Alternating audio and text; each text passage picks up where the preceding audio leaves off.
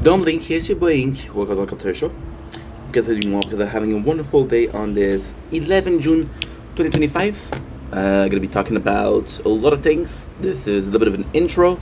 There's a tournament today, so we're gonna be focusing on the tournament. We still got oh shit. We still got a lot of time. We're good.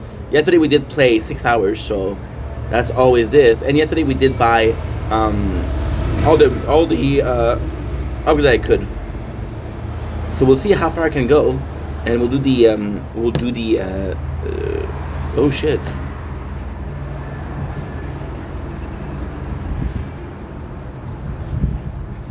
See, so unfocused, it's crazy. I don't care. We'll do the do.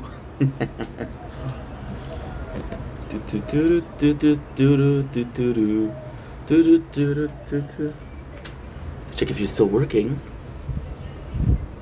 Mm-hmm. Do-do-do. Do-do-do. Do-do-do-do-do-do-do. Do-do-do. Not super talkative today. We'll do what needs to be done. How about that? Does that sound good enough? That's good enough? Mm-hmm. I don't care what people say. The Russia's price, the price I pay. I get so high when you're with me. Mm-hmm.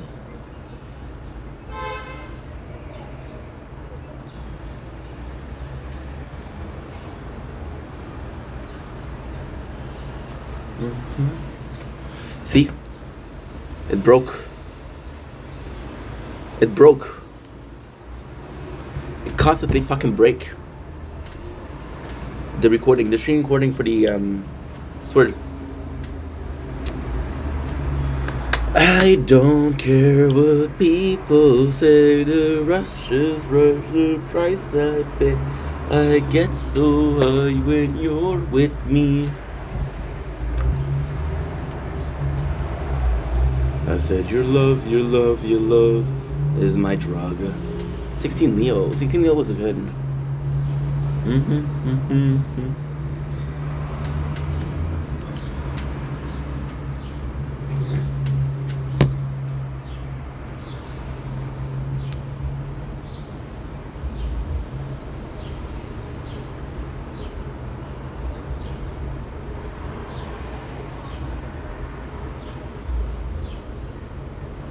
Come on, you working or not? 5, 4, 3, 2, 1.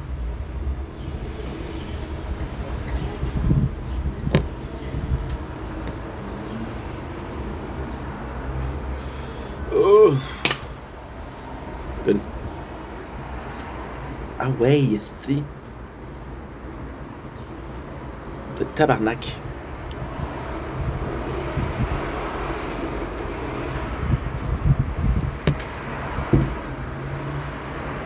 Okay.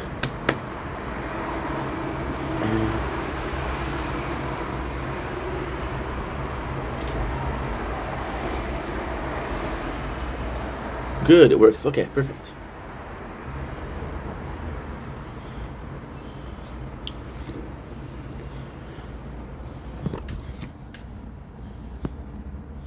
And I'm excited. I'm really, really excited. So without further ado, let's get this started.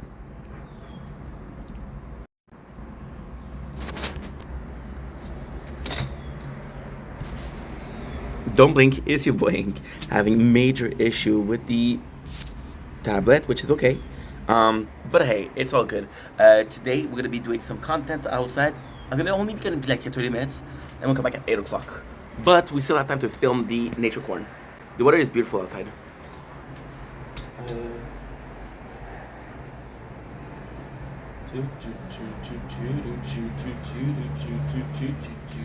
I get so high when you're with me.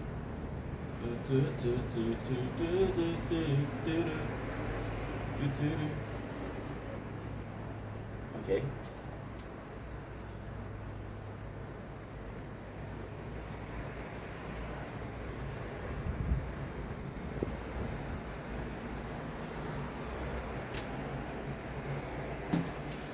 I'm not asking for much, please work. That's all I'm asking for.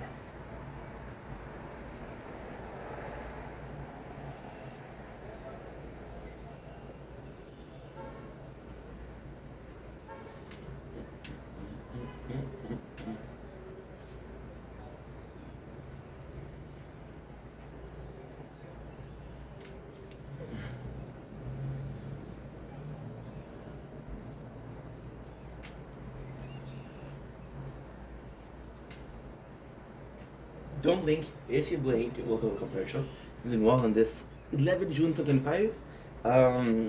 Hope guys are doing well. Hope guys are having a wonderful day. This is my first video of the day, so my first video of the day is a bit more touchy, it's a bit more tricky. Today we're tasting Faygo Pineapple Orange. It is very warm outside, which possibly is why I'm so unfocused. Who am I kidding? I'm always unfocused. I am super excited to taste this one because this is the last one. After this, we'll be starting to eat healthier. So this is like the proverbial last meal. We've been having a couple of Faygo lately. Sorry, playing the tower. I think I've gotten I want to say 4 Faygo. So we had what? We had Jolly Green Apple. We had Peach. We had another one. That's how good it was. I don't even. We have ice pop. We have fireworks. And now we're gonna have the pineapple orange. Pineapple orange. Is it a mix that I'm actually excited for? Not really. I love the design here. Pretty simple, pretty average, but hey, we love it. Big 24 ounces, which is the exact same quantity as the number one. So they kind of trick you by saying this would be the big 24 ounces because it is the exact same thing.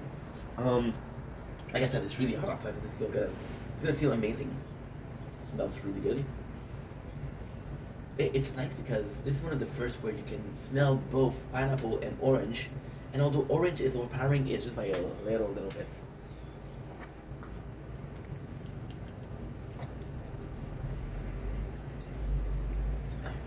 Feels good. Weird mix, to be honest. You taste a lot more of the pineapple. A lot more of the pineapple. Very, very little of the orange. However, it is good. It is refreshing.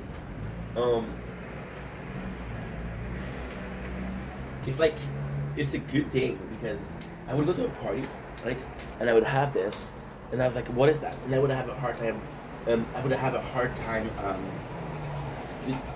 guessing what it is, right? The good thing with that is it piques curiosity. It's a icebreaker. However, when you buy something,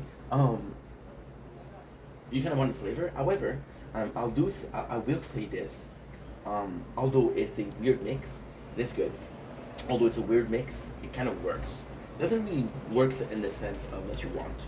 You don't really get hints of pineapple. You don't get really hints of orange. It's just a among. I have to start focusing more, dude. Focusing, key. Come on. You do get like a very peculiar. You can sort of taste the whole thing. The thing that you taste most is the corn syrup again.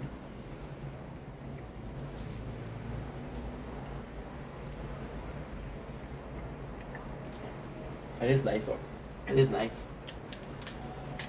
In a weird way, you do get the feeling of pineapple. In a weird way, you do taste the orange, so it kind of works. It's good. I'll be honest, it's really good. Is it my favorite? No. Would I buy this again? Absolutely. Don't blink. It's your blink. Welcome to the show. I'm doing well because I'm having a wonderful day on this 11 June 2025. Today we're doing a video on Elden Ring, and it's not a pleasant video to make. It's actually really bad video to make. Yesterday we started our 4th playthrough, and something kind of crazy happened. I'm sorry I'm eating, but this is my breakfast. This is the first video I do today. That's not true.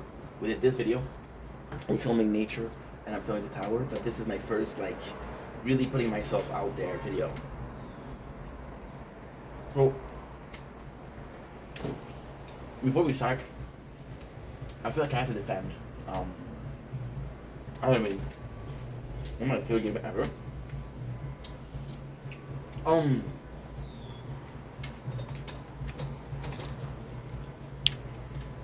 Elden Ring is such a special thing for me because it's a game that I know I'm gonna enjoy, but it's also a game that I know it's gonna take me 200 hours.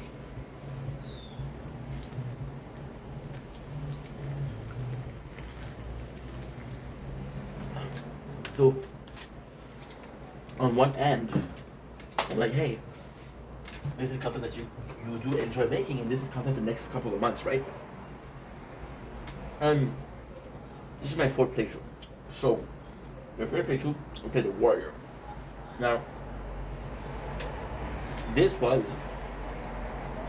by far the best gaming experience that I had. I started streaming for 4 years. Okay. I'll be completely honest. The games I played for the last 4 years of streaming with Elden Ring, I would actually put Fortnite second. And third, I would put Yakuza Like a Dragon. I'm gonna show you so so the first playthrough we did was a hero playthrough. It was my first From Software experience. It was tough, but also a learning experience. And it's funny because we did a hero characters, and now we're doing a hero character. For completely different reasons. So, I'm going to show you short. What happened is, I'm learning. I put in 217 hours. And then, a nightmare happened with Elden Ring. A complete nightmare.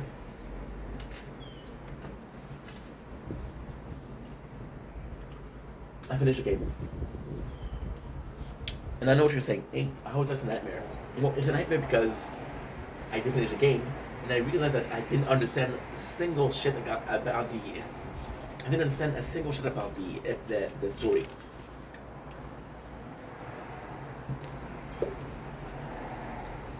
So, on the second playthrough, I'm playing a super nice characters. I played myself a character called Maset, which is the samurai. This is Zoro. So I just call him Maset. And the coolest thing we did is we upgraded Arcane. So a samurai dealt with Blade. Blade is affected by Arcane. So that was really cool. And I got every single item, and I got the lore and I understood more, right? And then we did the third playthrough, and the third playthrough was kind of cool because we played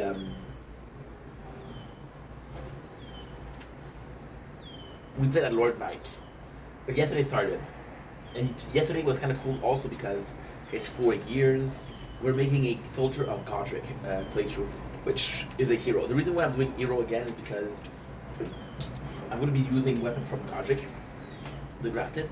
I'm going to be using his axe, or I'm going to be using either his axe or the grafted sword, which is Castle War. I know these are two heavy weapons, and the hero is by far the best way to get it, by far. So that's pretty much it, to be honest. Now, that being said, yesterday what happened is I was playing the game, and sadly, I wasn't really interested in the story. I was listening the intro. I paid attention to the intro. I was hearing Vari, and I was like, okay, well, I heard Vari speak. I was in Melina, and I was like, okay, well, I heard her speak before. I was listening to Rani, and I knew her speech. And I was listening to Yura, and I knew her speech. And I felt like I wasn't paying attention to the story. And it sucks because I can afford not to pay attention because I played the game before. But at the same time, this is our third playthrough. We have 17 playthrough. Well, we have 17 playthrough for now.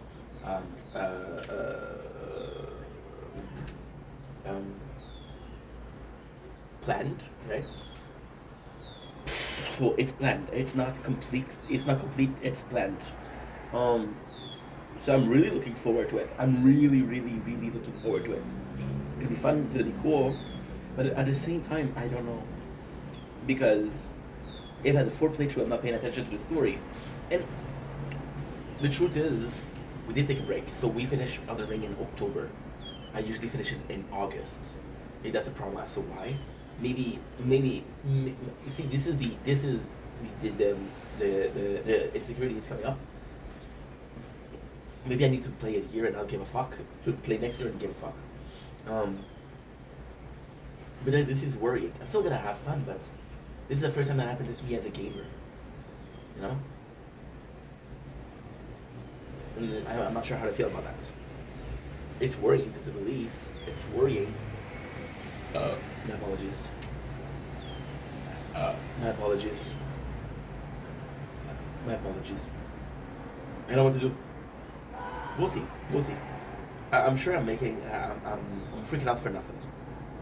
Once again, freaking out for nothing. Don't worry about it. You're good, Ink. You know. Anyway, I love you guys. Take it easy. We'll see how it goes. But for now, it doesn't look too good.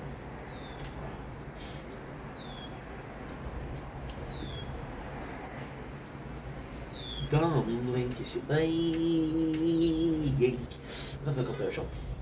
I'm guessing you because I'm having a wonderful day on this 11th June 2025 day. I come back on the Strawberry Moon. I made a video this morning. I was making a video yesterday, and I was kind of negative about it. I was like, okay, well, lately making content has felt more like a want, like a need versus I want to. My way of creating content is becoming less and less enthusiastic, less and less enthusiastic, and it was very negative. But I wanted to come back on it as a positive thing, because I'm not gonna let that stop me. I'm still gonna make content. I'm gonna make content until you're so tired of me and seeing me spam you that you're gonna unfollow. Yeah, that's the goal. Unfollowing, a mass unfollowing. But at the same time, I feel like those emotions were just like this morning. This is how I felt, right? Maybe this is just a pass and a content creator. Yes, something that's normal. Maybe that's a like passion. Maybe I was talking about purpose, right? Maybe purpose is out there. Maybe I just haven't found it yet. And the craziest thing is, I was talking about purpose right this morning, and lacking purpose and looking for purpose. But now that I'm relaxed, that I'm inside of 2020, I realized that before I was making videos, I had no purpose in itself. So I'm complaining about the lack of purpose, but I never had purpose, right? When was the last time I had purpose? I was making video games, right? I was making videos. I just did a video on Elden Ring, that's why I'm talking about video games. And yes, we woke up not too long ago, so... we woke up not too long ago, like, at all. Going back on it, yes, and I was talking about, and this is, of course, you gotta understand, right? You gotta understand. This is not my apology. This is just justifying why I acted that way. You understand that when you bring your wall down, you're down, right? So for example, right, if you don't like a person, right, and you're managing them, and you're like, you know what, I don't need to fight with them. I don't like them. They can stay in their corner. They can stay in their corner. I'll stay in my corner. We'll be good. And then they do something that really piss you off. And then you talk up to them about something they did today, something that they did yesterday. And you're giving them shit, and you're giving them shit, and you're giving them shit. And you're like, wow, you really had a lot to say. You really had a lot on your mind. And you realize that I didn't necessarily have a lot on my mind. It's just things that I want to say for a while. What I said yesterday, what I said this morning. Also, I'm being honest here. I don't talk to myself. So when it comes time to analyzing how I feel, or doing some self-introspection on how I feel, I don't really do it. I don't really ask myself, Ink, are you okay? Because life is not perfect.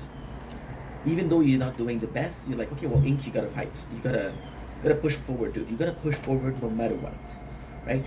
This is how it goes. This is how it should go, and this is life. This is positive. So That being said, yesterday, I felt like I'm Aquarius, as you can see. Otherwise, I'm wrong, and the tattoo is completely meaningless. Um, maybe I don't know.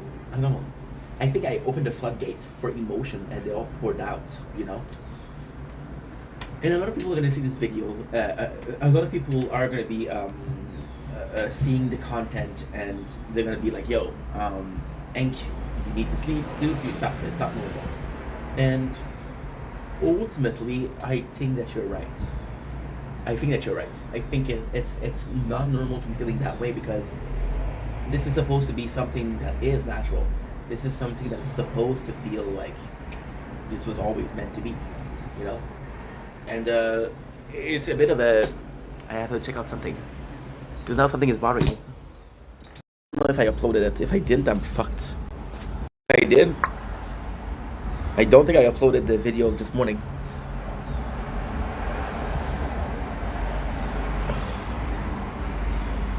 Thank God. Okay, perfect. I did. Okay. Because I did some filming yesterday. A lot of filming. Guys, yesterday, just to let you guys know, we did. You know what? Fuck it. We'll talk about this later, because it's really good news. I opened up the floodgate of emotion, and it was something that needed to be said. It was something that needed to be done. See, I'm gonna take again the coworker that you don't like, right? And you give them shit, and you give them shit, and you give them shit.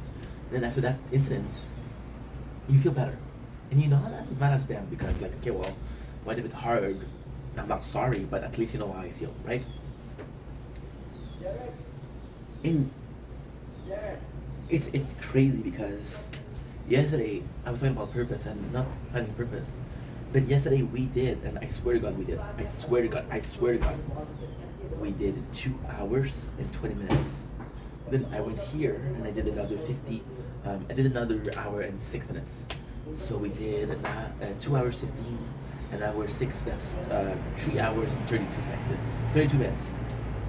I did 3 hours of content yesterday, and then that's not the first thing, because we did some videos first. We went out, we streamed for 3 hours, and I played Dead Cell for 3 hours. So I still managed to do a shit ton of work, which to me is, first off, it's great. Second of all, I think it's something that is still needed. See, there's a difference between finding a purpose and not doing it at all, you know. I'm gonna sound like this is gonna be very offensive, and I'm sorry. It's almost like a religion, you know. I was raised with the Bible, so it's like you're studying the Bible, and you're reading the Bible, and you're reading the Bible, and you're reading the Bible, and then you look at yourself and you say, Father, why am I questioning myself? Why am I questioning my faith? Why am I questioning A, B, and Z? Why doesn't this feel natural? Why doesn't it feel like I can believe in something? Why am I questioning if God is all power and all knowing and the most powerful being and our absolute, but also our Savior, you know? Why am I having a hard time believing in Him, you know? And it's questioning. And the priest is just like, you just need to find your faith again, right? A lot of people are going to be missionaries. A lot of people are going to be going to other countries and looking at their belief, you know. It's tough, because I feel like what got me to where I am today, what got me to the number of videos I did today, was a very tunnel vision. So we went into like a tunnel, if you will. And in the tunnel, we walk, and that's making videos, making videos. And then I'm in a tunnel right now, and I'm looking right, there's a wall. I'm looking left, there's a fucking wall. I don't know how long I have to walk more. This is actually really good.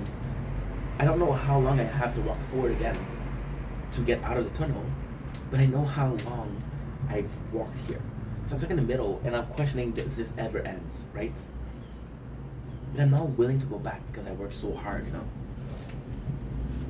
And yeah, It's tough. It's tough. It's a mental space, that stuff, because you never want to question yourself. But I feel like, and I don't see myself as this great content creator, this famous content creator, but I feel like in making content, I had this question once in a while. You know, I'm watching this guy who's making content. I've been watching this guy who has been making content for 17 years. It would be foolish to think that he hasn't questioned making content once in 17 years. It would be foolish to think that. He possibly did. I hope he did. Because if he didn't, that would be weird. But at the same time, who am I to decide if it's part of the journey, if it's part of the journey for everybody, then this is a good part of the journey because we're getting through it. You know? And if it isn't part of the journey, then my journey isn't supposed to be the same as someone else. See, as much as this sucks, right? As much as this sucks,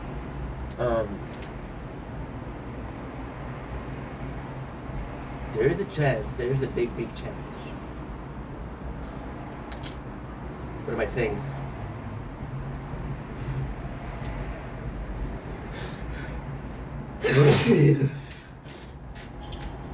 There's every chance in the world. The second I found a solution for that,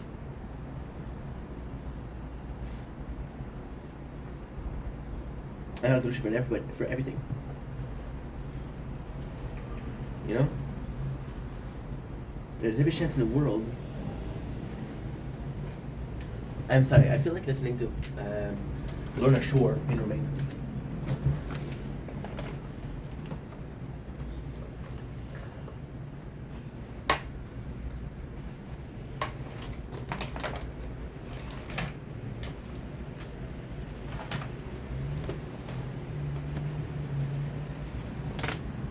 See? And this is a conundrum because either every single but this is so interesting. This is so fucking interesting. Like for two things. Like for example, right? Psychologically speaking, this is an evolution. See, man, this is so interesting. Psychologically, there's possibly a chance where I never asked myself this question. There's a universe where I never asked myself this question, and I just go down the route of making content for the next 25, 30 years, and it's just fun. Oh, by the way, we've been watching 16 Leos because we've been playing Elden Ring, and I need somebody in the background to listen to. And it's been amazing. It has been amazing. Shout out to 16 Leo. So, there's a timeline where I'm not asking myself the question. There's a timeline where I'm asking the question, and it's in 10 years, right? And then there's this timeline here. For that, you have to believe in the multiverse, which is kind of crazy in itself, but hey. By the way, I lost this, and it's still in my ears. I'll go to my father's house tomorrow, and I'll take care of it. Pros of living next to my father.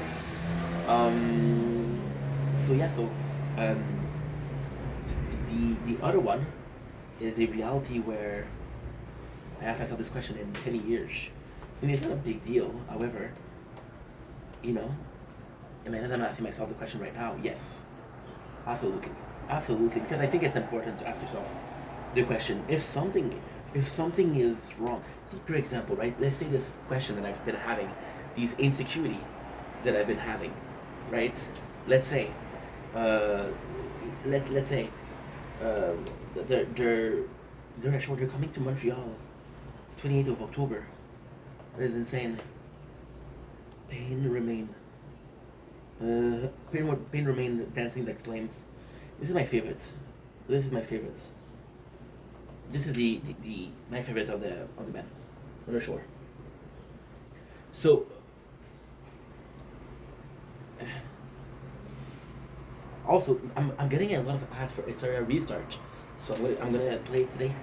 It's been a game that I wanted to play for a while, so I'm excited for this. So me asking myself the question right now is a good thing, or it's a bad thing, because in a perfect world I don't ask myself the question. because I never have these insecurities, right? But then this is not the worst scenario. We're gonna ask myself the question now.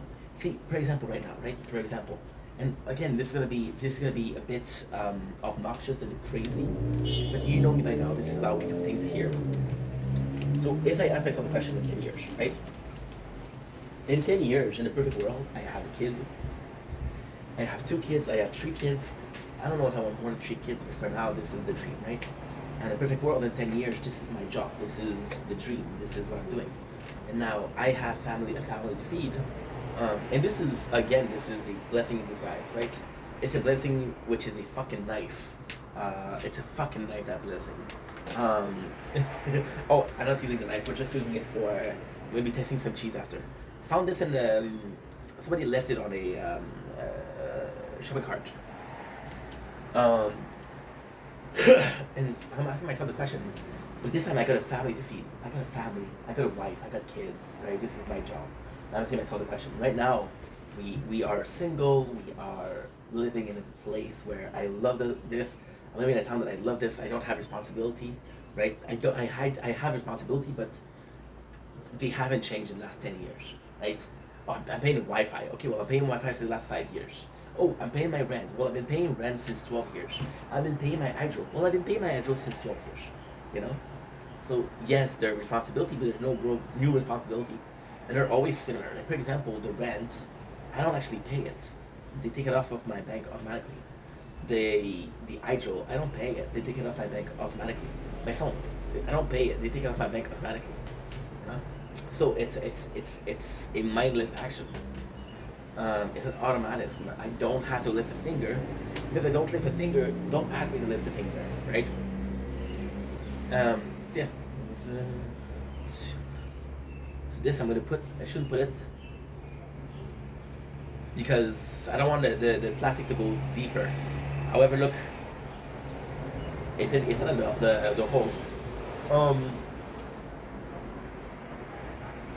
But see, the answer doesn't lie, and again, this is how crazy art is, crazy life is. I'm playing tonight. I'm streaming more Elden Ring, and Elden Ring.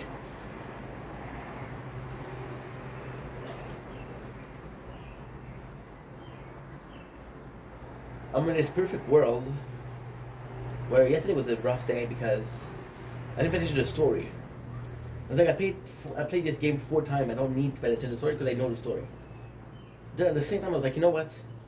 I'm fucking excited to play Elden Ring today. I am fucking excited to play Elden Ring today. I don't know if it's a good thing. I don't know if it's a bad thing, but this is how I feel. And that's the craziest thing. Okay, and this is the root of evil. This is the root of insanity. This is why I'm gonna end up in a mental hospital. Remember me. This song, dude. This song is the chorus. I hope without you isn't well for me. This is so good. See, I was complaining about not finding a purpose, right? I was complaining about, oh, you know what? I don't know why I'm filming. I don't know. I don't have a reason to film, right? But we woke up, right? I had a snack, a shower, thank God. And the first thing that I did, we did a video before my intro, how I felt about Elden Ring. And that's it. This is the 12th video. Technically, no. Technically, this is my 6th video because we're doing a nature corner. But we're also playing the tower 3 times, so yeah. 6 videos. It's the first thing that I did. So I'm trying to say in a more positive fashion is, am I doing this as soon as I wake up because I want to, or because I feel natural? Am I doing this because I want to do it, or is it because it's feeling natural? And ultimately speaking, it doesn't really matter why you do things, as long as you're doing this. People will say, hey, you need to fold your clothes. Not really. No wet. The world does make. be seen. The world without you isn't meant for me. Where do you go when I close my eyes? Oh, that song good. Lorna Shore, Pain Remain, incredible. Incredible. We listened to it yesterday because we were doing the we're doing the the Shabby Moon, and you know what? I was also listening to Nothing Nowhere. So let's listen also to Nothing Nowhere. Because guess what? After this, I'm gonna stop. Like I'm back at like 17, 40, and that's what I talked about. I need to do the tournament. This is a hammer. But it's like a mix of Nothing Nowhere, so I don't get to choose, right? People will say fold your clothes, right? And then you'll tell them, it's all on my no chromo. I understand getting tats on my logo. I remember everybody getting my show. And then I'm back like a yo-yo. And high school was going down a table. Rotated at my table. Got a day job.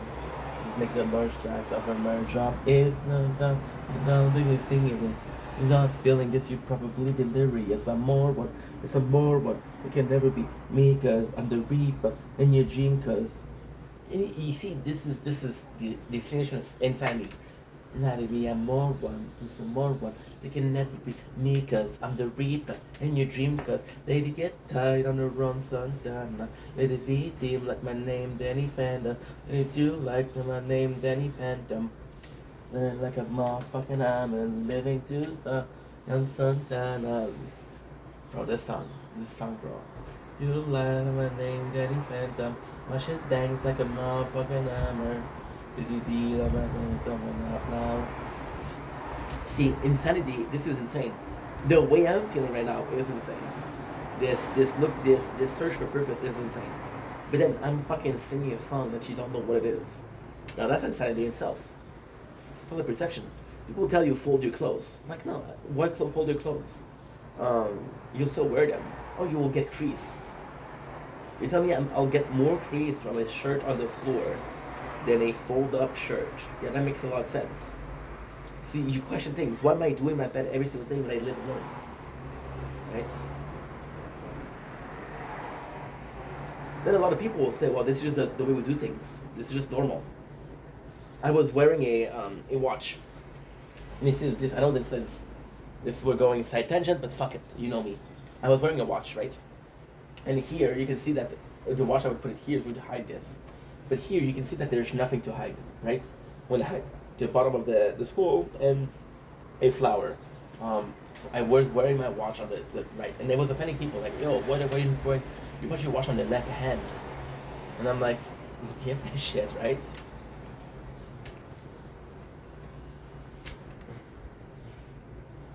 Why do the problem with that is in those two cases is sheep mentality, is herd mentality, is the hive mind society where everybody does the same thing and talk about the same thing and feed the bigger system, which is the queen of bees, but the system feed the system that is the government, right? This look for purpose is not. I was talking to my parents today. It was a really nice conversation with both of them, and they were so fucking happy because I'm working. And I was talking about this morning also, during the Strawberry Moon Hunt. I was talking about this also. Like, I've been working so fucking hard for the last 4 years on making content. You know? It's kind of crazy because for almost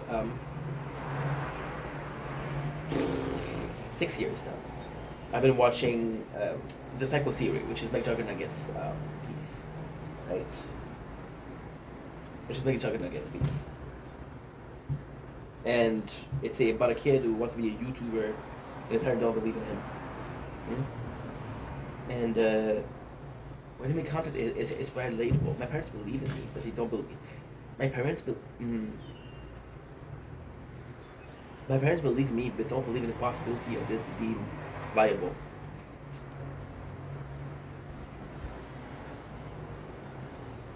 Yeah, it could be a typo. You know, it's like a typo.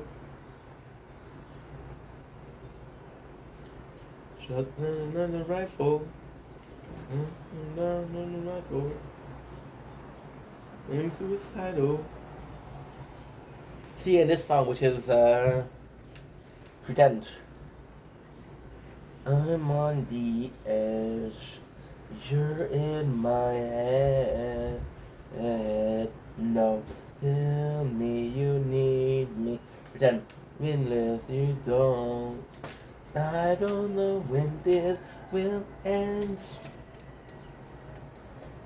Tell me you're scared now, even if you don't. Baby, we can play pretend. You don't know. You struggle every panic attack. See, in this song also, what he's saying is super, super important. This is all important. Is it all pretend? Is it all a dream? Am I just pretending that I'm doing something important, you know? And damn, not knowing if this is. And you see me doing a job, right? Which is great. I love seeing them happy. However, what it sucks is I wasn't even finished telling what the job was, and they were both fucking happy. Oh, you found a job finally. What if I was a fucking porn star? What if I was jerking off dudes to survive? There's nothing wrong with that. There's nothing wrong with that. There's nothing wrong with that if you're straight. And you're basically doing something that's for money, you know? But even then, I feel like they'll be proud of me. And although I'm grateful for the feeling of them being proud of me. I'm grateful for how they're reacting. It doesn't feel normal. It doesn't feel like it makes sense. Well, and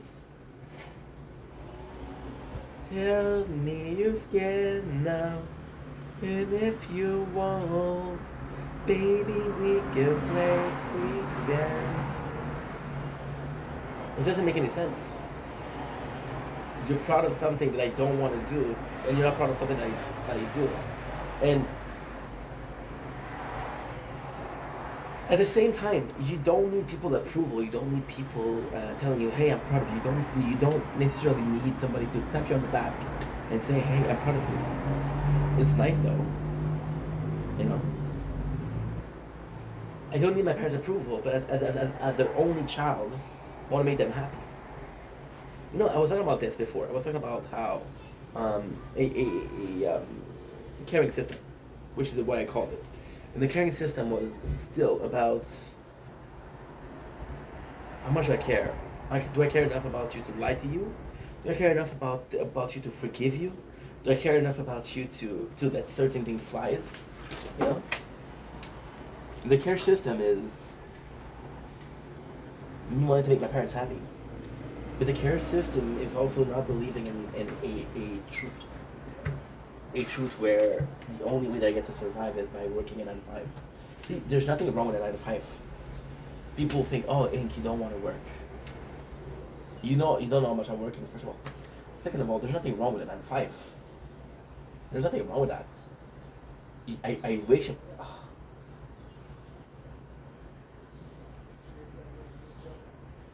Oh my own promo.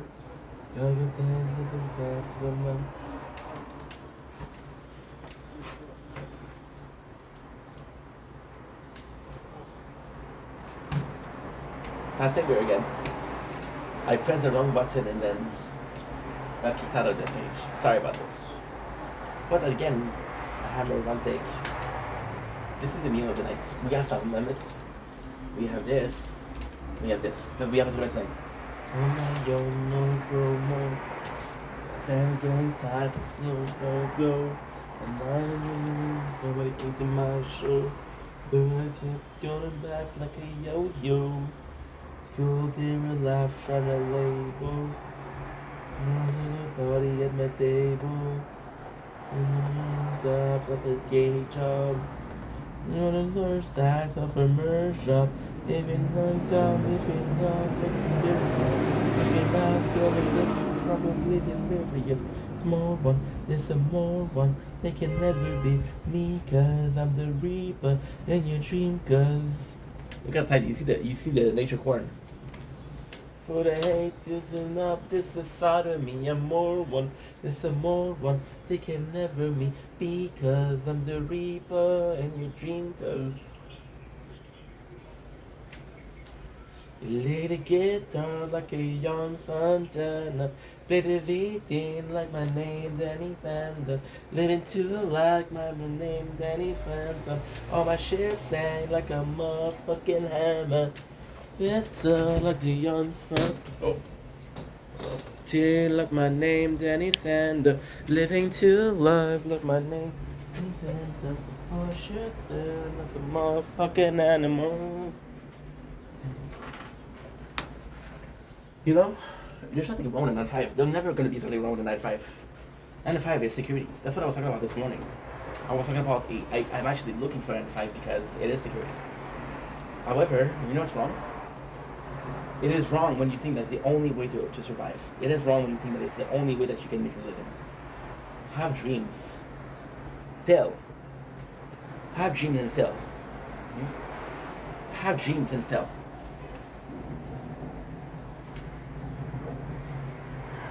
This is the worst thing that she can say is no. What she said, what you do? Say fuck that and get back up. If you're serious, if you're not feeling this, you're probably delirious. I'm more one, there's a more one. They can never be me, cause I'm the reaper and your dream, cause bound like sobriety. I get food that ain't done enough that is out of me. I'm more one, there's a more one. They can never be me, cause I'm the reaper. This song is a song. Play the guitar like the young Santana. Play the beating like my name, Danny Phantom. Living two life like my name, Danny Phantom. All my shit fly like a motherfucking hammer. Oh, this is so good. Yeah. I don't know.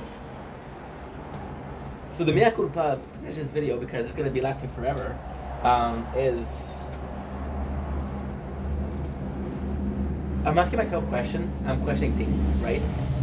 But then, and I was talking about religion, right? And religion is a perfect example, because you wanna have faith in a religion or another, in a god or another, and a synagogue or a mosque or a church or a temple or whatever the fuck you want to call it, right? You want that faith not to be blind faith. Imagine if you ask somebody, what do you believe? Well, because my parents believed.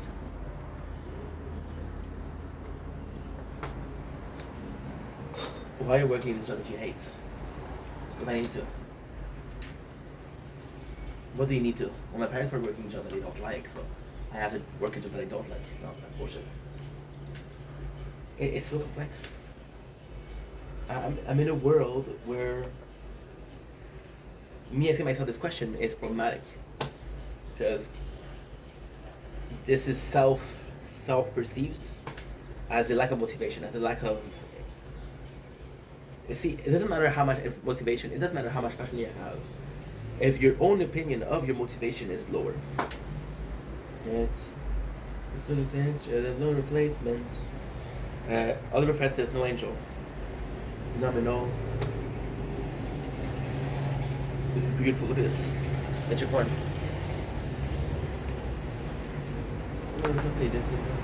Good thing that I'm gonna copy them, but so it's kind of crazy. Your self-perception of yourself is incredible. I feel passionate, or I don't feel passionate. I feel motivated, I don't feel motivated. It's only a feeling, that's not true. I can feel like something is unfair. Does it change anything? No. Is it pointless? No. Is it pointless of me feeling angry about a situation? Absolutely. Is my emotions are justified? Absolutely. This is one of the main things that I have in my head right now. And lately. One of the main things that I have in my head lately is justification versus importance. I cry selflessly like almost every night. I know you know I'm no angel, and I try every night. Fucking good, dude. Oh, Solitary, right? Solitary's good. Solitary, remember my favorite song, Garden. Again, I'm not a fan of the algorithm choosing songs for me. However, I'm a fan of what they're doing.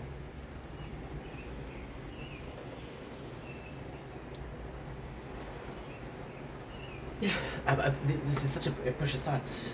I think I'll be better off alone without you, without you, without you, without you. I don't mind when I sleep all alone without you, without you, without you, without you. I think I'll be better off alone without you, without you, without you, without you. I don't mind when I sleep all alone without you, without you, without you, without you. I think I found the antidote. I think I found the antidote. Think I found another hope. I think I find a way. Tired of all these darker days. Oh, no, no, you shadow. Making my mind so shallow. I fell in the water too shallow. You're too hollow. Your kiss is my remedy. Really, baby, I know that you're mad at me. Yeah, it's something that I've been asking myself a lot lately. A lot. A shit ton.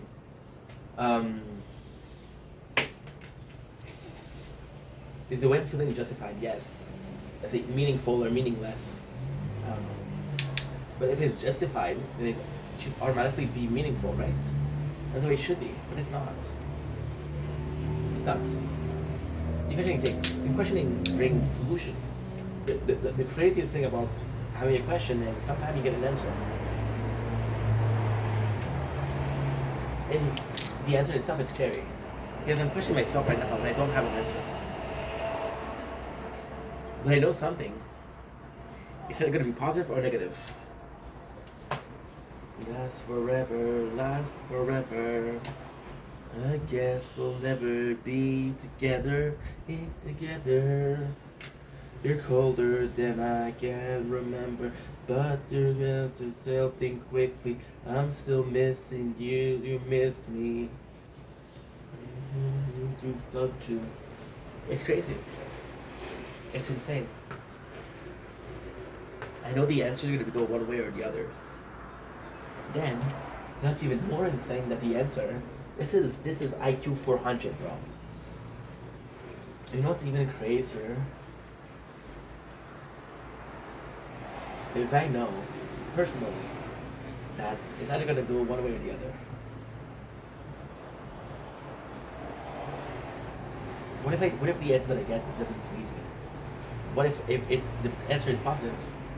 But I was looking for a way to go out. I was looking for a way to stop. I was looking for a way to move on. Or if the answer is negative, I'm gonna take it lying down and say yes sir. I'm gonna say fuck you. I'm gonna prove you wrong.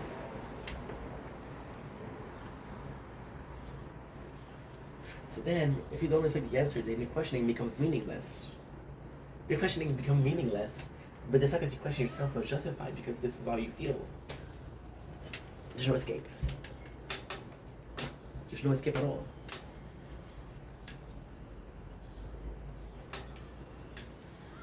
I don't know what to do. It's funny how this video was supposed to say, hey, I'm sorry for how I acted this morning. However, this is why I did it, this is why it felt justified. Yet here I am with even more question. I'll go to the bathroom, so I'm gonna stop here. But I'll be back in about an hour with some more content. I love ya. Take it easy. Peace.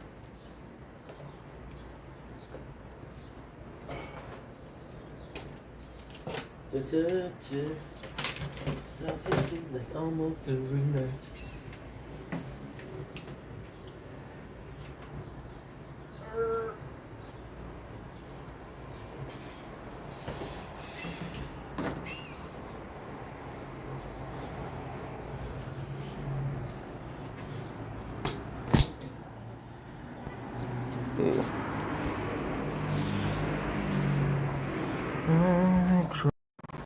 Selfishly, like almost every night. I hope you know I'm no angel. If I die, promise me this drama, that's alright. I hope you know I'm no angel.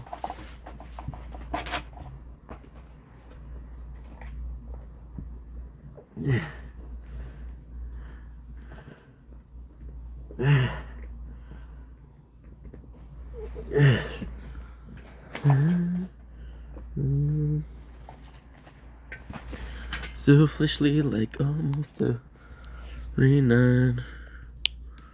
I hope you know I'm no angel. If I try. Yeah, then I'll do some clips for Twitch. Ah.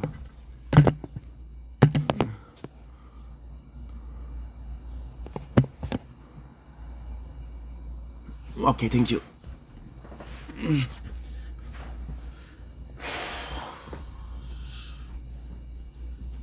Showing me love.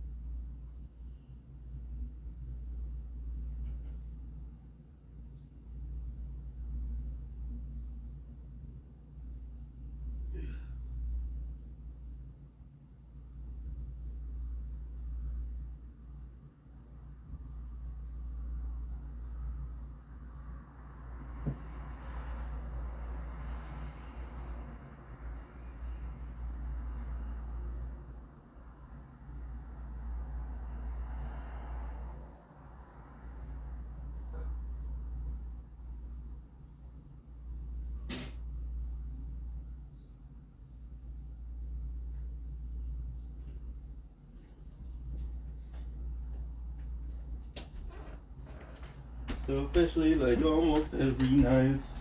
I hope you know, and I know. Angel, if I try.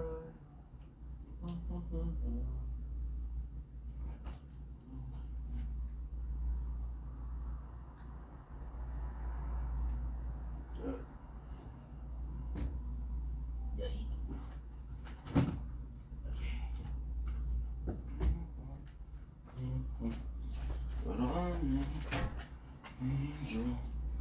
If I it dry. Ah. Ugh.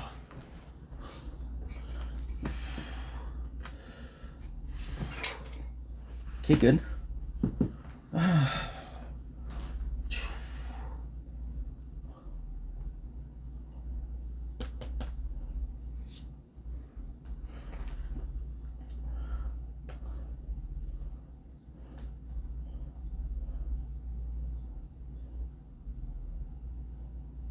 Or he wanted to yeet himself out of the plane in fear of Mary. He's just like, hell no, can you get me the man, stewardess? Please, don't ever look at me again.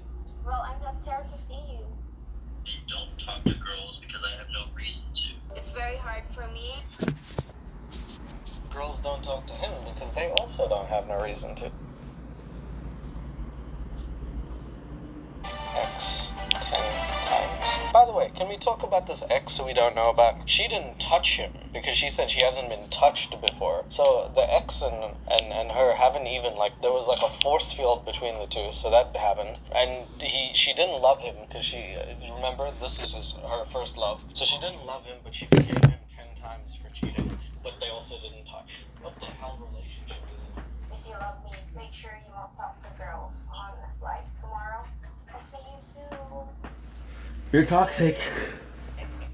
Someone needs to, if someone needs to be her manager and then put on a shirt like her face and like on her forehead, behave. Is that, I'd buy one of those. That's hilarious. This man is flying over to see her, leaving his family behind, and she's like, don't talk to girls. I know, just don't talk to girls. Just stop.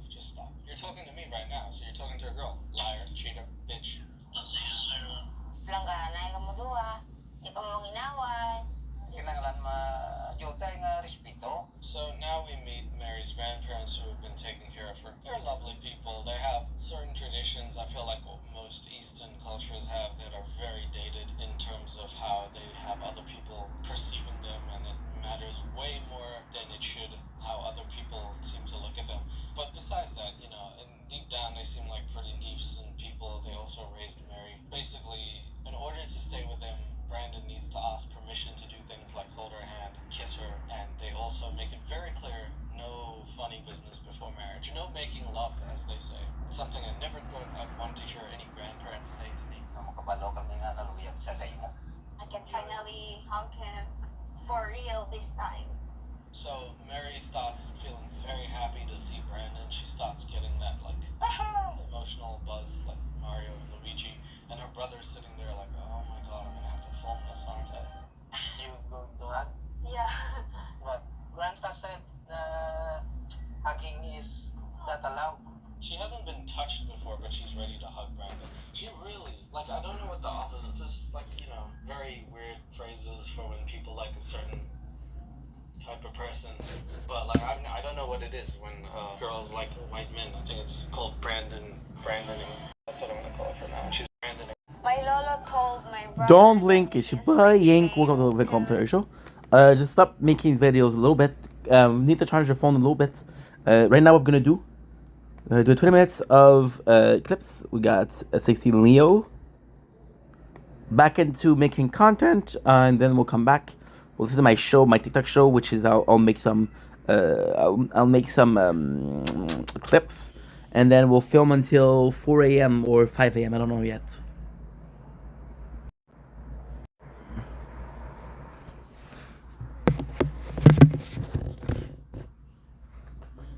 The family. Oh my god. Okay, so Mary's brother had a kid, and I think he did it before he got married, and then that brought shame to their family. They got 100 shame points. So, like, basically, Mary's the only thing, Virgin Mary's the only thing they're like, you cannot mess this up because you're the only thing that'll bring, like, 100 aura to a family. And then as soon as she sees Brandon, she breaks it. So she's not allowed to hug Brandon. Everyone's like, yep, not hugging him at all. As soon as she sees him, she's like, I don't give a shit. I cry selfishly like almost every night. I hope you know, and I'm no angel. I cry. Oh shit, I think I stopped. So they broke one law, one ancestral law, and ancestors are looking above from heaven. My apologies. Doing this, whatever you call it, raging.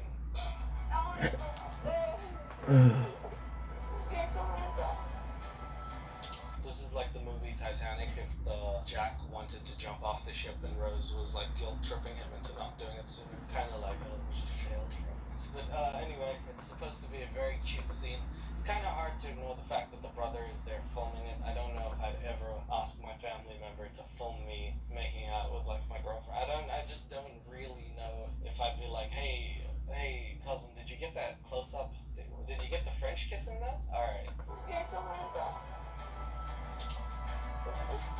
Oh, there it is. Broke law number 2 of the ancestral code. If thou shalt not kiss a random man that you just met after 2 years. Grandpa's not going to be too happy about this one, is he?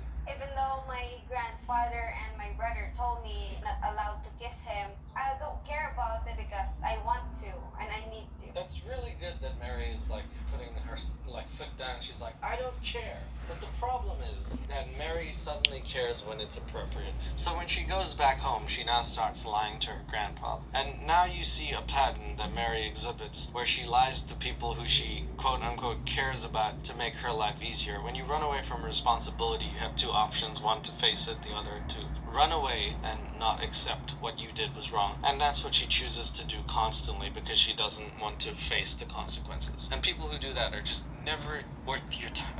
I just don't think that they are. In the moment, she didn't seem to care. But now, when she goes back home, she suddenly has to care again. So I feel like both her grandpa and Brandon are getting played by this Mary over here. And the brother who has to film this god-awful mess. Now he's got proof. He's like, Grandpa, I could be back in the family. I can blackmail my sister now. Hello, brother.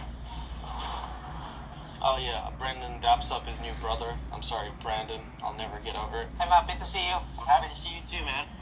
They do a extremely long handshake that seems like it should be in The Office. Like they never let go of each other's hand. It seems like he almost loves him more than her for like a split second. But then she shows her brother, who's the real lover, and starts kissing Brandon in front of her brother. And I don't know, man. It's a bit awkward to like start smooching in front of like your like significant other siblings. That just doesn't seem right. I'm especially happy to see your sister. Our grandma and grandpa are also excited. Oh, I don't know, man. He's like, hey, bro, I'm happy to see you, but not as happy as I am when I'm with your sister, if you know what I mean. And if you don't know what I mean, let me show you. Just kind of like, well, okay, dude. So excited to see you. What? I will do it for you. Want to do this for me? I'm just gonna write down a red flag if she lies to her grandpa and Brandon, because the thing is, she actually doesn't tell Brandon that she can't kiss him. So Brandon doesn't know that that's not allowed. Brandon's just like, I'm smooching because I can. He doesn't know he can't. So she just lied to 2 people within a short span. Lies to grandpa plus Brandon. That's kind of crazy that she just, like, any given time she'll lie to a random person because it's easier for her. Now they're together in the Philippines, and instead of having like him show his phone, they're doing very cringy TikToks together next to a cow.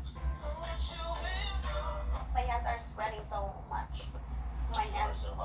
No, I mean.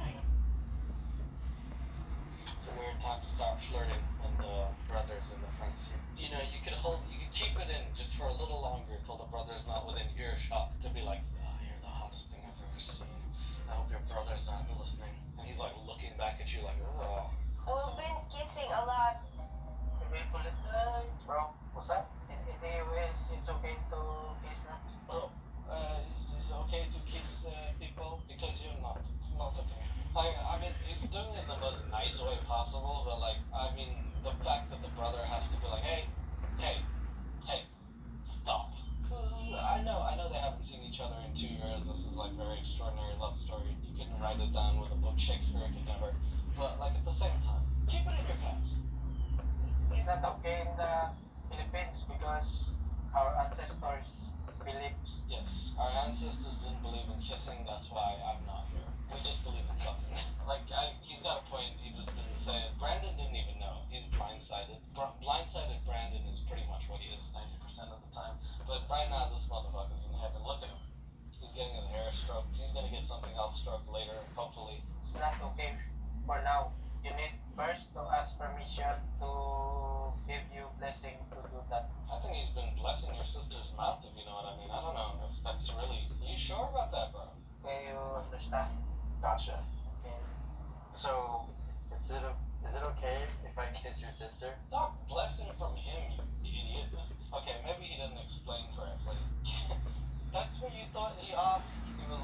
not okay to kiss unless you ask me first and I get to watch. What do you think is going on here, Brian? Don't upload your videos to YouTube. Upload to Restream, where we will live stream it to YouTube and all your platforms at once. Get ready for 5 times. For our grandparents, we will ask permission first. I had no idea this is a rule.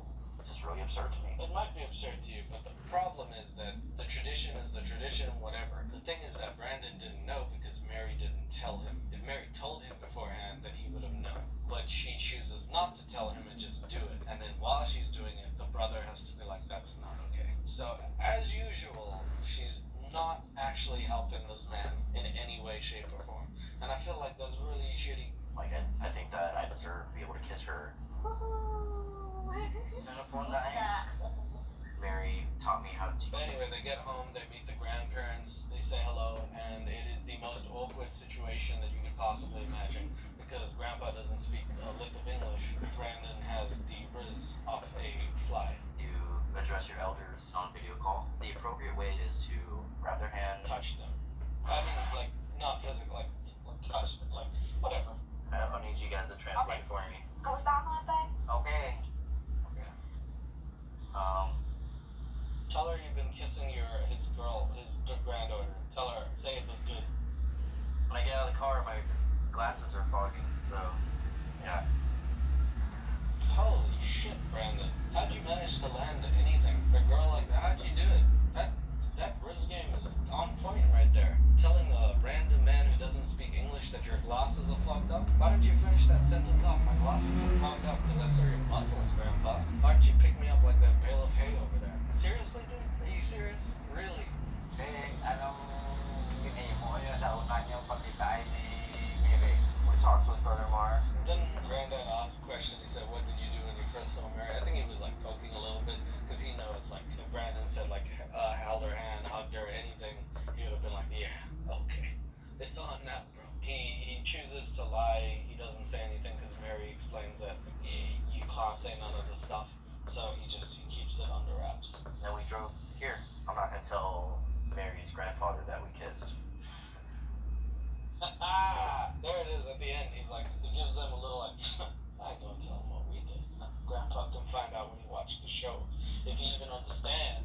He's got this resting bee face. Dude, that's your father-in-law. Chill. Kissed. There it is at the end. He's like, he gives them a little like, I ain't gonna tell him what we did. Grandpa can find out when he watched the show. If he even understand.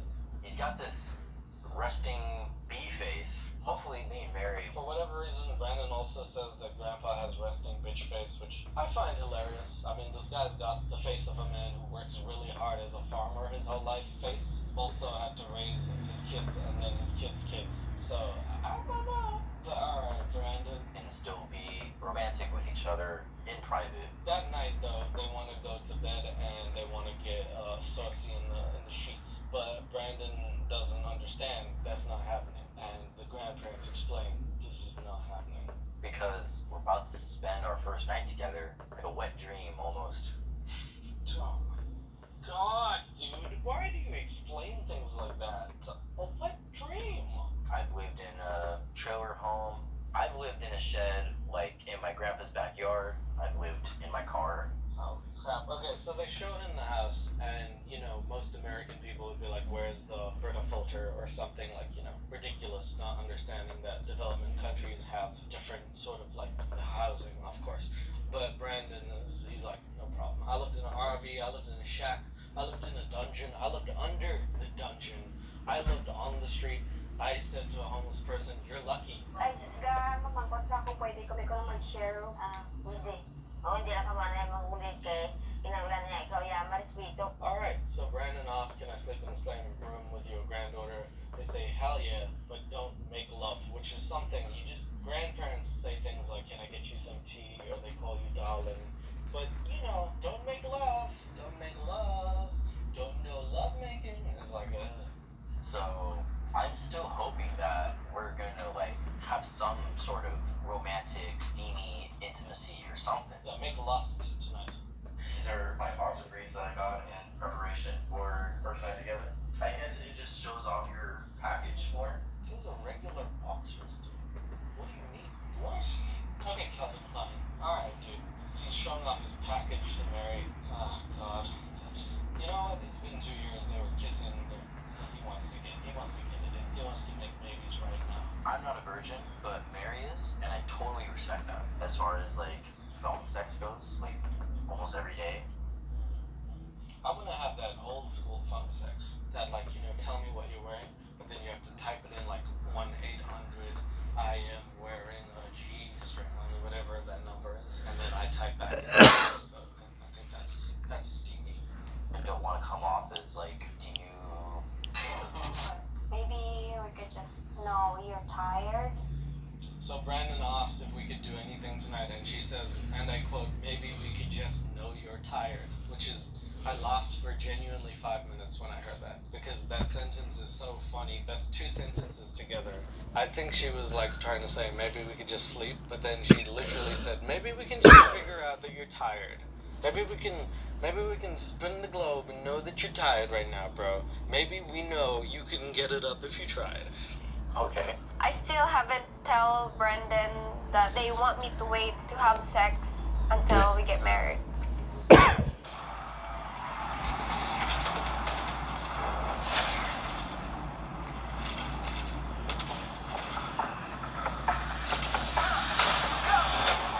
Oh, that is. Shut up.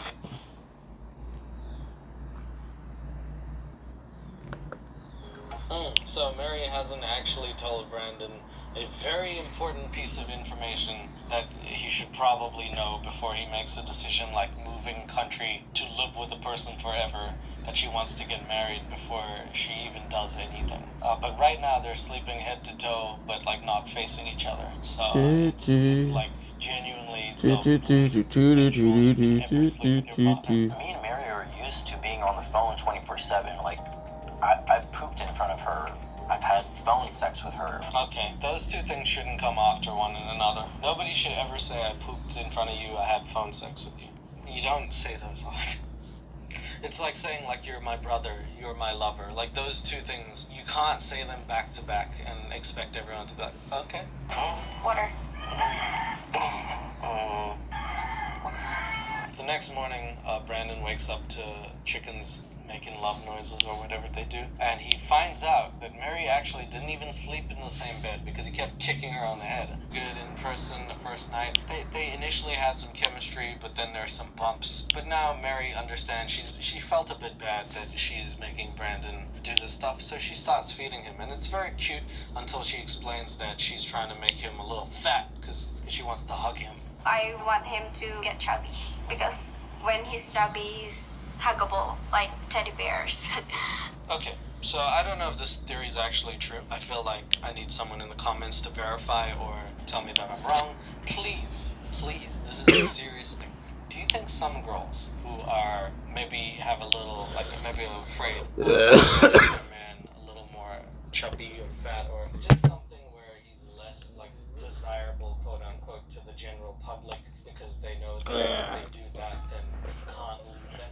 Because I know that I can't really verify that because it's just one small thing, but this dude does gain a little weight, and I feel like although it's very cute, it also can be almost seen as like, you know, I'm trying to keep you within my reach, and then you can't really leave me because you're like out of shape now, and you know other people won't be looking at you as much. I don't know if that's true, but I feel like there's ulterior motive with everything she does.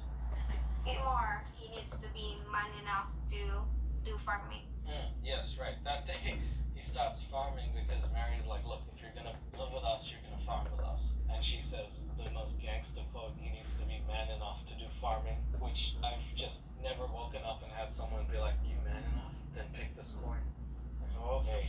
Oh, okay. Mary wants me to spend some time on a farm, learn her way of life. Oh, he's a drip king now. All it took was him getting to Philippines. Now he looks like Kanye West's stunt double. I like it. We have to be able to work on the farm. It's the man's job to prepare the mud. I just feed the pigs. So this Caribou on the farm is like this crazy animal found, and he rides it to like help make the mud for the rice to growing in and stuff like that. So this is a good job. He did a good job, and Mary's watching her man. He goes from like an American to more accustomed to the Filipino lifestyle, which is really cool actually to see that Brandon's willing to do this. As soon as I met her, we kissed. Okay, 5 minutes later, he decides that now that he's becoming a man, he might as well own up to his responsibility. And I think that that's kind of cool, because I think when I really think about this whole scene, the fact that Mary didn't tell her own grandfather, and the fact that Brandon's known him for one day but felt that he needs his relationship to be built off of honesty, shows that he's much more of a stand-up dude, and actually, even though there'll be some consequences for his actions, is willing to accept them rather than lying to someone. So I give him props for that, but he says, yeah, I kissed your granddaughter. Prote, nainit ko. Siyempre wala pa silang mapasugot na lang ko. But then the grandpa actually allows it, which I thought was so, I was like, man, I was expecting grandpa to body slam Brandon. I was hoping for WWE match or something, but I guess grandpa has very decent temperament, actually, so. Pro, asawahay na lang. Never mind. What? What the hell? What? Plano nyo ang pagkasal kung saan ako yung mapa-schedule kita. You know, I only just kissed her. Like, I have to marry her right away. What the? God damn. It's a consequential kiss, isn't it? Oh, shit. I think at New Year, sometimes you kiss someone into the New Year, even under the mistletoe. Oh my god, there's so many marriages I haven't had yet. Damn. Well, one kiss later, and now they're going to get married. Today I'm gonna take Brandon to meet my friends, Paul, Jello, and Pudding. Are they cool with me? But anyway, he's repaired the relationship with Grandpa, and that's kind of nice. So Brandon's actually doing pretty well. The next people they meet in Mary's life that are significant are her friends, whose names are Paul, Jello, and Pudding, which sounds like an animated trio. But anyway, before they come through, Brandon explains, he asks, like, is anyone not cool with me? And apparently Paul isn't cool with him. But they actually have a talk and say, like, you know, you can have friends, but Brandon can't. I'll never get his name right. Does Paul know how I couldn't even make friends who were guys because he would overthink about their girlfriends? Well, hold on. Let me write that down. I did not know that little nugget of information. Can't make guy friends. We'll explore that one very soon. I think he touches on it a little more. But essentially what's happening there is that he's not allowed to make guy friends because some guy friends have girlfriends. And those girlfriends might see a man like Brandon and say, what a man, what a mighty good man, let me leave my man for Brandon. Mary thinks that Brandon is Marlon Brando or something. You can turn the Executor's default weapon into a boss melter that will get you to level 15 while buying as many items as you want.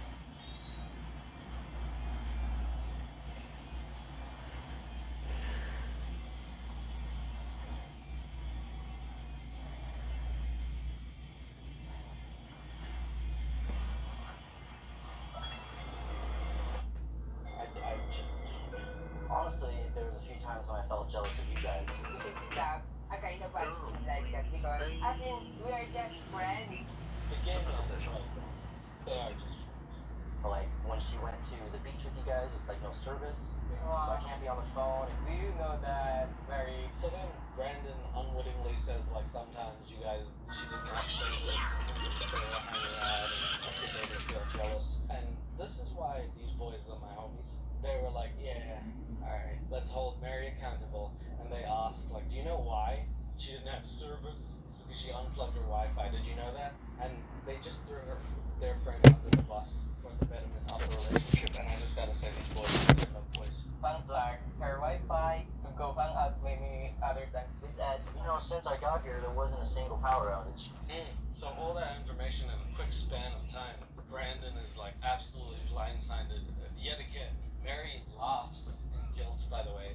It's not even like a serious thing for her. She's like, yeah, I did it. And it's just like absolutely like she has no respect for even responsibility of any kind, shape, or form. This poor man, she can't even tell him the truth. She still hasn't told him the truth. It took her friends doing that. It took Brandon telling her grandpa for her grandpa to know. She disrespects everyone by not actually owning up to anything she does. And Brandon, of course, is like, what the hell? There's been no power outages. Come to think of it, this doesn't make any sense. She wouldn't let me hang out with guys even, because guys have sisters, guys have girlfriends, guys have moms. Guys have mom.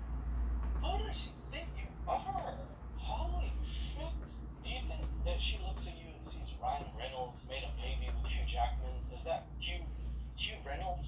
Huh? Ryan Jackman? Ryan Jack off, more like. Oh my god, dude. She thinks you're the sexiest man on the planet. Which is really nice if you think about it. But she's like doing it in the wrong way. I'm sorry. Abby, Oh, she's crying. I did not expect that. Oh, there we go. I'm gonna cry. There it is. With her friends, doesn't care. Remember, she's the one who did this, and she's crying. And now Brandon's wiping the tears off her face. So she did something wrong. She didn't even explain it. She didn't feel guilty. She didn't even bring it up. Her friends brought it up, and she was outed.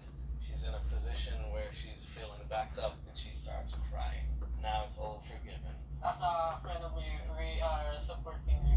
don't hang out. Then you just promise Brendan, then stop jealousing. Yeah. Stop jealousing, Brandon. Okay? This is all your fault of it. You need to be a better man and stop jealousing. Today I'm gonna take Brandon to the church, and I would love Brandon to be a Catholic like me. He's gonna be a Catholic very soon. He's gonna start drinking Cathol if he keeps this up, honestly. But yeah, Brandon needs to stop jealousing. Once he stops jealousing, then maybe he can have a better relationship with Mary. Can you see that? Yeah. That's Jesus Christ. Thanks, Mary. Thanks. Yeah, here we are. Alright, this is the scene, the penultimate scene that made me want to do this whole deep dive. They go to church, and for whatever reason, Mary is in rare form, telling me she first explains who Jesus Christ is to him, that's helpful. Secondly, she just keeps telling him to behave and not to look at girls. I don't know if he is looking at girls. I don't know what girls there are to look at in church. I don't know what she thinks is happening at church, but she just keeps saying it to the point that it's just wild at how he can't do anything. It's already a lot of pressure. She doesn't want me looking at other girls. Don't look at girls, okay? Those are old ladies and some other people. Are you kidding me? Don't look at girls in the church. Don't look at this list. I don't even think we're halfway. What the heck? Don't look at girls in a church. Don't look at girls, just look at me as a priest. If I even turn my head, she doesn't like it. That's up. To be physically controlled, where I can look, I don't think anyone should have to live like that. And yet you continue to live with this woman for reasons beyond belief, bro. I mean, I'm going to support you throughout this series because I think Brandon's a good guy, but at the same time, you make these odd decisions to stay with a woman that you know seems to have almost unreal tendencies of jealousy, maybe narcissism. She's a hypocrite. I just can't even imagine how anyone could not see these red flags. Don't look at girls. Behave. Don't look at girls. Stop looking at them. You're looking. Jesus has long enough hair. Don't look at him. How's the math? I just want to be clear about something. I can't, So she takes him out of the mass. She's asked how it was. He's like, it's really good besides the controlling dictative behavior you're displaying. And then he said, he's like, you can't tell me not to look. You can't tell me not to look at people. go out in public or look at someone without you accusing me of being a cheater. I'm just telling you not to look because it's church. Yeah, it's church. Don't look. Close your eyes. Unless you open them. But open them to close them. And sing. And don't look.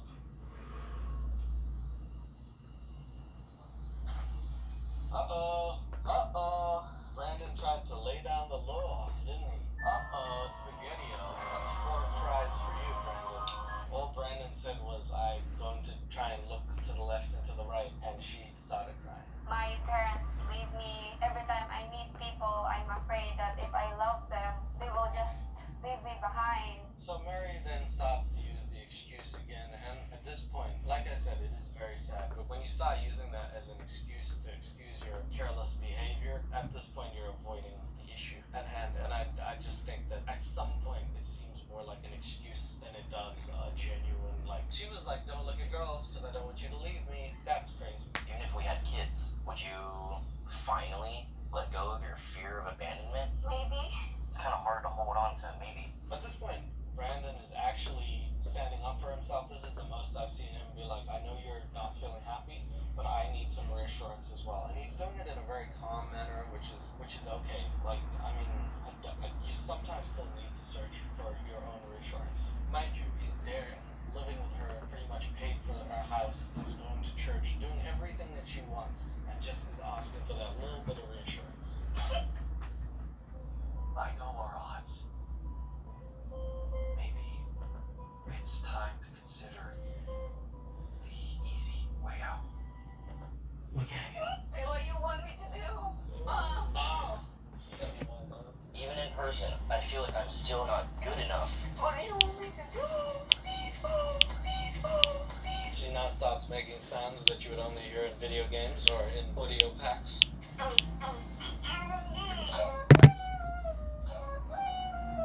the liberty of audio tuning her because I thought it was funny. I did not find this, like, I'm not like, oh, this is hilarious, but at the same time, it's like, now every time she's been crying, it's when someone has held her accountable. That's gotta mean something. She's not just crying because she feels sorry or guilty at someone. It's just a constant, like, you know, I'm backed up into a corner. I'm just gonna do this now, and I don't think it's good at all. Because here, Brandon is now putting his hand around her, consoling her, and the fact is that he had the issue, but now he finds himself needing to say sorry again and again and again.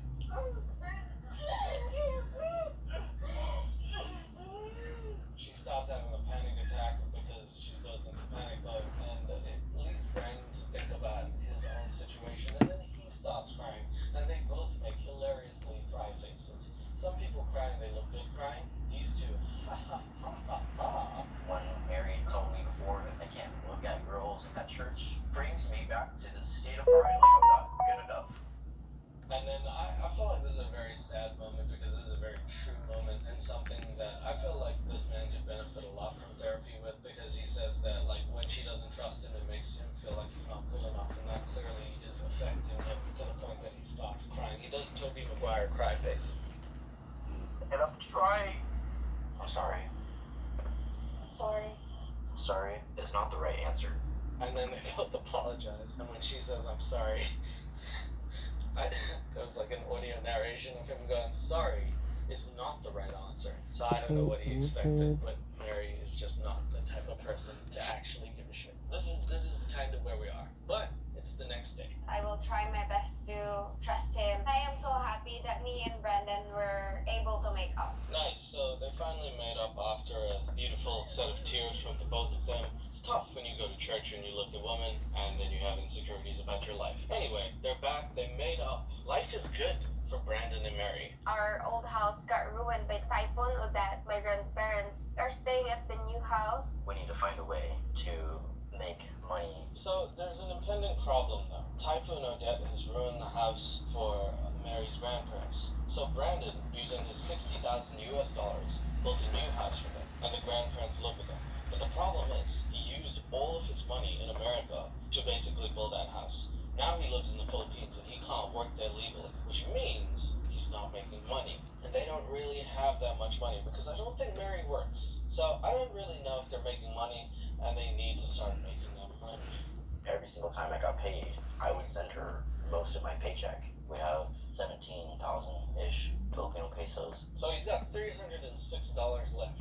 You know, that's not a lot of money at all. But if you ever see this other couple, which I will do a video on, Lauren and Faith, Lauren would probably kill to have that much money, and I think he would actually kill for that. So they got a little bit of money, but I don't know if it's gonna last them. I don't think we're gonna have enough to pay for the bills next month. What do you think we're gonna be able to do? I can make necklaces and we can sell it. So Mary's idea is to make necklaces and sell them.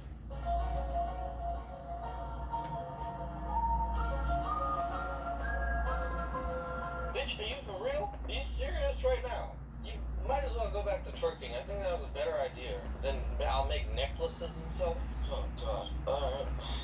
Oh, good luck, Brandon. I don't know what to say about that. Honestly, she looked and she was like, $306 in debt? Why don't I make some necklaces? Do you really think everyone's gonna need to buy a necklace? And if they do, just by the way, you get your whole village to buy a necklace. You're gonna get them to buy it again next month? Are you serious? Oh my god. Is there any chance that we could go to your grandpa for like a loan or something? So then Brandon is like, yeah, that's the stupidest idea I ever heard. Can you actually ask your granddad for a loan? But that's also stupid, because the granddad rides a bull.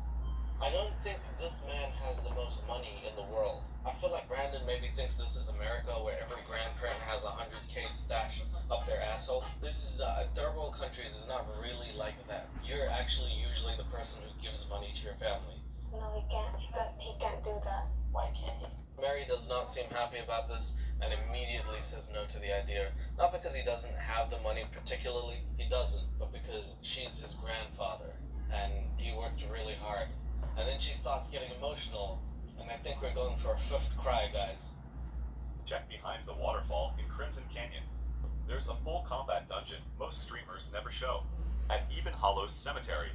Kick those decorative grave markers to reveal a loot vault. Heads Because he doesn't have a lot of money.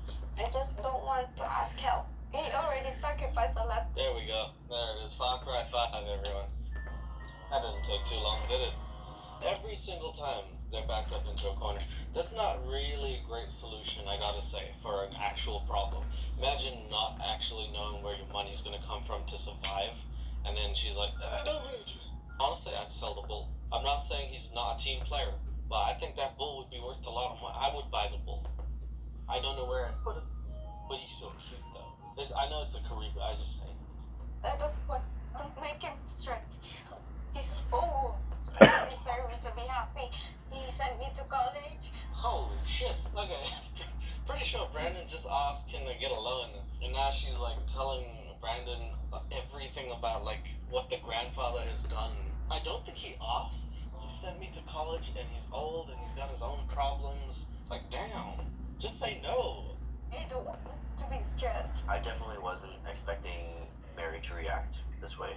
I don't know what he makes on the farm. He makes 2 rice cakes a day, Brandon.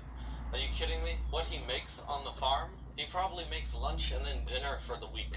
Do you think this man is balling in the streets? Come on. You needed to pay for the house so that they could live in it. Come on.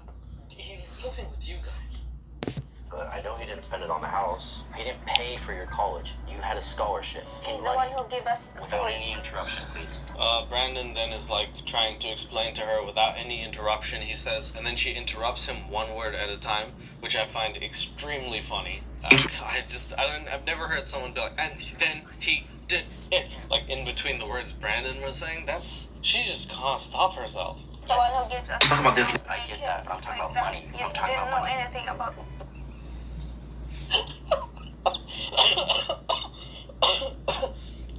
You don't know anything about that. God, that was tough. Oh man. Glad I got my point across. The sacrifice of my grandfather. In America, you don't struggle like this. In America, everyone struggles too. I wasn't always. That is unintentionally the new quote of America from this day on. In America, everyone struggles too. That is such a hard Good. quote right now. Oh man. Brandon, I don't know if you understand how dank that was. I was on a roll in Greece. Not all people will get support. Also, toilet to poop. They poop everywhere. Poop in the river. What? Right. Okay. Alright, so Mary is like, look, not Everyone. everyone has a roof to poop on. Underneath. And then she expands on that by saying, like, some people have to poop in the river. 2. So do hippies, Mary. So do hippies. It was an interestingly very specific thing that she was thinking about there, but I guess she's just trying to say that people are poor here. It's not like you can just ask people for loans, which I understand what she's saying, but they still don't have a better idea than to sell necklaces. I really want to see what happens, how they're going to make money. So he didn't experience the real struggle here in the Philippines. Yeah, but he's about to experience the real struggle in the Philippines because he can't work there legally because he's not married to her yet. So unless they get married very soon and then he's able to find legal work, it's going to be pretty tough. And I don't know what Mary does to make money, or if she does, which is not great. I don't want you to ask my grandpa for help. I know I love you, right? Baby's not a red flag, but the reason is, I'll explain in a second.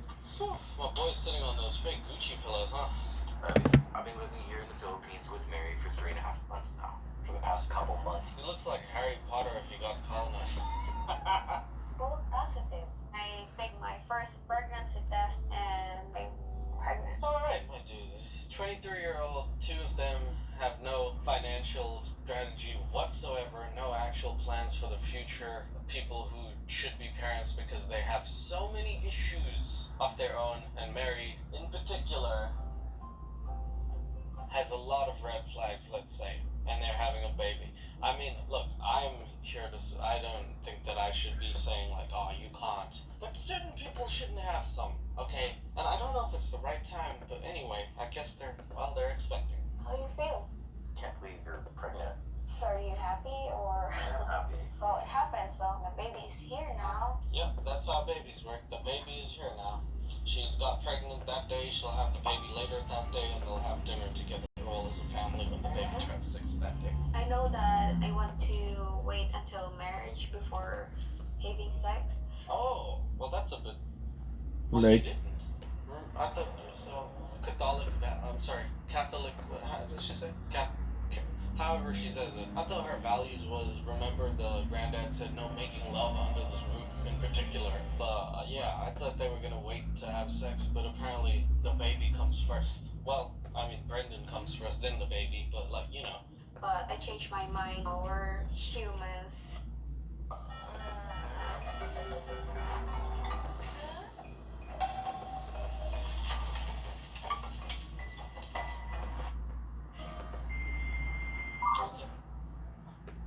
Religion. I know we're supposed to wait, but I don't want to.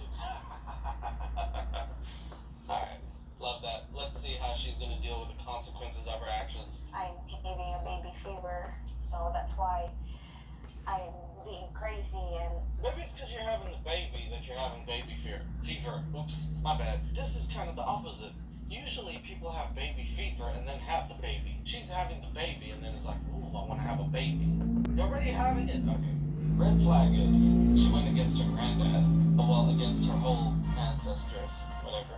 Against religion, ancestors, culture. And then she also, I'm not putting this past her, may have had the baby just to baby trap this mother flipper so that he can't leave. I really am not putting this past her at all. I really want a baby. Right. I thought trying to make a baby will help us become a better couple. This is the same energy as we're fighting a lot. Maybe we should get married. Boy, are you stupid? I thought having a baby will make us a better couple.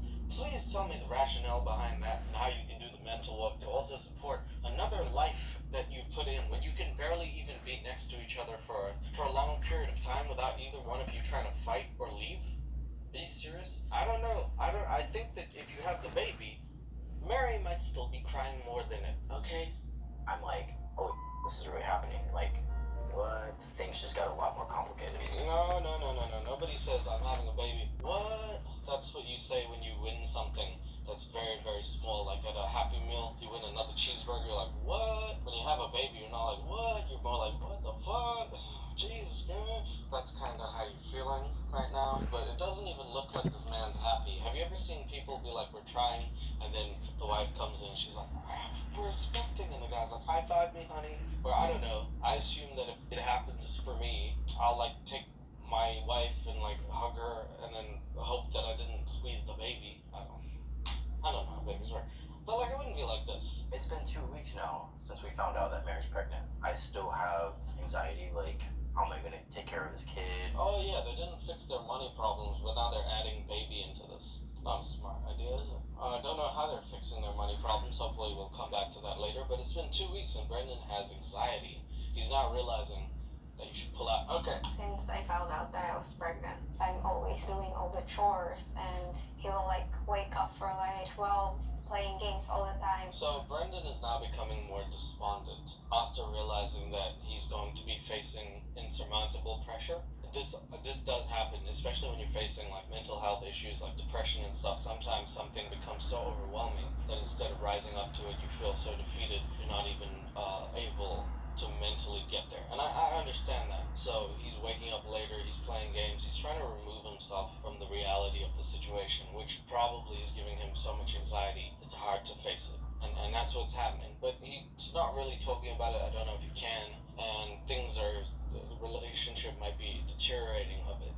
2 months ago, we opened up a shop shop. It is a grocery store, and we buy some chips there to stock all the food. So to stop their money problems from being money problems, Mary actually takes a loan from her friends to build a grocery store where they can sell snacks. Basically, she tuck shop, a 7-Eleven, something like that, whatever you want to call it. She builds her own. The problem is, Mary might be the worst business person I've ever seen, and I'll tell you why. She then goes to a store nearby to buy food and then sell it for slightly higher prices, which isn't bad. It's not really a bad idea. But when you see how much she sells it for, you don't know if they can make up the money. So this costs like 470 pesos. How much do you think we could sell it all for? Maybe 500. Do you think we could charge more? So she bought all this crap for $8, or maybe $8.70, and she wants to sell it for 500 pesos, which is $9. And I think the total profit that she wants, or is assuming she's gonna make on this, is a whopping 56 cents. Now, if you factor in that every month they apparently have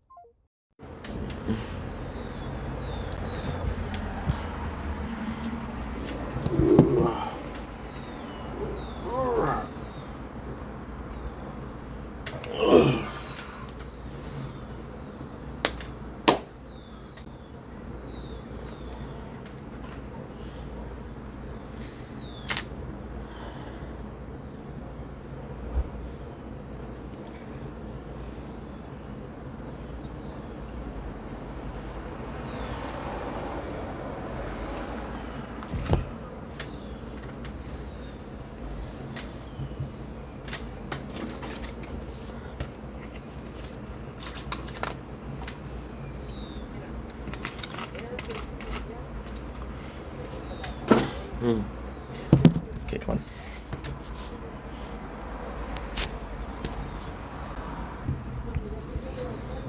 Okay.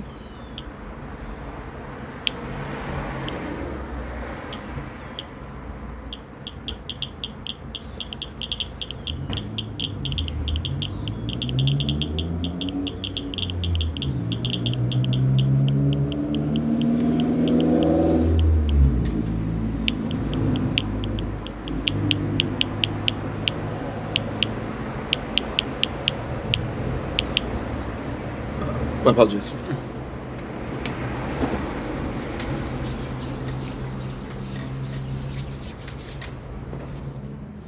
Come on.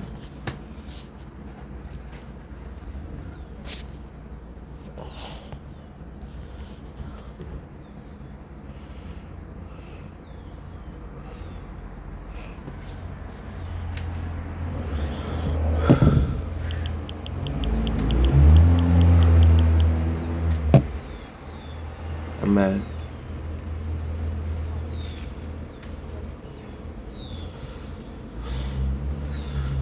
Bro, me. I'm so lonely. I'm fucking lonely. 5, 4, 3, 2, 1. 5, 4, 3, 2, 1.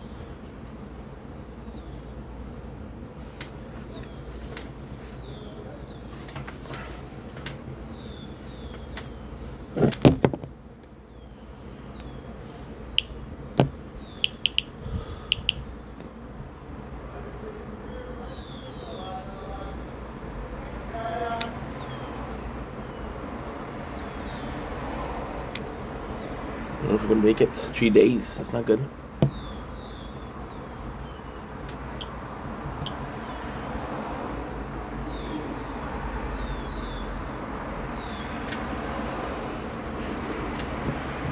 Get up, get colder, dude. Come on.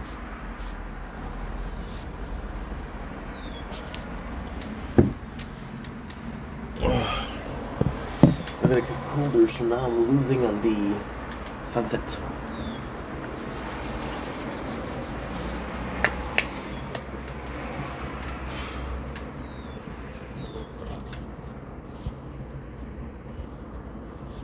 Please, dude.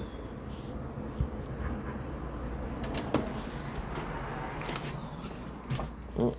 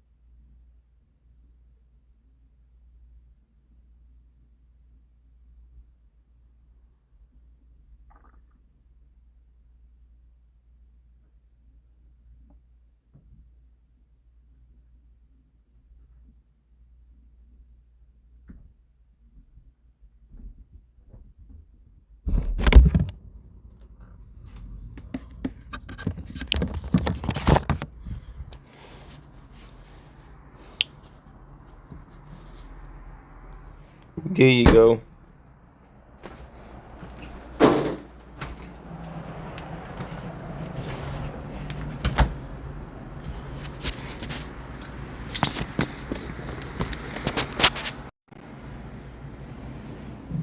Tom Link, it's your boy, welcome to the show.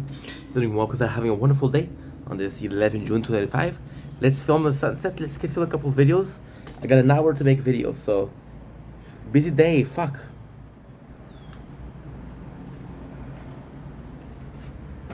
Okay.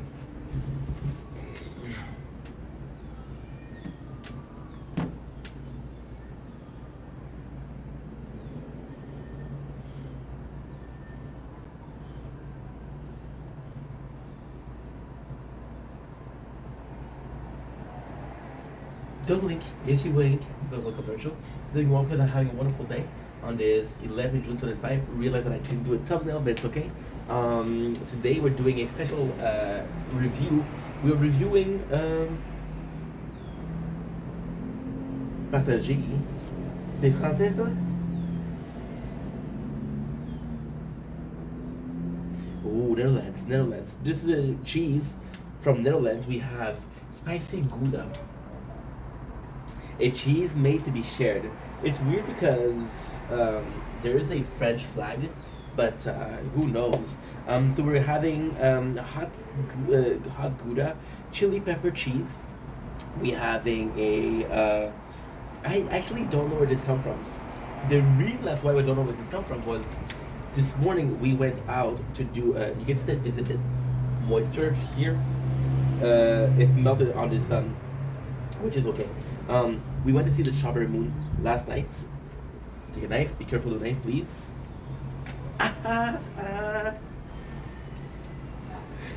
We went out to see the moon, and this knife doesn't cut.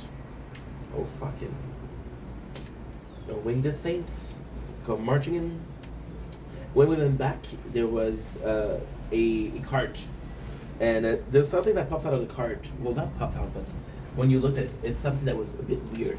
And when you get closer to it, it was this cheese. So somebody bought this cheese and left it there, or possibly I think that yeah, they left it there. So you see the moisture just because of that's in the sun.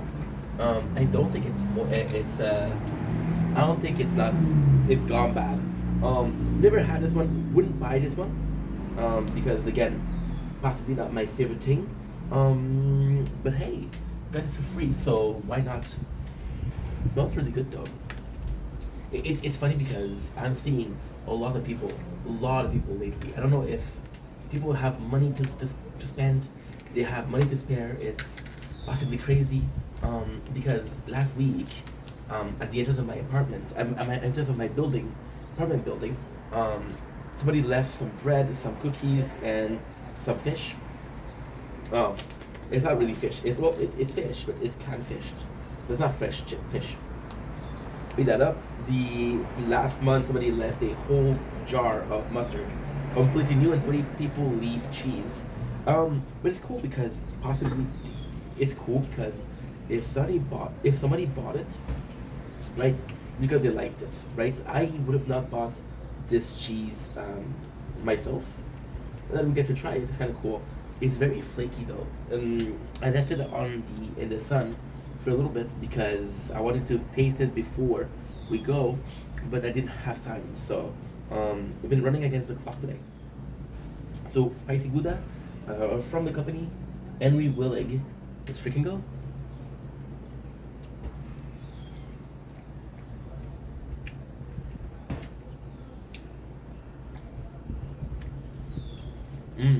Oh yeah.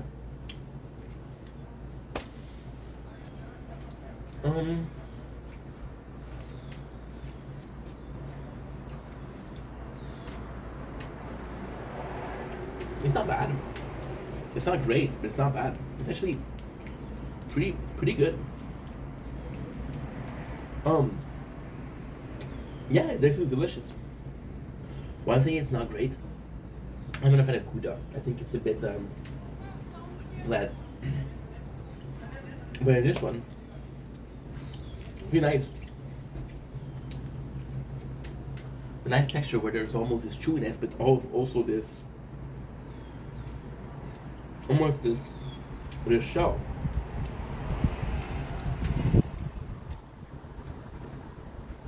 The Gouda isn't the tastiest of cheese. However, it does have a little bit of cheese. It doesn't have a little bit of flavor to it. It isn't bad. But I think the star here is the pepper. Because they're not too spicy. Technically, they will be really spicy, but look at all the clouds. They would be really spicy, but the cheese is dairy, and dairy is one of the best ways to combat spices. This is unbelievable. This is really good.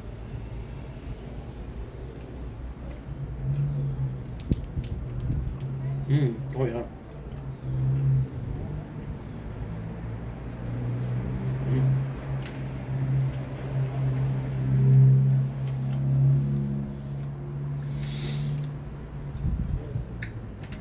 This is something I wouldn't buy. But I'm fucking glad I got to try. This is really good. I'm not putting myself, but it's almost perfect. There is pepper. It is spicy. However, it's not chewy. Like, for example, I don't know if I would like that difference of texture. It feels like it's almost smoke with it. It has a nice little heat. It's not too spicy. I would be curious as this pepper in itself is how spicy it is. But it's a really good product. And the ingredient, super easy. Pasteurized milk, salt, chili, pepper, annatto, microbial rennet, sodium nitrate, bacterial culture. And that's it. So yeah, this is definitely something that you should try. And I'm glad I got to try it because, again, I found it, you know? So it's not like, oh my god, I gotta taste this cheese. It is something nice. Cheese is something I want to get into. I feel like I don't know a lot about cheese. And I'm following this channel, which is a cheese shop from Beverly Hills. And they're really, really interesting. And you know, I'm not an alcohol person. So I've been more of a junk food kind of guy. The fact that we would have this would be cool. Something that's a bit healthier, but a bit more, how can I say that?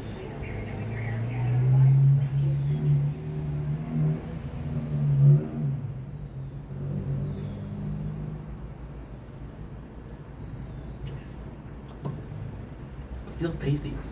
Still somewhat fancy. Anyway, love you guys, take it easy. Peace.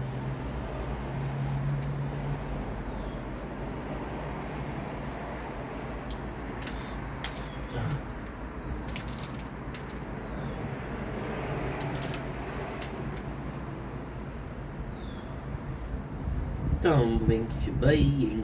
We're gonna talk up there, show. We're gonna do more because I'm having a wonderful day on this 11 June 2025 today. We're going in with a special taste test. We're going in with something my mom brought me. Then we did a taste test for some spicy Gouda. The next one is chocolate. So my mom, she brought me this.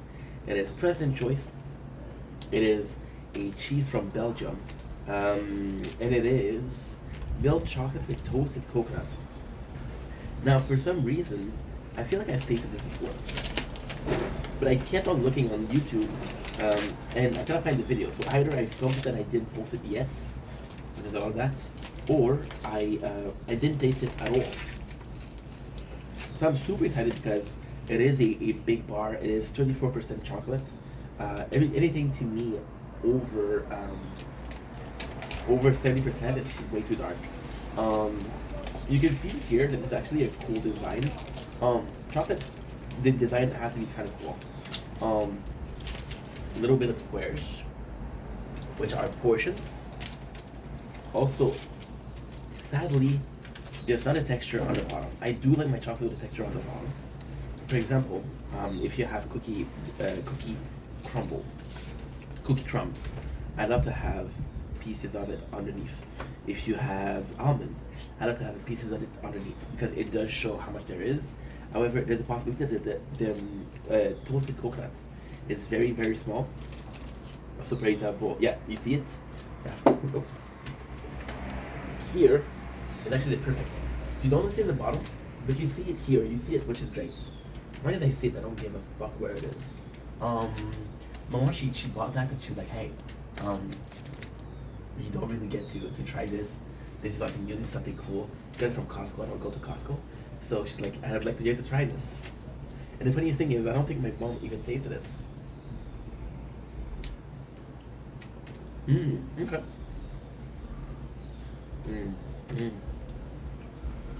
Yeah, it's so good. This is winning. This is it. Unbelievable. For reals.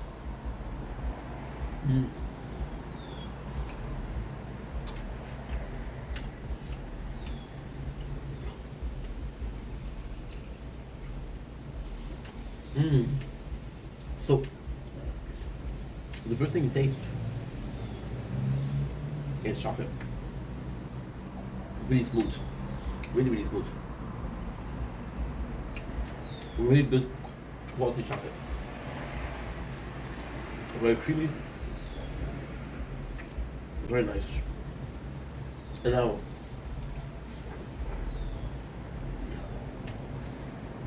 another coconut crap, which are super tasteful, first of all. Second of all, add a bit to it. They add a little bit of texture to it in the best way. So, adding crunchiness, but it still feels, it really feels like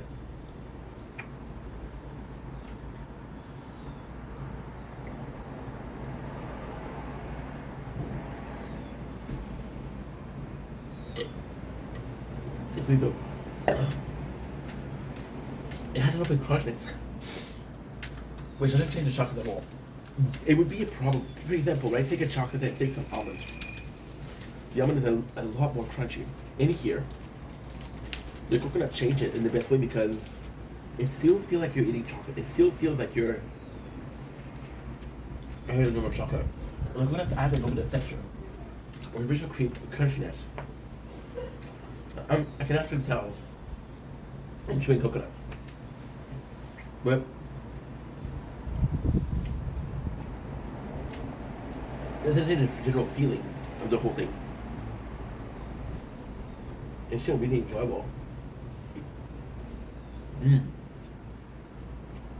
Very sweet. It's just nice.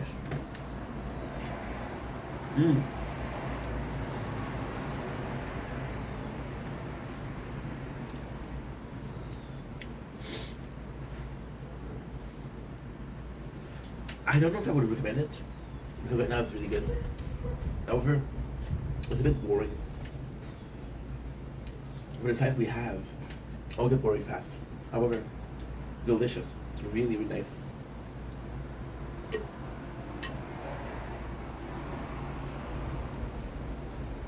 And I said it was a bit boring, but this on top of ice cream, it would be phenomenal.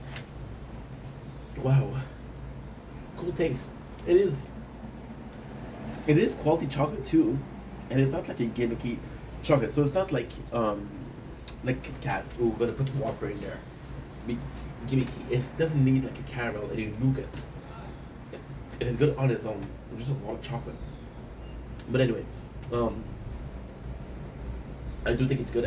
I would recommend it. It is new, right? And so far, this is really good. This is really, really good. I would recommend it. Hopefully next time we got, not caramel, but crunchy piece of caramel. That could be cool too. Or it's weird because that's actually what it is. The coconut almost has a taste of wafer. It's subtle, but it's really tasty at the same time. Right?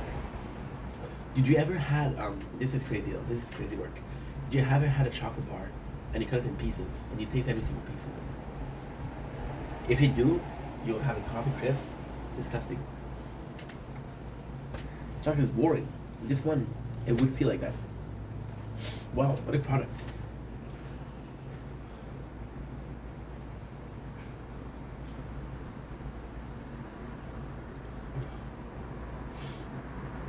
Oh. It is raining a little bit. It is raining a little bit. Okay, so now 42%. What the heck? 43. So I did. What's the heck? Okay, no problem. We'll figure it out. I have an ID. Not a big deal. What about you? You're 55%, you're good. You're actually really good. Okay, let's go. We have a lot of work to do.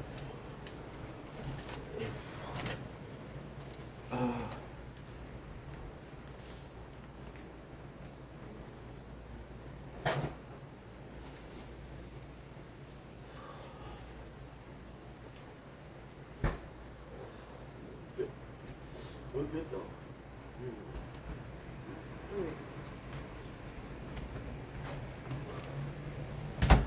I forgot.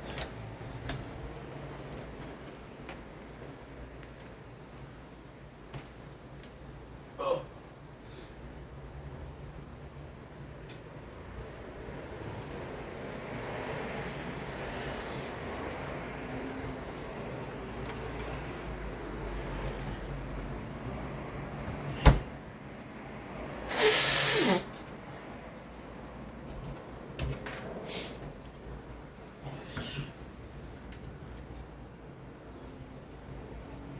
Don't blink. It's your blink. Welcome to the show. Because I'm having a wonderful day on this 11 June 2025. Today, we are destroying Canadian Spinning. Today, I have 50 minutes left on the clock. Well, I have more than that. I have like an hour on the clock, right? Which is perfect because TikTok will only allow an hour to do season 3. Season 3 is 13 episodes. However, we only have 12 because I made a mistake yesterday with the first one to last loses. So I hope you guys are ready. I hope you guys are having a wonderful day on this 11. It is raining. Yesterday we were able to get. I'm sorry. Yesterday I was so unfocused. I was so worried about the strawberry moon. We got it. Don't worry, we got it. So that's the good news. We did get a really good footage of it. So without further ado, let's go because I don't have to do shit. However, after this, I'm going to be listening to TikTok battles for 2 hours. I'm going to be streaming Elden Ring for more than that. And this is my day. So if I can finish it season 3 today, tomorrow we start with season 4. And that's pretty good. So we'll start with season 3, episode 2. Now, some people will not watch season 2 by review, so I don't care. But I need to explain myself. So what happened is I mixed up first one to laugh loses and who is funnier. This is what happened. Season 3, episode 1 is who first one to laugh loses. That's what I was trying to say. So it's not a big deal, but it is to know. You're gonna see me. Okay. You're gonna see me looking on here a lot. The reason is quite simple. Tonight is Wednesday, the 11th June 2025. On Wednesday, on Saturday, I have a tournament of the game called The Tower. The game called The Tower, we have one playthrough. So listen, this is this phone, right? We have a second one and a third one. So yeah, so we do have a lot of work to do, but it's okay. What I'll do is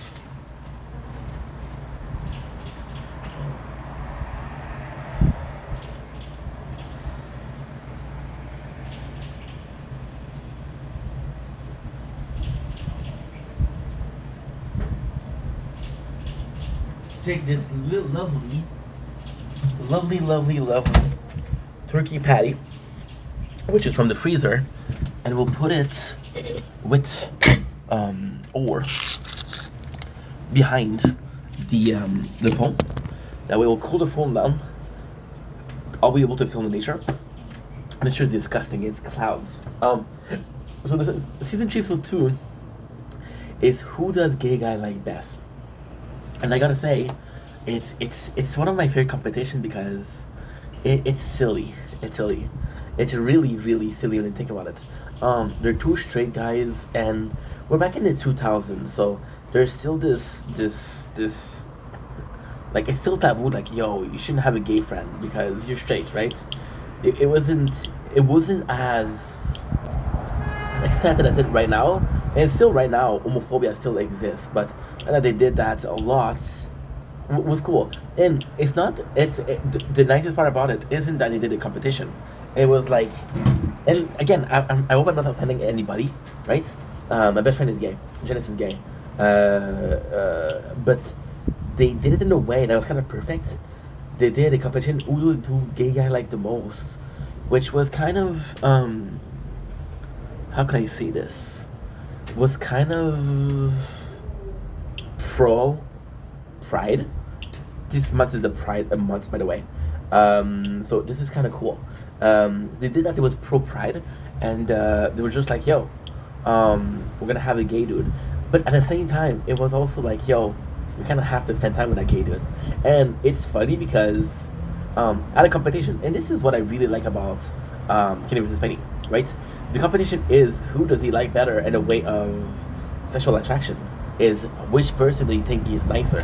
So Kenny goes in, and kind of seduce him, and Kenny pretend like he's gay. So none of them were themselves. Spenny pretended to be, and it's not because Spenny actually admits to the guy, which is Steven.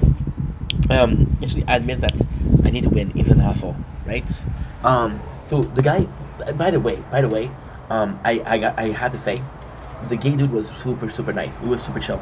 Like I don't.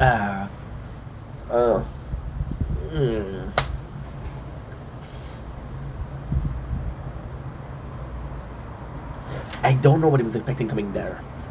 So the boys, they have this date, right? And the date is okay. Well, Spenny goes to the date first. So Spenny comes in with flowers. He talks about it, and I gotta say, it's really refreshing to see Spenny in this case, because Spenny is uncomfortable, but not uncomfortable in the sense of, dude, there's a fucking gay guy in my car. Uncomfortable like, what do I do? What do I talk? Right? And he's like, I'm pretty surprised. I thought you were gonna be much more flamboyant than that, right? And then Spenny talks about how the idea of being with a man is still alien to him. It is extremely exciting. He never been with a man, but he find the idea arousing. And in this one, what I really enjoy, and again, I'm gonna get some hate for that, but I don't care, is Stephen is possibly, there's a lot of a competition where who's like better, right? So there's just who can bone more women, which actually is kind of cool, because we get a lot of the girls' opinion. The problem with that episode is there's 7 girls, so there's 7 opinions, so that's a lot of talking, right? Then there's the disabled people like more. They're not talking about that much. With a black guy like more. There's not a confessional of a black guy. I don't think I saw it. Then there's who those old people like more. We don't really hear how they think. Stephen was one of the most vocal, like, hey, this is cool. And you see, it's funny because Spenny, even though he told him like, yo, I find the idea of being with a man very exciting, Stephen's like, I don't think he's gay. Which was a really nice being open mind to it. Then Spenny goes in and kissed him, which makes Steven uncomfortable, and he's like, fuck, you know, this is fucked up, right? But then he understands that he's doing it for the competition, and honestly, he's nice about it. Now, what I'm saying right now is going to be extremely contradictory in a couple minutes. You'll see as to why. We go on Kenny's date, and Kenny's date is super funny. Sorry about the noise, we have a tournament today. This is kind of important. We have 2 a week, and lately I wasn't feeling like playing this game, because we played this game for a long ass time. A long ass fucking time ago. So yeah, it's a bit boring. However, we need to do it because it's one of my favorite games. And if I don't do it, I'm gonna regret. I only need to play hardcore during the tournament, which is twice a week, which is about 4 hours a week.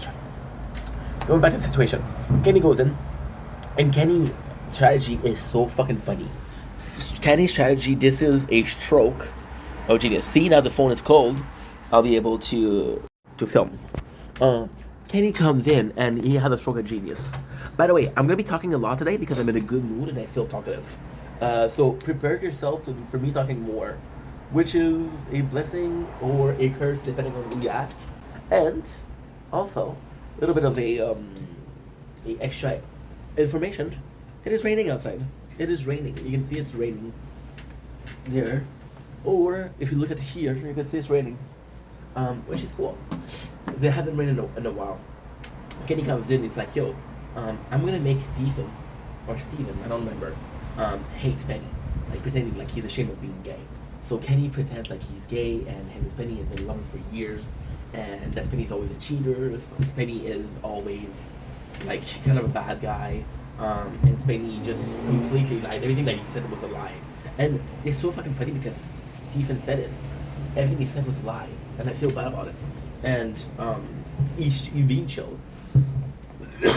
Like at first it's like, well, you know, he's an asshole, and then Stephen and Kenny kind of become friends.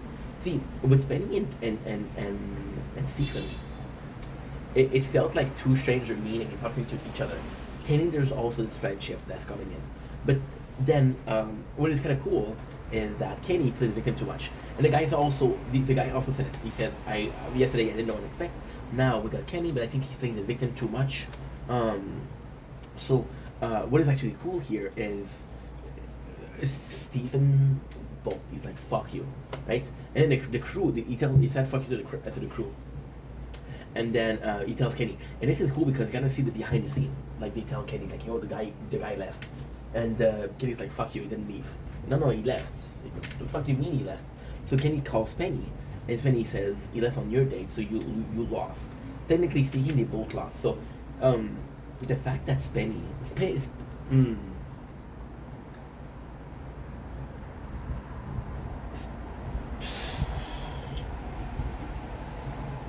it's complex. Spenny, because he kissed him in the apartment, said he wants to win. Stephen has a right to question everything that he said, because like, did you lie? What you lie about? Like, what did you really lie about? But with Kenny played it up so much that Stephen was like, bro, I don't know if what you told me is true or not, and that's a bigger problem than anything else, right? And then Stephen technically bolts. He does both of them because Spenny possibly lied, but Kenny plays and he's kind of manipulating him. So he just leaves, like, fuck those two guys. And they and I gotta say, best way possible. He's the only guy that leaves, right? And honestly, I respect that. I respect that a lot. I don't remember the humiliation. I think they have to kiss. Spenny and Kenny have to kiss. Oh no, they take a naked bath together. I don't remember where it is. Who can wear that octopus on their head the longest? Who can wear that octopus on their head the longest? Again, I'm gonna get some hate. Is a cult classic people adore. And when I say adore, I mean adore this episode. They worship this episode. They're saying a lot of people say this is the best competition of Kenny vs. Spenny. So they have a octopus on their head, and that first competition is kind of cool. At first, the competition is really nice, and it's just the boys being uncomfortable. There's this fucking fish guy who gives the boys the octopus, and he's super chill. He's making fun of Spenny because Kenny was making fun of Spenny, right? But then right away it's like, this is uncomfortable, and Kenny's like, this is gonna fucking suck. So Kenny laced Spenny orange juice with LSD, which again, they really, I don't know, Spenny starts stripping and really starts stripping. He's seeing form. Kenny pretended to be Jesus, which is kind of crazy. He said, you are forsaking me, whatever. And it's nuts because you see Spenny tripping. So if you wanted to see a guy tripping, it's kind of cool because you do see Spenny tripping. However, it doesn't work. It doesn't work at all. It's like the first one to be mean loses. Which I never even finished yesterday. And to me, this is, I didn't finish it yesterday, but let's talk about it now, right? And the first one to be mean loses. Kenny is such an asshole to Spenny. At the end, Spenny, what he does is he take painkiller or antidepressant or whatever it's called, and he's zonked out. Well, in this one, it's not really a competition because Spenny is zonked out. At the end, Spenny does lose because he takes a dead octopus and puts it back in the sea to free it, right? But it's nuts. It's nuts. It is completely fucking nuts. And to me, this is a good episode, but at the same time, there's so many ways for Kenny to humiliate Spenny and just be like, fuck you, without having to go that extra step, you know? And then Kenny says how Spenny laced him when he was younger. He went to see Tron, and Spenny slipped him some LSD. Which, is it true? I don't know. See,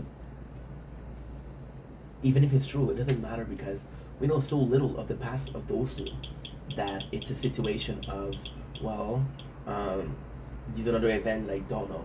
Like, yes, we know that Kenny thought Spenny laced him with LSD. So in this sense, Spenny was kind of justified to do so, right? But then we don't know. But then Spenny says, no, it wasn't me. So because Kenny thought it was Spenny, he was taking revenge on what he thought, right? But then, the problem with this is we learned it to somebody else. But why did he do that? Was it just a joke, or did he deserve it? I don't know. That's what I have a bit of problem with. So kind of like a boring episode. It's crazy, but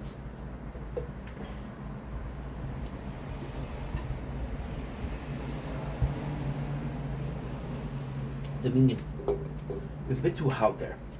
You know, I feel like I'm complaining because I like the competition so much. I like the Kenny versus Spenny competition aspect so much that when it isn't, I'm like, well, I'm not really a fan of that. Oh my god, I'm 604 and he's 604, which is dumb, dude. We just lost a lot of diamond. I'm also gonna check out for diamond. What should I check? What should I take? Should I take I could actually do Golden Tower. Golden Tower would be good.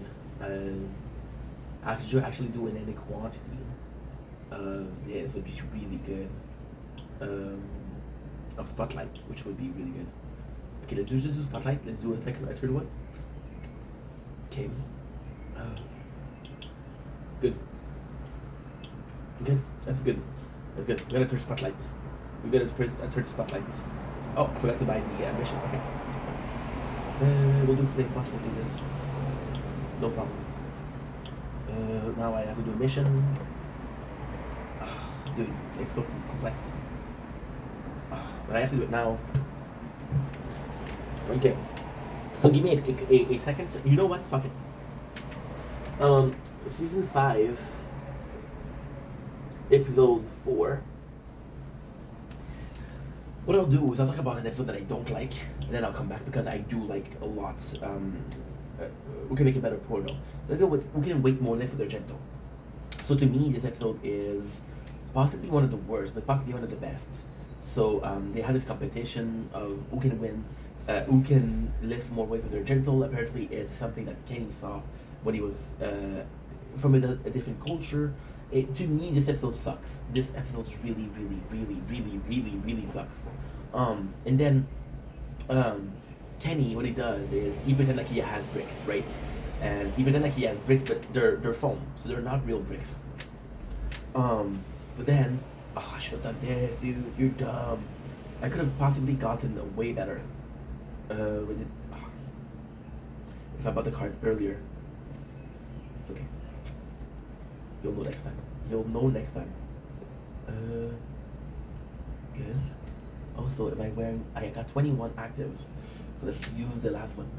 Last one I'm gonna take what? It's just a boring episode because Spenny feels so threatened by Kenny that what he does, you wanna do, I could do Plasma Cannon. Plasma Cannon, however, is only for the bosses, so that's not great.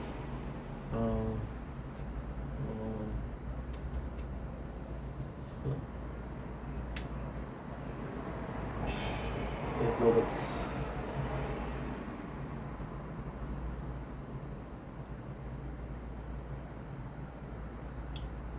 no, let's go with cash. Good. No problem.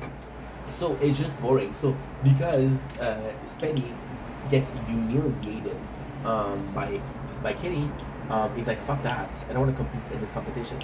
And he asks Kenny to not compete in competition. And it's so fucking funny because they fight. And Spenny complains. And then Kenny's like, I'm so tired of you. I'm so tired of you complaining. And then Spenny's like, fuck off, I'll quit. And then Kenny tells him, well, if you want to quit, you should quit. Just quit. Right? But they had this huge fight. It does feel a bit rehearsed. This is another episode that I think it's a bit fake.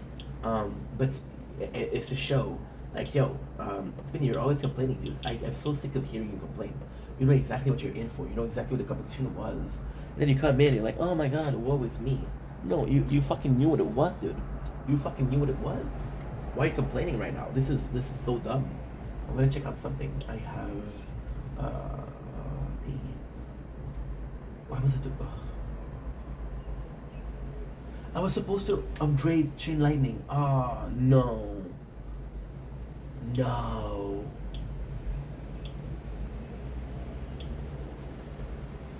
I was supposed to upgrade Chain Lightning.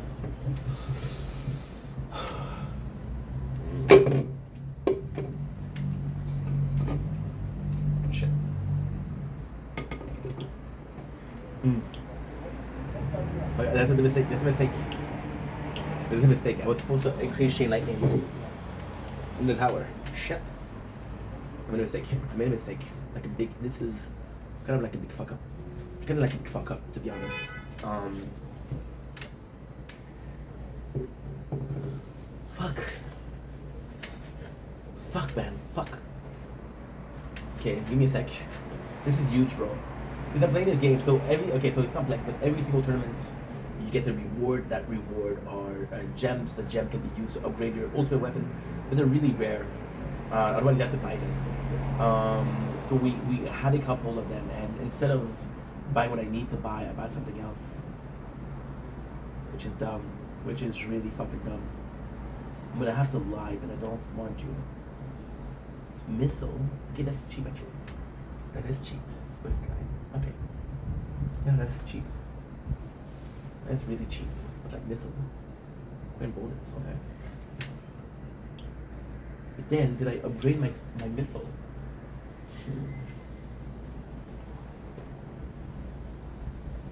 Somewhat. Okay, it's not a big deal. It is a huge deal, but fuck it. Fuck it. That actually sucks. Actually, it really sucks. I'll have to lie. God damn it. So then Spenny quits, and the whole show's about finding a replacement for Spenny. And he has his friend Bobby, he has a homeless guy, he has a bunch of people, he has a girl in he has a small person make music, he's really talented. He has this person in a chair, and it's like who can dance and who can skateboard. It's a boring competition. Possibly one of the worst. Then Spenny calls back and says, "Yo, I had a contract with the thing. I cannot leave. If I leave, this is financial destruction for me." And Kenny's like, "No, we replaced you. Fuck you, we replaced you." Which I gotta say, I'm proud of Kenny, because possibly not the first time that Spenny said, "I'm gonna quit the show." So congrats, Spenny, for doing that. At the same time, it felt a bit. The whole show is boring. So he comes back and says, "Yo, I need to come back." And then they're fighting, but at the end, Spenny's back. So this is the reason why I don't like this episode. Like, is it entertaining? Kinda. Is it funny? Kinda. But most of all, the competitions feel completely pointless.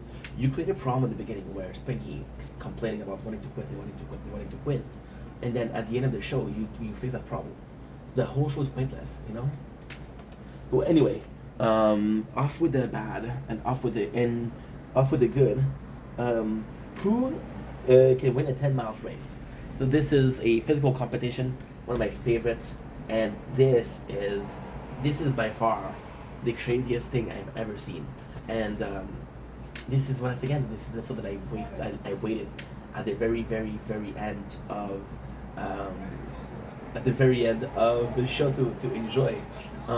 So do you want to compete? And right away, Ken getting a call from his mom. From Staffy, which we love. And Staffy, she's like, "I'm not feeling well, Ken."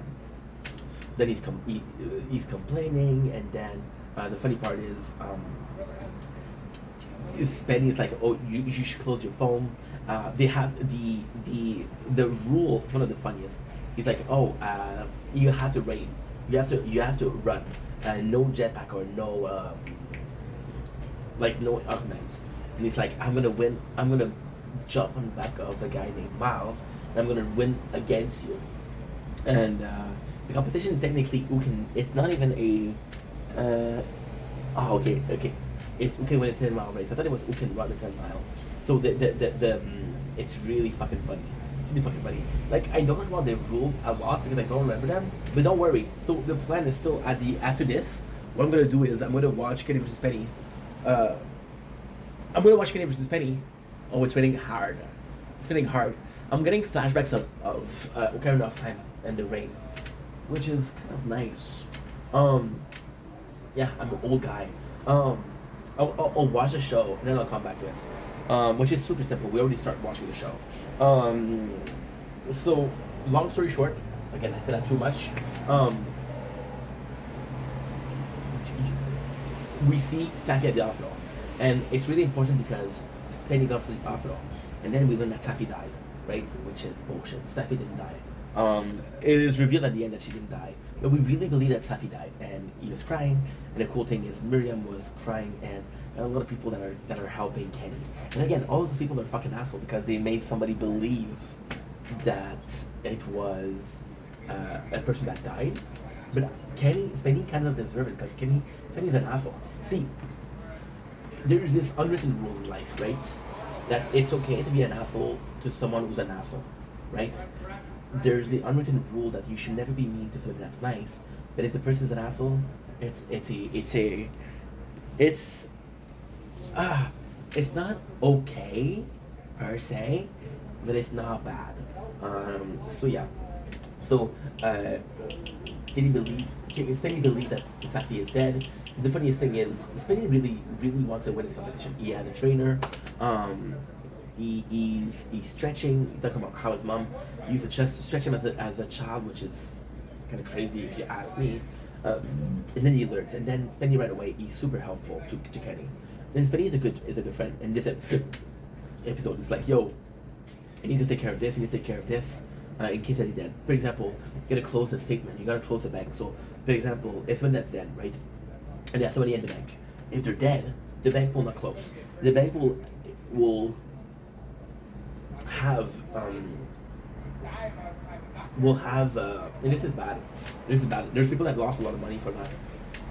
There's people that's gonna die and they lost a lot of money from inactivity taxes. So when you don't use your bank, they'll start charging.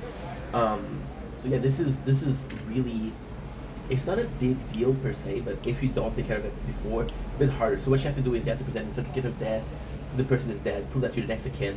What are you doing with the estates? What are you doing with the cash? Or are you on the will? And that's just so fucking stupid. So the bank, if you can show that the person is dead, but you're not on the will, they won't give you the money. They'll tell you like, hey, it's not our problem. This isn't our problem. Oh, I can buy these for Gen times 2 and boss range by 2. Shit, you see that? I made a couple mistakes. I could have gotten a way better score, which sucks. I should have done better. Because it doesn't suck. It doesn't suck per se, but I was close to a lot of really good upgrades, and I didn't take care of them.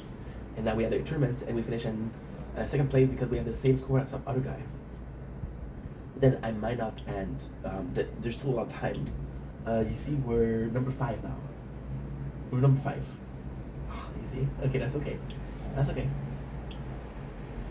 Now this is a brand new. This is the koi pond. Again, this is brand new. This is kind of cool. I like it. This is kind of cool. I'm not gonna lie. With Kenny, he pretended like his mom. He pretended like his mom is dead. It's actually again she best good friend, and he's bringing the food, but he doesn't bring kosher food. And then we do the whole shizam. We go to get a coffin. Spenny as an asshole again, but a nice asshole. He's like, well, what coffin do you want? And he wants to go for the cheapest coffin. Now, technically speaking, there's 2 ways to see this. It's like a wedding dress, right? It's like a wedding dress. It's like you only gotta wear it once. You want to look at the best on that day. On the day of your funeral, you want to have the best casket. But then you're underground, or then you won't ever wear that dress again. So what do? You know? So Spenny is the asshole that you need, right? And then we learn that it's all bullshit, which is kind of stupid because this kind of feels fake. Because Spenny goes to a funeral, but it's not theirs, and the whole thing is filmed. Which in the commentary, Kenny was like, "Dude, we were able to film all of this." There's even an episode where, look at the Bible, where Kenny shows Spenny information bank card, and people could have just stole it, right? Which is crazy. So yeah, but that's not the point. That's not the point. The point is that they film a funeral, which is fucked up, and only Kenny versus Spenny. So Spenny comes back and it's like, "I'm gonna kill you," and you see Kenny racing. Now, this is Spenny's side. This is Kenny's side. So Kenny's side, they're doing so good. Then like his mom is dead. He's crying. He's really sad. We got the family involved, and Spenny asks, "Where's Ronnie?" and Ronnie is working, which Spenny's like, yo, you should tell your brother, right? So this is how much she believes it. Liam is doing a super good job. There's his friend Ben. You guys remember Ben from the Who Can Stay Blindfolded Who Can Stay Blindfolded the Longest episode, which is really fucking good. But yeah, so long story short, Kenny Pretends does a really good job, and it's so cool because you see moments of him like crying, and this is one from the show. But then you see the behind the scene, like for example, Kenny brings some food, isn't kosher, so like this is not cool. Then they give him shit, right? And then they're laughing at Spenny. There's a lot of moments where they're just joking, they're just making fun of him. There's a lot of time where, for example, anytime like he's crying but he's spitting on the shoulder of Spenny, which is fucking funny. And Sebi, because when they do commentary, it's Kenny and Sebi, and Sebi is fucking holding the camera but he's shaking because he's laughing so hard. You know, this is brilliant television. Now this humiliation, I remember. This humiliation is super simple. It's Safi giving a spanking to Kenny because he deserves it. And that's pretty much the episode. But it's a crazy one. When I watch this, the other episode I was like did like that, to me, there's 2 episodes only that blew my mind. The first one is who can win a 10-mile race, and the second one is who can stay obese and longest. I mean, these are the biggest mindfuck in the whole show. And that's pretty much it. Season 3, episode 5. Is that season 3? It takes me so long that I don't even know. What do we do? We can make a better porno. Okay, with this journals. What I'll do is I'll take a little break from that. I'll do a tower videos, and I think we'll keep the rest for tomorrow. Yeah, because I'm at 80% battery. So we can make a better porno is it's so complex because in principle, right? In principle, this is a great show. It's a great show. Like nobody on TV would think about doing that. Nobody on TV would go that far, right? Now, this is one thing. The second thing, which is super fucking funny, is that the show is airing at 6 o'clock p.m. You can see tits in that show.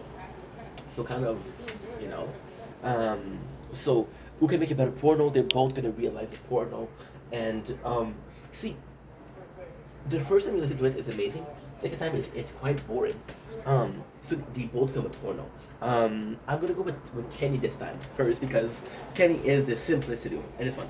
I'm always going with the simple to do because what I like to do is I like to establish everything and then I'll go with the other guy.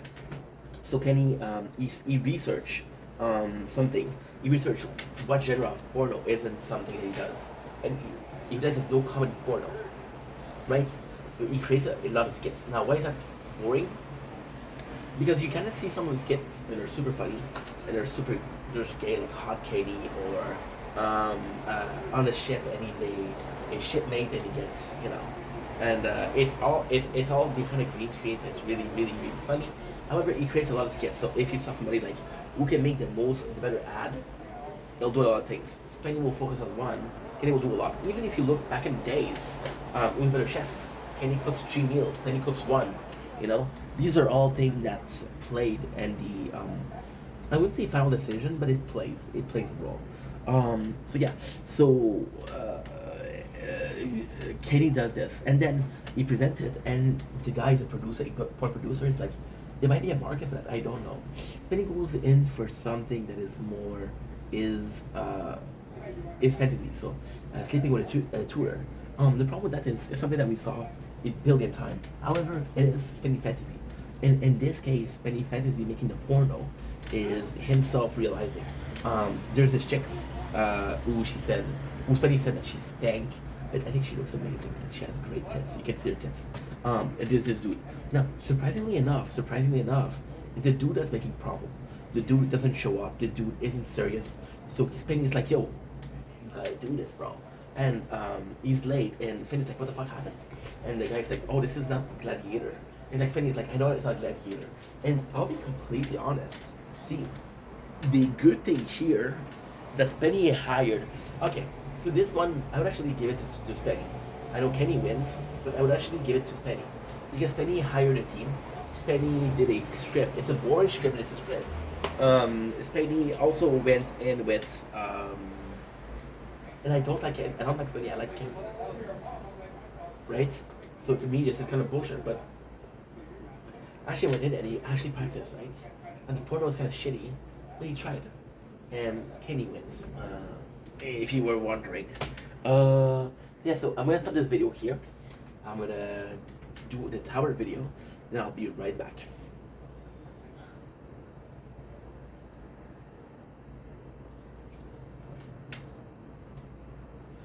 Doubling, it's your boy Ink. Welcome to the show. Today Walkers are having a wonderful day on this 11 June 2025. Today we're talking about the tower. It's a very special tower talk. It is the 1 year anniversary of both Sword and Shield. So we have Sword the 9th of June, happy birthday, and we have the Shield the 10th of June, happy birthday. Today is the 11th, by the way. So I'm gonna go in with what's going on, and in the two playthrough, the three playthrough actually, and after that, which is kind of cool to begin with. Then we're gonna talk about how it feels to be doing 1 year. The first we're gonna talk about is the sword. The sword is what that changed the most. By the way, let's not forget to do that because I know I need to do something. Right now we're in a tournament, so I'm hoping that tournament ends soon.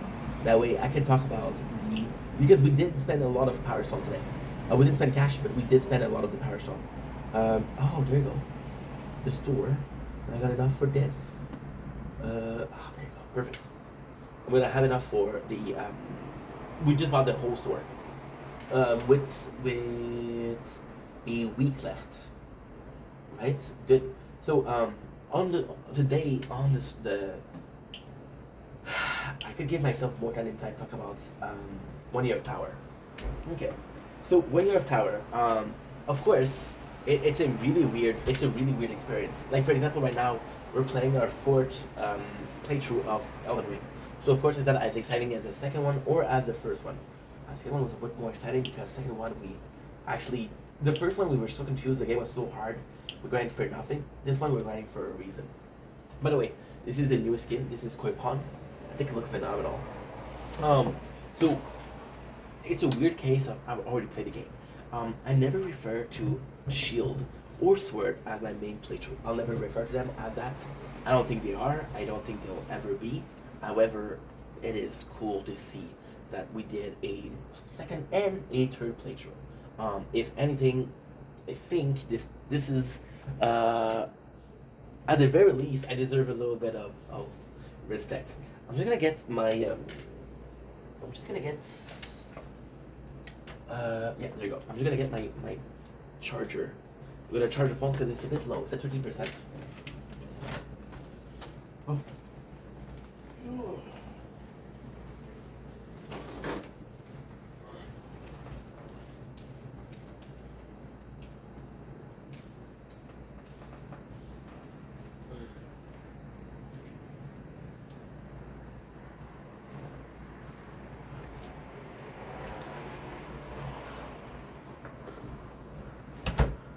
I live in 1.5, so it's actually pretty simple to get this what I need.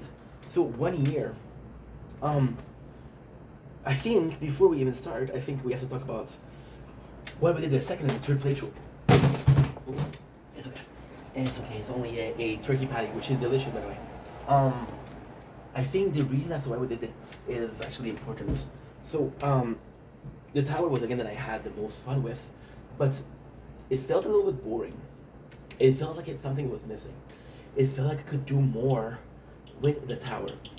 So now I have this old phone, and I'm realizing, and this is crazy because I'm streaming a lot. I'm streaming 5 to 6 hours a day, and this is really the beginning of why the tower was so exciting. When I started playing the tower, I was depressed. I wasn't streaming, so I started playing the tower as I'm streaming in the background, and it completely changed my life. I'm like, dude, I'm doing so much content. I'm doing 6 hours of content every single day streaming. And now I'm doing 6 hours of content streaming, but I'm also doing 6 hours of content with the tower. I get to talk to you guys via the stream.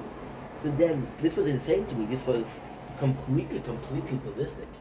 And I was like, bro, this is kind of nice. Trading, by the way. You can tell. I don't know, it was raining. So I had the second phone, and the second phone. You see, this is I was obsessed with making content. I was obsessed with making as much content as possible. It physically hurt me. This is still the case. This morning I was talking to my parents, and I had a really good talk with them, and I didn't get to film it. Kind of sucks. So yeah. um, I saw the phone, and it killed me. Now the first playthrough, which is the Tower of Crown, I went more offensive. So I was, like, you know what?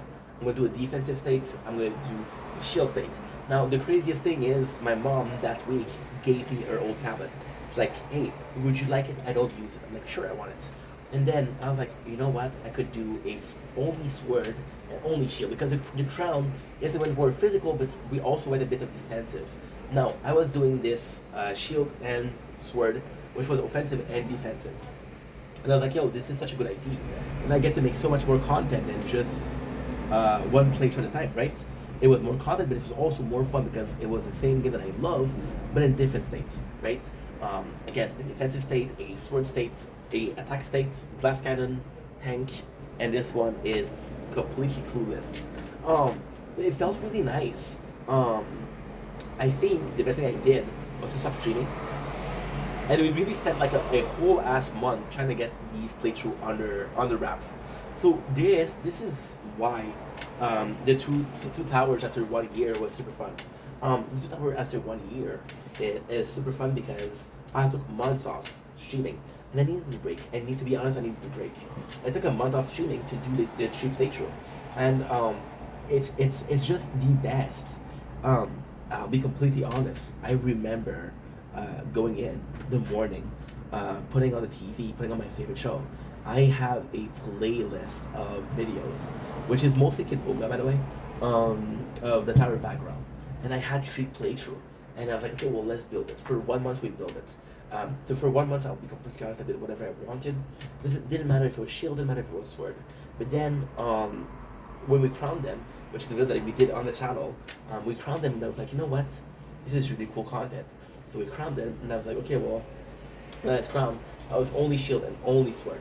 What is a shield? What is a sword? The shield and the sword is, I can upgrade whatever I want in the workshop, I can upgrade whatever I want. But the labs, that has to be shield and defense. Also, with the ultimate weapons are the one. Like, for example, we made a huge change in the plan for sword.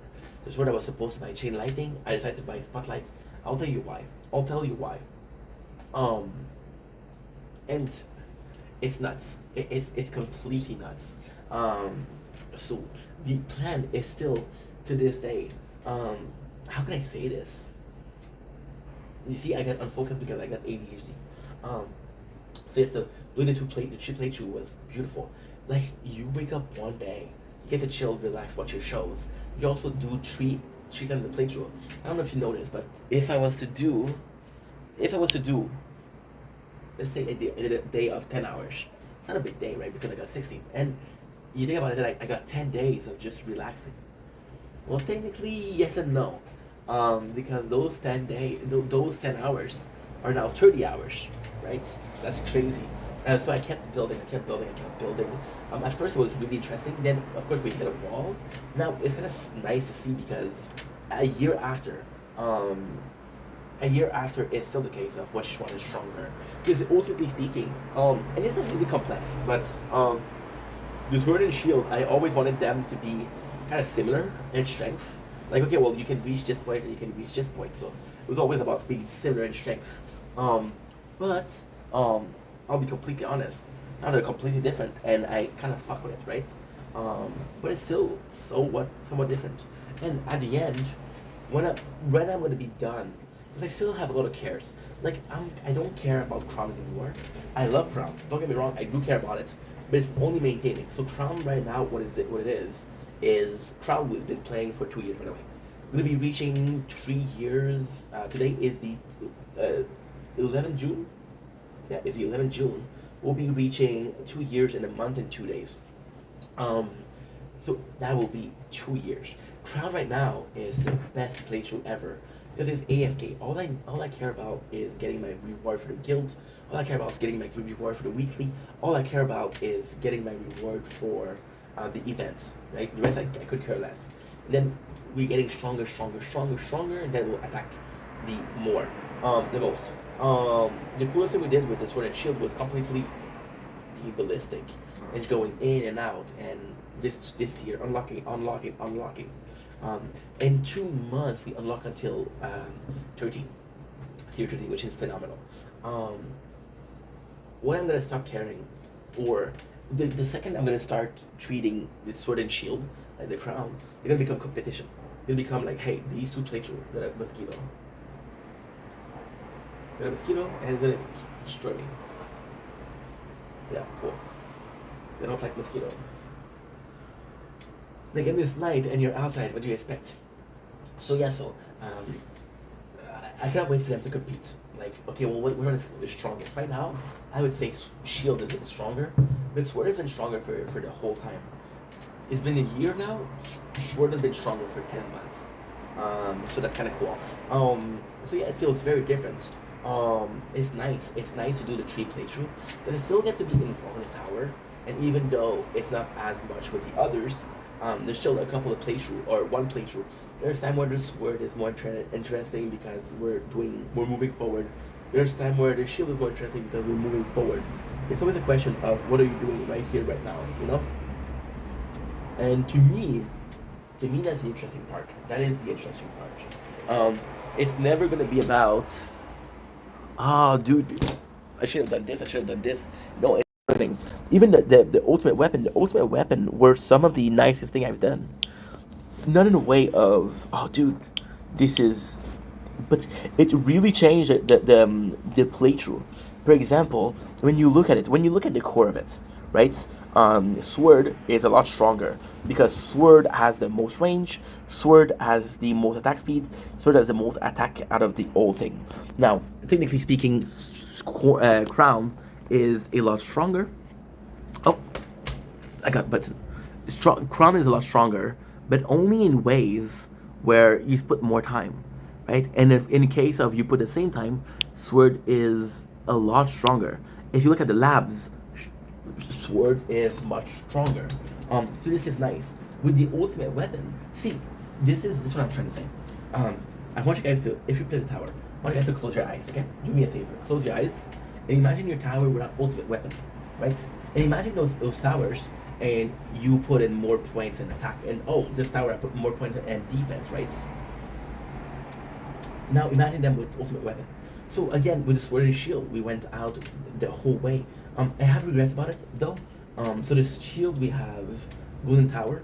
My tree playthrough has a Golden Tower, which is great. Shield has Black Hole, has Throne of Field, as Inner Landmine, as Poison Swamp. Right, Poison Swamp to stun, Black Hole to keep them, and Throne of Field to keep them. Now, ultimately speaking, my biggest regret is this one. Throne of Field and Black Hole are a bit too similar in my opinion. They're a bit too similar, so it doesn't feel as good. And yeah, so with the sword we went with Smart Missile, Chain Lightning, Death Wave, and what was the last one? Chain Lightning, Smart Missile, Spotlight, yeah. Spotlight is good though. So it does feel like a completely different playthrough, right? And even then, you look at the sword and shield. You look at the sword and shield different. You look at the crown. The crown is very similar to the sword. The crown is very similar to everything else. Today we're gonna be spending the stone pack. Well, we didn't buy a stone pack, but we have some stone that's kept up. In a perfect world, I'm winning 200 here, 200 here. And if I can win 200, I'll be able to buy Inner Landmine. But most of all, I'm probably going to be upgrading. I don't know what I'm going to be upgrading, to be honest. I think we're going to go with Spotlight for a final Spotlight. But then no, because I just did today. I'll possibly go for, I don't know. I'll see. Possibly go for Golden Tower, possibly. So now, the negative. The time it's been overwhelming. Like for example, doing a stream and oh, it's not connecting, and oh, I have to play this. It's been a nightmare for that. Because they most most of the time you have to maintain them. So it's not always work. It's not constant work. You can't leave them. That's the first one, which is a big deal. So we'll start. And again, this is my fault. This is my problem. So what will happen is I get stressed. I get really nervous, and I'll just fuck around, and I'll be like, oh my god, this is so bad. Oh my god, this is horrible. I cannot play. I'll start a stream. I'll get really nervous, but then after a couple minutes, my sword, my shield, my crown is ready, and the stream is working. That's one. Second one, it was a nightmare for storage. It takes 10 gigs per hour. My speed was 7. Now it's better. Now it's 13 gigs per hour. But however, we still get 2. So the sword is on a tablet. The tablet has 8 terabytes of place of place. Not space. I'm so sorry. I'm fucking dumb. It has a terabyte of storage. So it doesn't matter how much I film. I'll never get there. So it is a problem for both sword and shield. It is both a problem for crown and sword and shield. Mostly shield. So I constantly have to manage the storage, which is definitely a nightmare. It is a fucking nightmare. However, it does work. And at the end of the day, who gives a shit if it works? If something works, don't fix it. If it's not broken, don't fix it, right? Negatively speaking, it is kind of depressing when you have 3 playthroughs that are not moving forward. We reached a wall in every single one of them, right? And for the first time in the 2 months, I was like, holy shit, I can't advance in anything, right? But then, in a positive way, I think if I was only playing the crown, I think I would have given it up a while ago. I would have been like, fuck that. I don't want to play this game anymore. Give me a sec. The phone is overeating, so what I'm gonna do is take it out, put it next to the turkey patty. Again, I want to show you what it is, because otherwise I'm going to be looking crazy or crazier than usual. So very, very simple. We're filming the tower, which usually gets my thing overheated. This is a patty that was in the freezer, so this is going to be cooling down the phone. When it comes to it, the negative, that's only it. The positive is we got way more. The positive thing, okay, so whenever the negative, let's go with the positive. Then we'll go with my favorite moments of the tree, and then what we'll do is we'll do a tower talk. That's normal. The positive is getting more content. The positive is I'm getting to see different side of the tower. Imagine if you could taste tests. You could do a sandbox and test the weapons. That would be phenomenal, right? That's what I'm doing. I'm seeing what works, I'm seeing what doesn't work. Now, I'll be completely honest, and this is horrible, but the sword and shield often serves as model for crown. This works, I should do this, right? And it's not the other way around. Crown was my baby step, was crawling. So the knowledge I have on crown, I bestowed upon shield and sword, of course. But shield and sword, because they're so focused on one aspect, I get to taste, I get to try a lot of things, which is good. That's the second positive. The third positive is we're getting so much content. As of right now, we are 700 episodes of the shield. 100 episodes, 700 episodes, 700 episodes is 2,100. They're all a bit more than an hour. That's 2,100 hours. Nobody's gonna watch that, but hey, this is content that I put out, which is great. Second of all, it gives me something to do, right? This is the biggest positive. There's a lot of time where I had mental health issues, depression, not feeling like filming, being bored, and this is something I can have in the background. I don't want to film today. Okay, well, let's have this. And we have a better Wi-Fi. I can go to sleep, leave this on for 2 hours, and that's the greatest thing. Right now, what I'm gonna do is gonna be uploading everything. You guys don't understand. Today, because of the better Wi-Fi, I'm gonna be playing. I've been playing for 3 hours. I'll be playing for the next 5 hours. That's 8 hours of the tower. Now, normally speaking, I would be so afraid because, oh my god, I don't have the storage for that. I have the storage, but guess what? Whenever you have a better Wi-Fi, it's not a problem, which is great. Next on the list we have what? Next on the list we have when you're bored. My favorite moment is the coronation, when we made this the shield, when we made this the sword, and when we made this the crown. That was my favorite moment, and it's been good. You see, it's been management, storage management, resource management. It's been a journey. It's possibly the game that I put the most hours, which is crazy. Weirdly speaking, I'll be completely honest, the tower is so it's very different. There's a truth and there's a lie. The tower is the game that I play the most. Here's a lie. It is not the game that I play the most. I don't know the game that I play the most. However, it's a game that I have the most on my channel as recorded content. So yeah. And eventually speaking, at the speed that we are, there's no game that will get it. I think my longest time that I've played is possibly Fortnite. It's not a tower, the Fortnite, and Elden Ring. See, this is the craziest part. Yes, technically speaking, I'm playing 10 hours a day. On paper, I'm playing 30, right? So it's complex. And that's it. Now the tower talk. So what changed?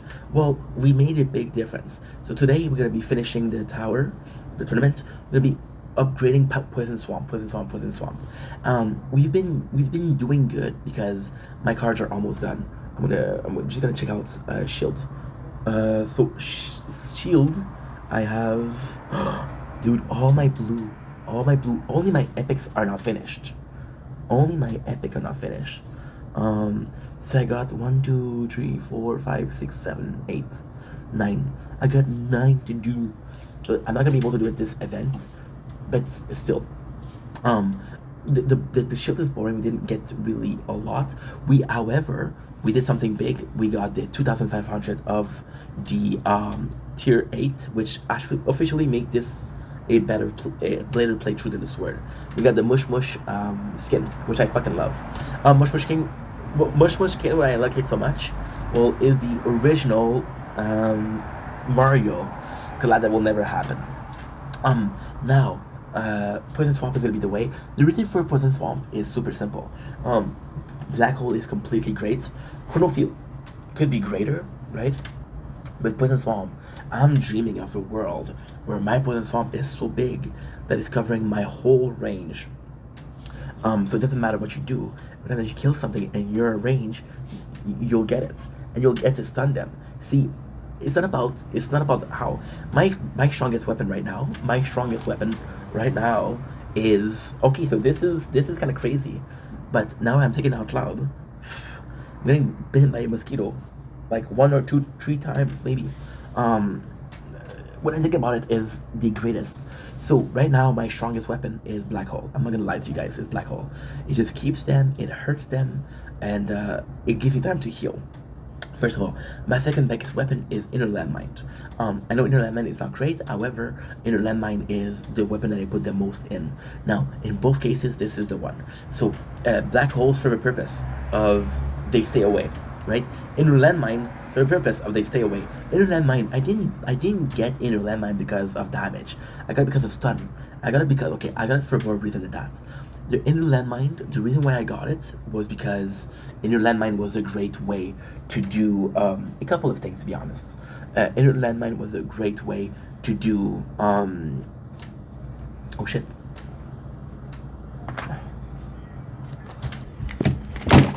Fuck it, tabarnak.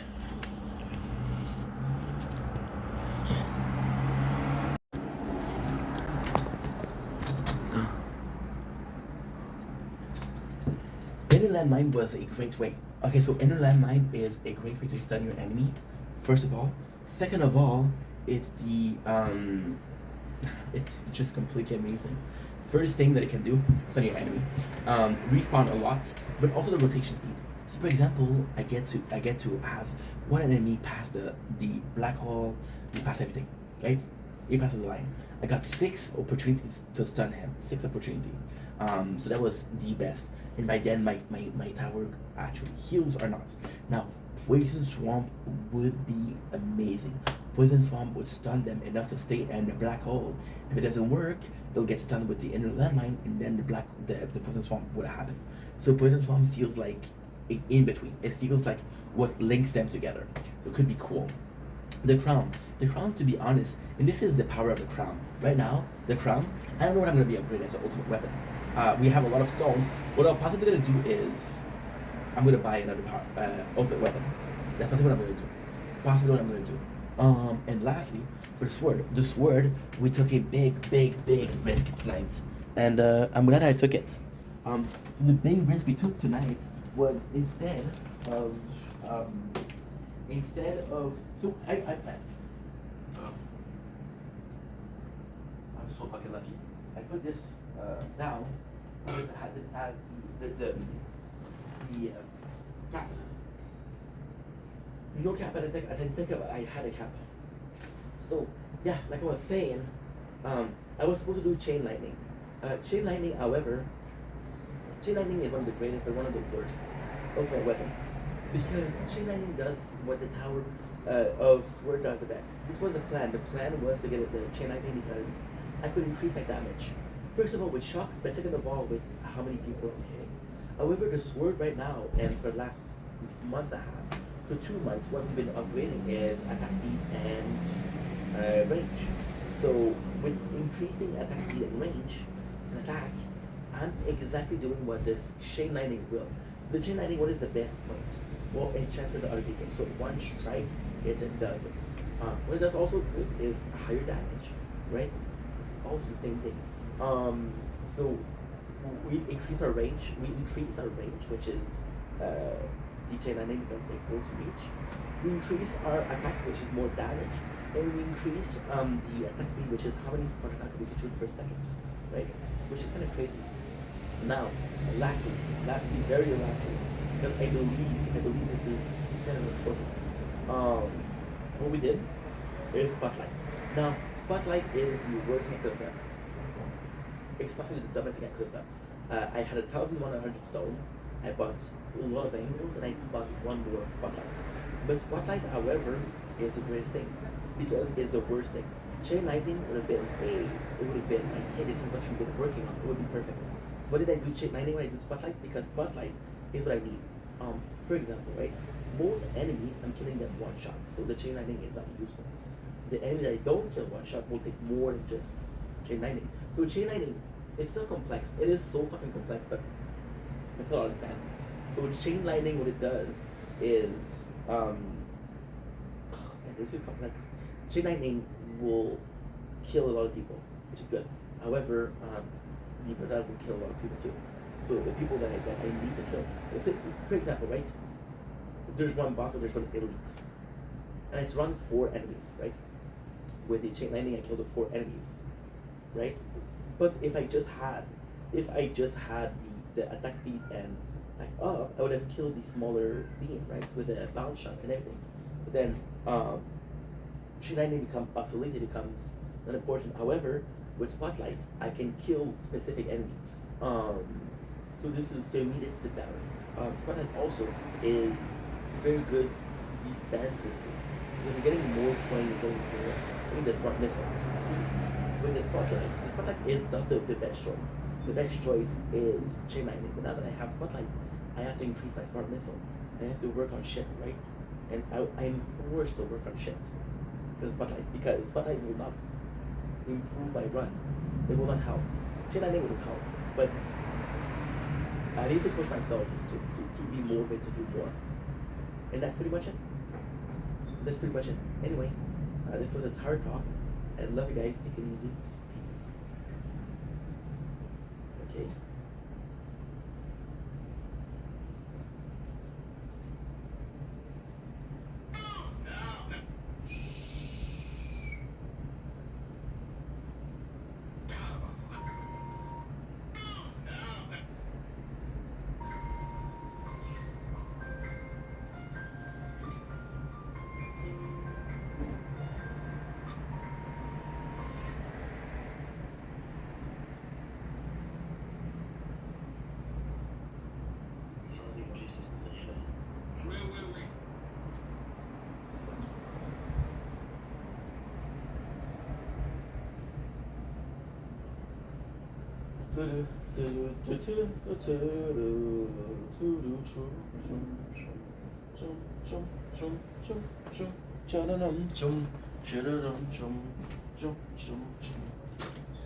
Okay, so we did pretty good. We're done for now. I'll relax a little bit, and then we'll stream some Elden Ring.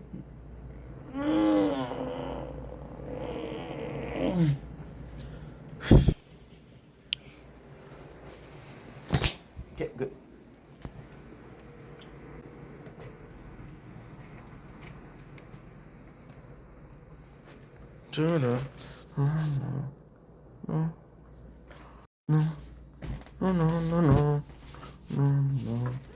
No.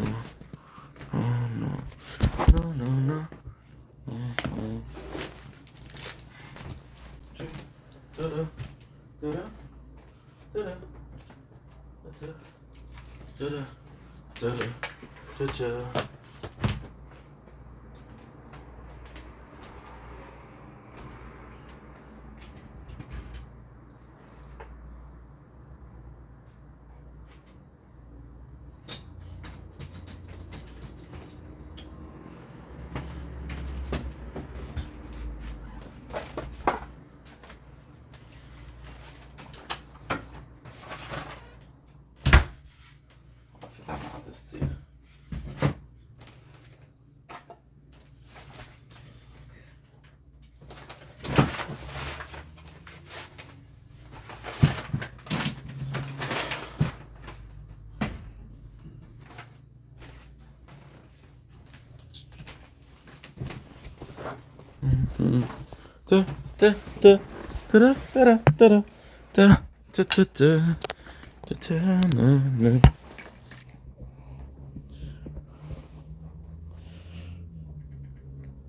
Yeah. Wow.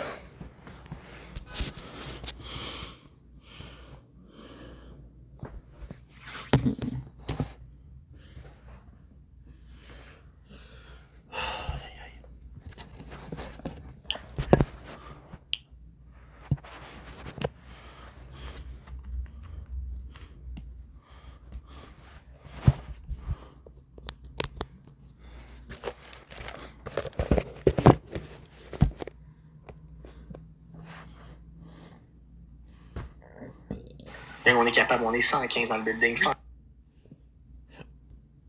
Ah, ok. Snipe! Snipe! Eric!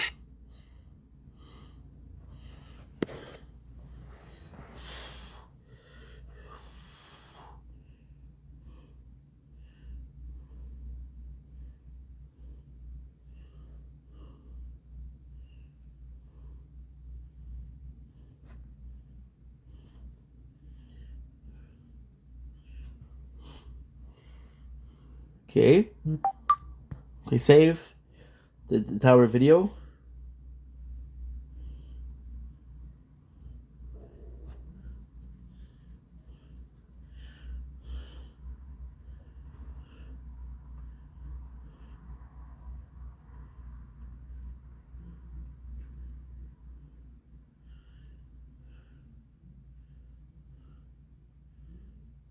No.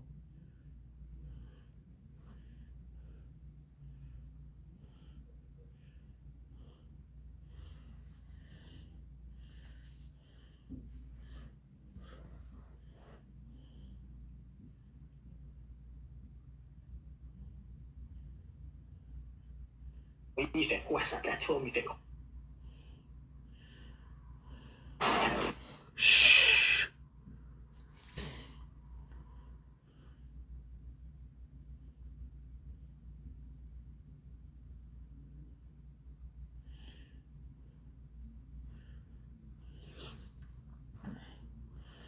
Don't blink. If you blink, block of augmentation.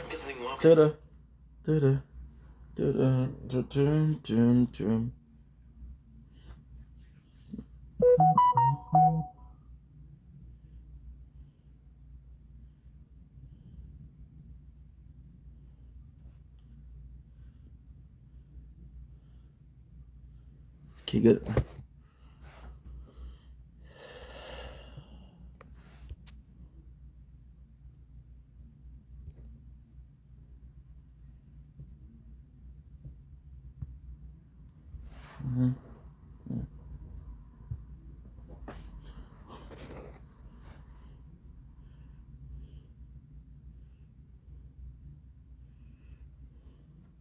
Even I fucking shouldn't.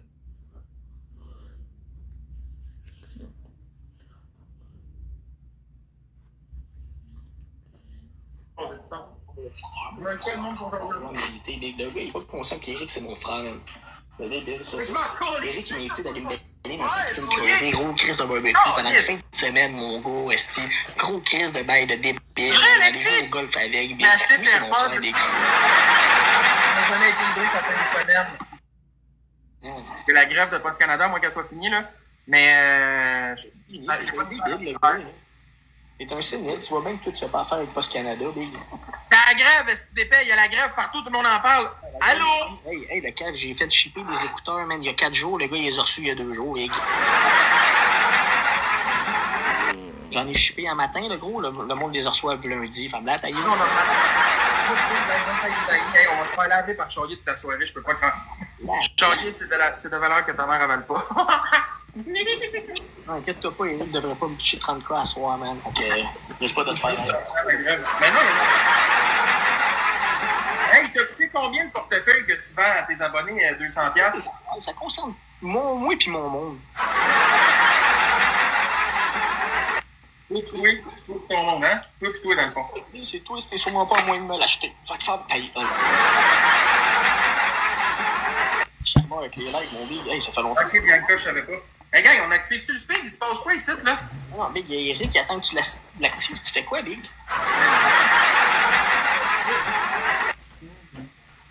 Là, on est à 40 cas direct. Il faut rentrer dedans. Il reste 2h10. Là, il faut que le monde commence à jouer. Une participation à partir d'un début à 5 cas, c'est 7. Ah ouais? Je savais pas ça, Bianca, par exemple. Ils l'ont pas eu. Bien, on y pète la gueule. Hein. On y pète. Eh non! Oui, John Z, thank you, mon fou. C'est-tu grave qu'on l'ait pas eu? Ben non!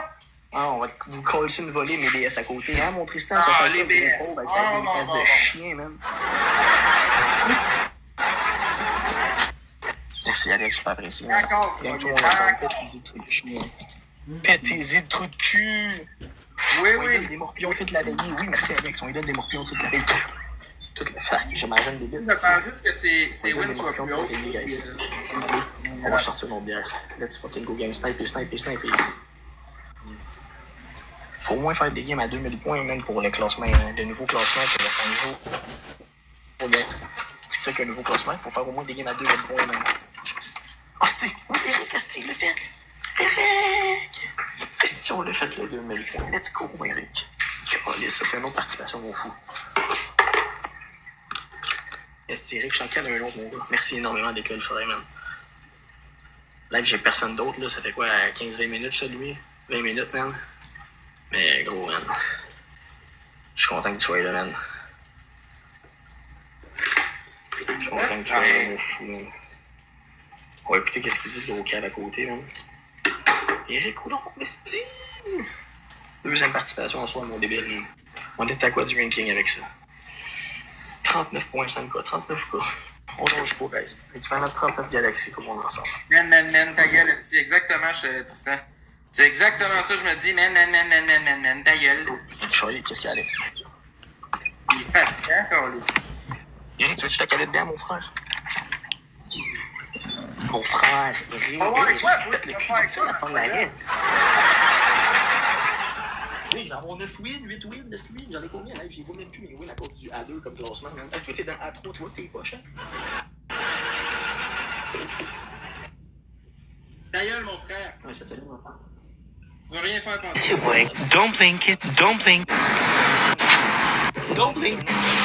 Don't blink if you blink. Alexis, tu vas être modo, mon fou. Fuck. Merci Stéphane avec ton cœur d'équipe. Hey Stéphane, ça fait 4 jours que je fais pas le rank, mon boy, man. Ça fait 4 jours que je le fais pas, man. À soir, man, faut que je le fasse, mon fou, man. J'essaye avec tout le monde, man. Merci. J'allais te mettre modo, mon Alexis, mais comme je te dis, on bloque personne, puis on mute le monde qui me dit, admettons, suicide-toi et des affaires de même. Sinon, on mute personne, beau. Ça, c'est super important, fou. On garde le plus de visibilité possible. Fait que commande sur cale ta bière. Il m'a-tu dit oui, Eric? Eric, dis-moi de caler ma bière, mon esti débile.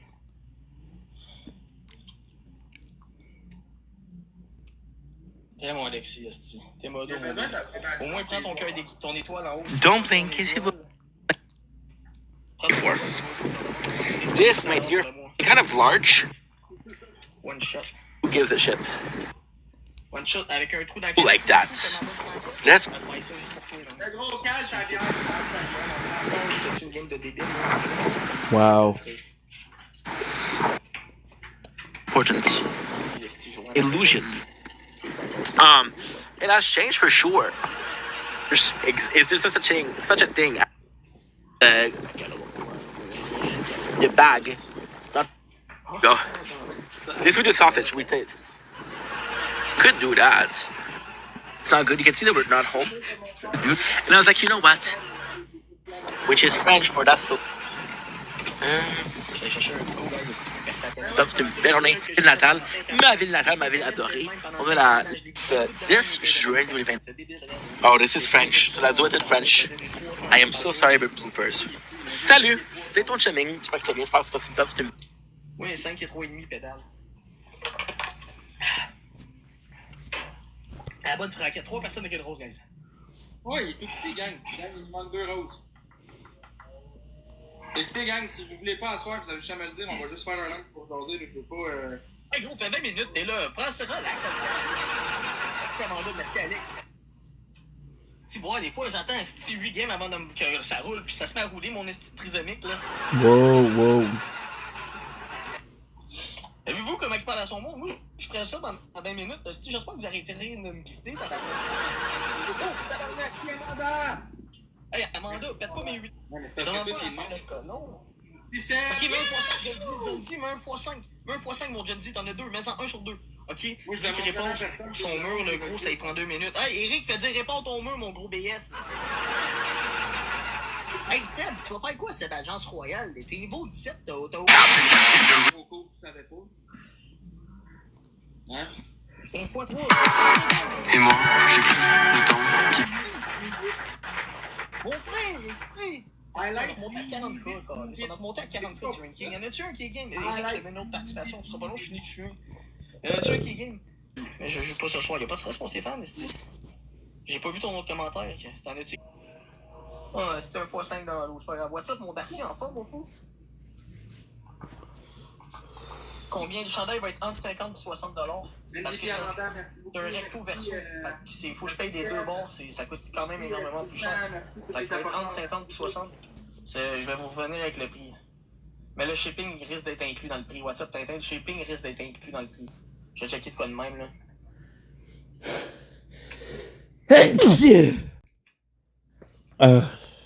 C'est un peu cher, mais on s'entend, c'est des chandails faits par moi. Et genre, tu comprends, je sais pas si vous comprenez. Gang, tapotez. Let's go, on est à 41K du ranking, man. J'ai besoin de tout le monde avec une galaxie. Une galaxie par personne qu'on rentrerait dedans. 40K, man. Come on. C'est un piastre qu'il demande pour son t-shirt. We got the low. Hey, t'es qu'à sauter, toi. This is the 4th time, so of course. Avez-vous entendu ça, gang? Il vient de se faire une poche dans la canette. Mais j'essaie. Wanna do this? Mon lighter, il allume pas. On fait une petite vidéo, on s'amuse. Tu calmes dans ta tête, toi, gros, je peux me rebattre, esti. Un peu les oignons. Big! La drogue, on veut pas savoir ici. 60$ sur un hoodie, le gros, t'es rien dans la vie, là. T'as pas de 50 à 60 pour des t-shirts que je fais. à le monde, là. Colis. Ta gueule, Zakiba, il est ça, 60$ son t-shirt, pédant. Vous êtes tous en train de vous faire des merch, vous êtes vraiment sur... Dumpling, qu'est-ce que vous voulez? Tout rendu sur couple, là. Hey, le gros, on fait pas des chandails de beauf, nous autres, là. C'est pas un chandail de beauf qui coûte 20$ à faire faire. Je pense qu'on pourrait être avec toi. Si je le mets 50, c'est pour faire. Si je le mets 50, c'est pour peut-être faire 5$ par chandail. 3, 4, 3, 5$ par chandail. Ça produit. Moi, chez Lids, esti, ça te coûte 25$ faire le chandail. Tu fais un esti de profit, là, le côté. I might be doing it in French. Je vois pas c'est Lids. Moi, c'est ça, mon chandail. It didn't feel special enough. On peut le faire, on doit le faire, on va le faire. La phrase que je dis tout le temps, gros, ça coûte pas rien de faire ce chandail-là, man. Et tu fous dans ta tête, le gros, un bon, c'est ma phrase. So what we're doing now... Non, mais Gros, ça coûte de l'argent avant de faire ça. Recto verso, c'est encore plus cher, mon pédale. Salut, c'est ton chilling. J'espère que tu vas bien. Je pense que c'est parce que. Moi, j'ai pensé dans mes objectifs. J'ai tout fait, là. Ça me tente pas, puis j'ai pas envie de forcer 3 autres personne. personnes avec une rose, mais Eric, on y pète la gueule, mon boy, man. Merci, Mickaël. Mickaël! Salut, c'est ton chilling. J'espère que tu vas bien. Modo, le fou, man, avec ce que tu m'as donné, gars, le fou, man. Si tu fais être modo, là, tu vas faire partie de la famille encore plus fou. Ou tu le fais pour pas être modo, tu t'en fous, man. 2 autres.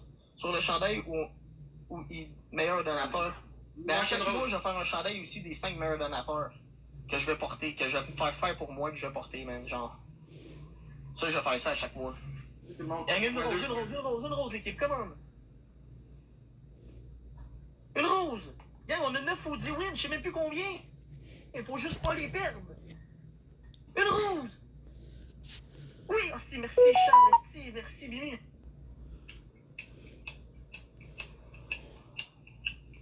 Hey, mon esti de lighter du tabarnak, là.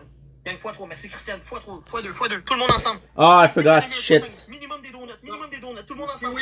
Gang, ça va jouer à un moment donné, ils vont vouloir péter nos wins. WhatsApp Jojo, ils vont vouloir péter nos wins. Je vous le dis, à un moment donné, ils vont commencer à jouer. Je vous le dis, man, je suis pas menteur quand je le dis, sacrément. Commande. Let's go, tout le monde. Oui, Skippy. Oui, Mickaël. Put this one, baby. Put this one, that's the one. Oui, hostie. Et des bigs. Hostie, un autre x5. Mike a mis un autre x5. Gang, faut jouer si on met des x5. Arrêtez d'en mettre trop, par contre. Arrêtez d'en mettre. Bon, mettez le minimum des donuts. Ou chaque galaxie a une participation pour les AirPods. À partir d'un bébé-lion à 5K, c'est 7 participations au lieu de 5. Merci Lolo. Merci Ramchick avec les roses. Ça, c'est du monde qui veut le péter mes x5, des estis de là, même.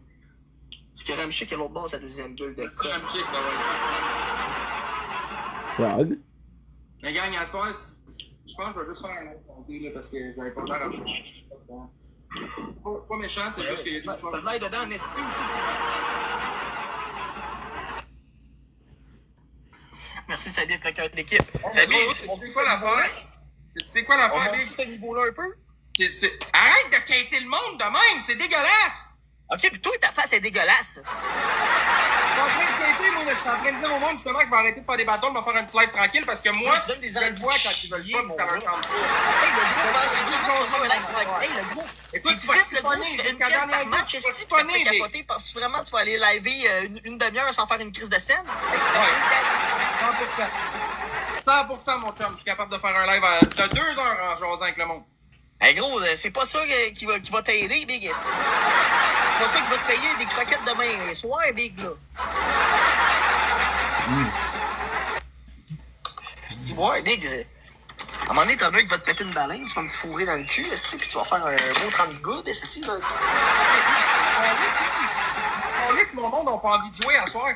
Vas-tu les forcer, moi? Non. Tu fais en bas de 15$ l'heure, mais gros, t'es en bas du salaire minimum. Si tu fais plus que... Regarde. J'en donne une dernière juste pour te prouver comment ça. MVP Charles, Jojo. Regarde bien ça. Hey, on a combien de wins? Je sais même plus on en a combien, man. Je vois même plus le nombre qu'on en a. 11 wins. Ils ont 11 wins l'autre bord en plus. Mickaël, mon gars, je t'écris, man. C'est correct, gang, si ça vous tente pas, comme je vous dis, on va faire un live et on va jaser pis c'est tout, là. T'as un Lou, Testi, tu vas peut-être me péter. Ah, oh, merci, Lou! C'est bien mignon, là. Ah, what the fuck. x2 vos premiers cadeaux. Don't blink if you blink. Welcome to the show. Welcome to the new video. Tired as fuck. We've been working non-stop. Here's what we're doing right now. So we're watching some TikTok battles, doing some clips. I'm gonna be doing clips for an hour, uploading because again with Twitch new rules of only 100 hours. I'm not even close. I'm at 60. I don't even know actually. Yeah, we're watching battles from 2 douchebags. We are at 65 hours, which is kind of not too much. We have it 100 hours, but I'll do it like twice, every single 2-3 days. I'll do clips and I'll upload them. That way we don't reach the 100 hours. Sounds good? Also got a little bit of wine because today is I'm in a good mood. I'm in a good mood because at work is going super well. So we got coconut chocolate. My mom got me, and I got some cheese, which is spicy Gouda, which we found somebody left in the parking lot. So hey, thank you.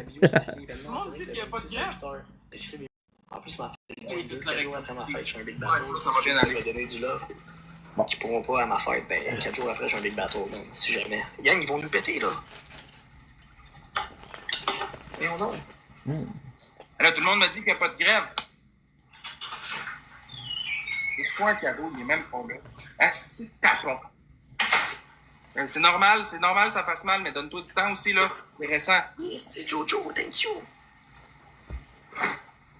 C'est normal, va te reposer. Petit loup avec les roses. Y a-tu du monde qui veut m'ajouter sur Snap? Maxime.forget7. Gang, il reste 2 minutes 50. Tapotez tout dans l'écran, donnez votre. Gang, ils vont vouloir nous péter, je te dis, ils vont vouloir nous péter. Ils vont vouloir nous péter, on est 140. Commande, gang. Merci, Charles. Parfait, ajoutez-moi tout, gang. Maxime.forget7 sur Snap. C'est vrai, Miller. Bien, je sais pas si vous le savez, si on réussit à faire le 100 000 likes dans la première heure, on a une chance que TikTok nous envoie quelqu'un nous pitcher un lion à un moment donné. Merci, Tristan. Ça, c'est beau.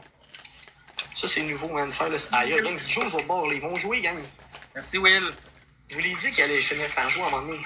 On est capable de faire 4-5 wins, man. Puis après ça, man, on rush un peu, man. La gang, donnez vos 3 points, tapez tout 5-6 fois dans l'écran, c'est important. On est à 250 points de la gang. Ben, c'est le monde qui décide, gang. 250 points du gros, on est capable, man. Ouais, Mickey Mouse, 100%. Mais il faut rester fort, il faut rester droit face à tout ça, pareil. Ouais, il faudrait qu'il perde ses wins, mais c'est pas nous qui décident.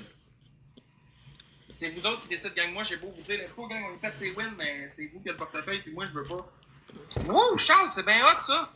Eh bien hot, le gang, ils ont 400 points de plus. Le Big Battle. C'est malade, ça! Demain, le Big Battle. Non, c'est le 26, c'est pas demain, bro. C'est le 26, c'est 6 juin.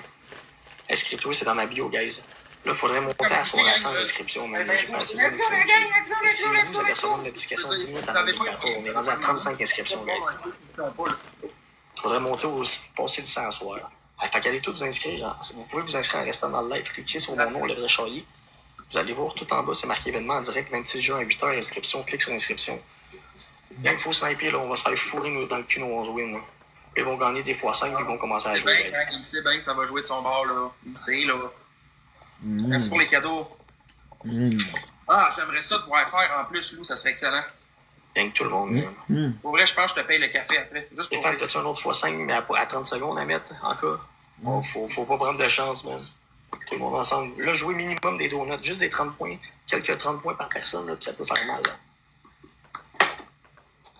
Ah, merci, Carl, avec ta casquette. What the fuck? Salut, Félix. Une petite game. Je mets un x5 à 30 secondes. Mon Stéphane. La game fois, c'est des sauvés, man. Faut gagner des x5. J'ai essayé de t'abattre, tu m'as pas accepté. Ok, il y a le x5. Tout le monde ensemble. Des donuts. Come on, des donuts. Avec une brume en plus. Come on. Ils voient plus le score. Là, faut juste le passer, guys. Come on. Chaque Galaxy, c'est une participation pour des AirPods Pro 2e génération que je fais tirer vendredi à 9h30, guys. Dans 2 jours avant de faire nos battles à 9h30. Oui, Jojo, avec Leonard. Tout le monde. 10 secondes, des donuts, comment? Ah, ben, je te demande en ami.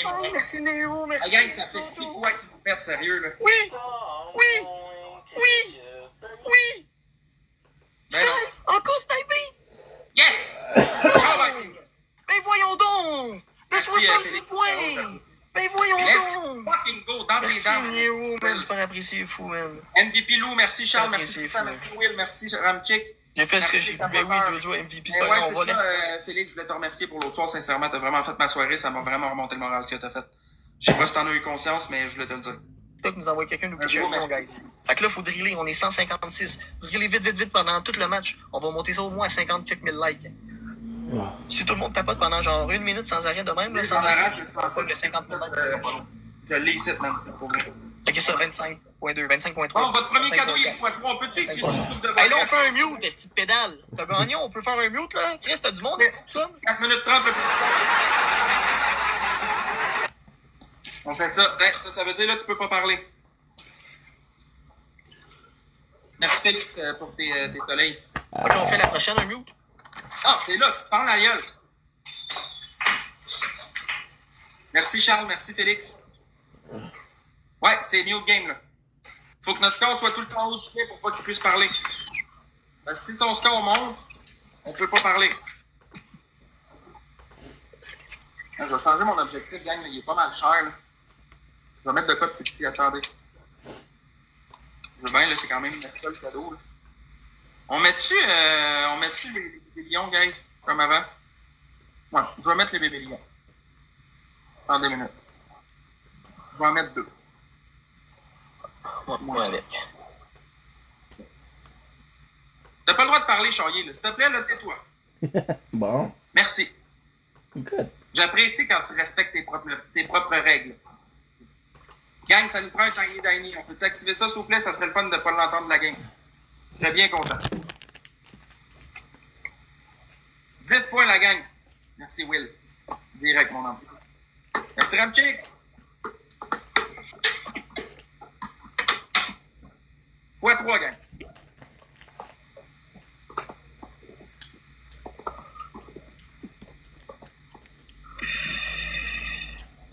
Will!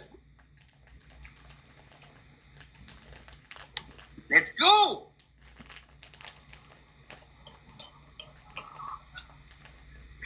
Gang, plus petit qu'on peut pas parler, l'équipe. Ben justement, parle pas! Merci, Will.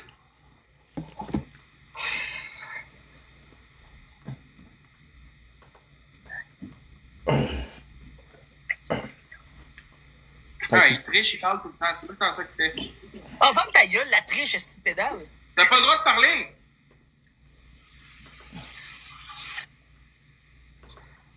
Let's go. Merci, Will. Merci, la gang.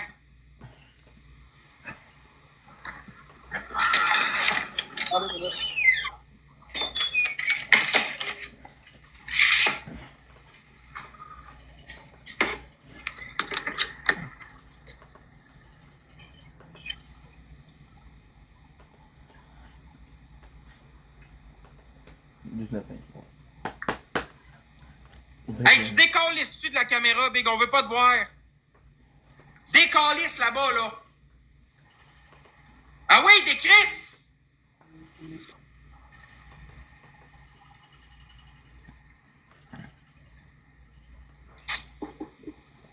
J'ai reçu quoi, moi, là, pendant que j'étais pas là? Ah, merci pour le soleil. Des Chris! Va-t'en, Charrier, va là-bas. Tu vas rien faire, Big. Qu'est-ce que tu me fais là avec tes grosses bajoux remplies de soupe tomate? Des Chris! Ah, c'est ça. Continue à boire, là, comme tu fais à tous les fois, là. Un moment donné, c'est la cirrhose du foie qui va te pogner le clown. Hey, je t'ai dit des calices! Qu'est-ce que tu fais, gros, avec ta grosse bédaine? Tu vas rien faire, là. Qu'est-ce que tu me fais là, là? T'es un justicier, là. Des Chris! Je t'ai dit des Chris! Charrier, je te le dis, je te le répéterai pas toute la soirée. Des calices! Charrier, des calices, je te dis. Gros, je vais te péter ça dans le front, même, je te le jure, je te l'éclate dans la face. Qu'est-ce que tu fais? Qu'est-ce que tu viens de faire là, gros cave? Je te gèlerai, puis tu le sais, man. Rien gelé ici, la seule affaire qui est gelée ici comme une bine, c'est toi. Des calices! Charrier, je vais me fâcher, man. Des Chris, man. Attends pas que les tonnerres de Dieu tombent sur ta tête puis que le score, il pète, man. Des Chris! Il a mal au front. Chris de gros colon. Esti de gros avortons sales. Il a peur des bébites, esti, puis il se tape dans le front. Frappe les bébites dehors à la place, esti. Faites quoi d'utile dans ta crise de vie? Mongol. Merci, Will. Mouah! Merci, Will. Mouah. Et les défaites vont commencer à s'enchaîner pour le monsieur Chaillé. Et... Pourquoi on se fait fourrer comme ça? Pourquoi on se fait fourrer comme ça, là? Let's fucking go! Il y a 2 wins, là. MVP, il reste 40, il reste 11 minutes pour atteindre le 100 k j'aime. Je veux que tout le monde parle les j'aime, gang. Merci, Will. MVP à Will. Ramchix, Star, Larose, Carole, merci. Thank you, tout le monde. Il manque de like. Je sais pas, il est où, Gigi? Isabelle, elle nous a bloqué. On peut pas l'utiliser, on est dans n'importe quoi, man. Les genres de Zaki Boy pis ce genre de crise de monde calme. Aïe, hostie! 4 minutes 30, le plus petit score parle pas! Fait que là, tapez tout dans les comprends-tu? 4 minutes 30, le plus petit score peut pas parler! Hey, mon asti de gros imbécile sale! Femme, ta gueule, prépare à la fermer! Ah, Will! Prépare à la fermer, décalisse! Correct, Lou, t'avais déjà fait ta part. C'est qui qui a braqué l'autre bord? Je sais pas, fou, man. Je peux pas parler, là. Let's go, gang! Des Chris, justement, t'as pas le droit de parler, gros, des calices! Yes, merci Lou. Rebonjour. Rebonjour. Décalisse! Ah. Gros, hey, arrête, gros, je te le pète dans le front, man. Je te décalisse le front, charrier. Décrisse! Regarde. Regarde ça. Dans ta crise de face, mon chien bâtard de charrier de merde.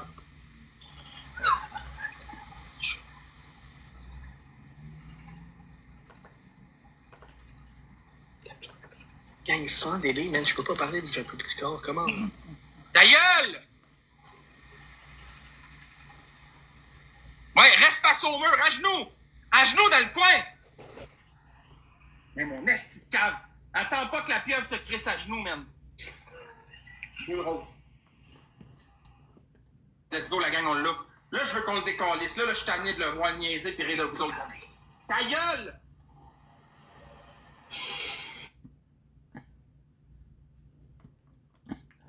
I'm gonna be lacking some space, some storage already.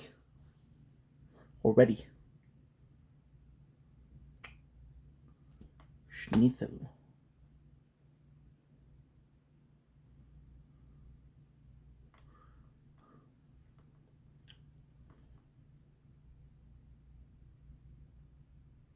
Oh, Earthling. You know what, girl?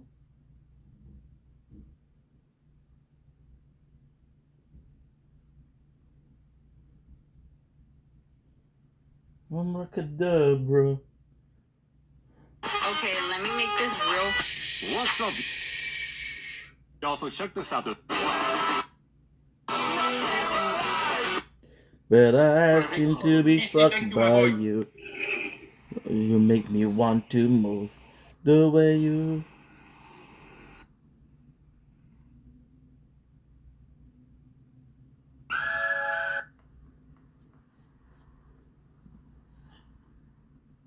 C'est parfait, la pieuvre. Y a pas de stress. Le rapport il est stratégique, le gars, c'est pas pareil.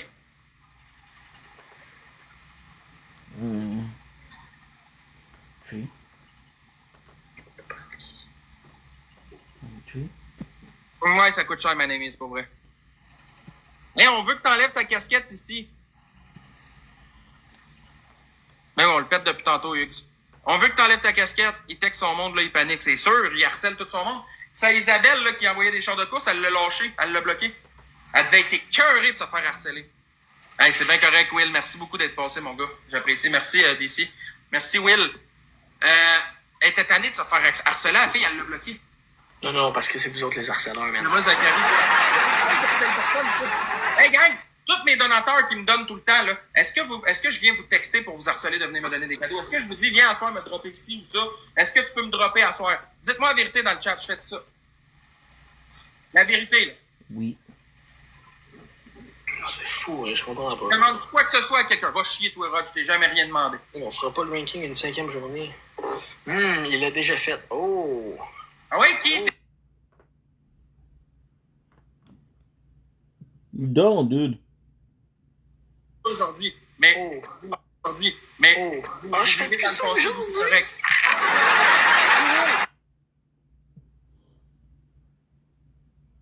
T'aimerais-tu ça? Why is it not working now? Ferme ta gueule, pédale. Ça fait chier, un esti à faire la Ça fait chier, hein? j'ai demandé des cadeaux à des gens dans le chat. Son beau chum Mais j'ai de pas même, fait ta cette erreur-là. Je femme, demande ça plus fait rien à chier, personne. ça. Je laisse les gens. Ça a été du monde qui ont été vrais avec toi, et tu n'as jamais été vrai avec ce vrai monde-là, Big. T'es un esti détraqué, Big. Et on fait, oui, mais bon. Colis. Okay, I don't have a choice.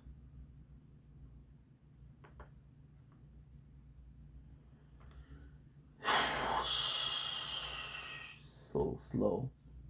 It is so slow. Whoa, whoa, whoa, whoa, whoa. Abracadabra.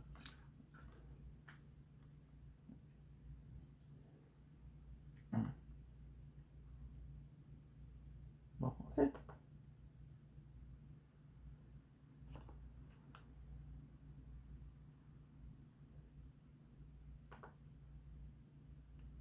I'll do it here. It's a lot. It's a bit harder, but.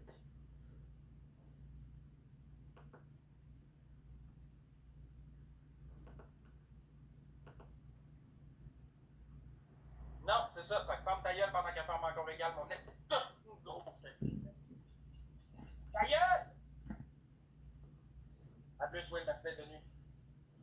Oui, t'es cassé, lui. Oui, cassé!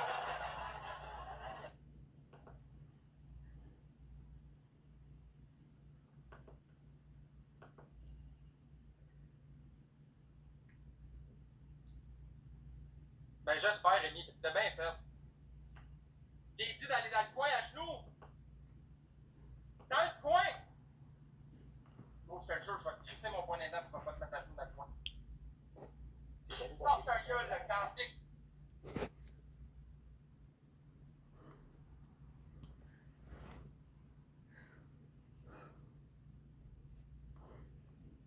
Bon, again.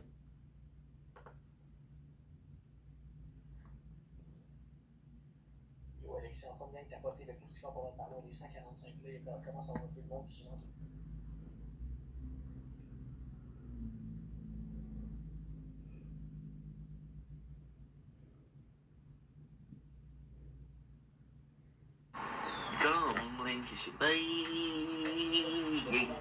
Notre compétition.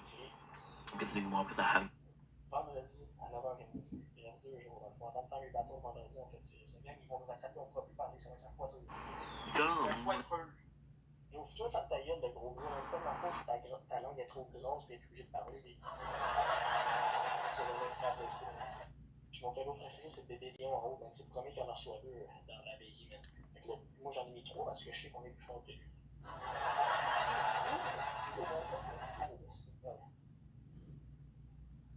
T'as plus le droit de parler, le décalisse de ton écran, puis va te coucher plus loin que tes bébés lions. T'as-tu compris, là? Décalisse! Non, décrisse, t'arrêtes de faire ça! Crise d'attaque! Never. Oui, Félix Pilon, merci mon frère. Tu peux plus parler de ton gars.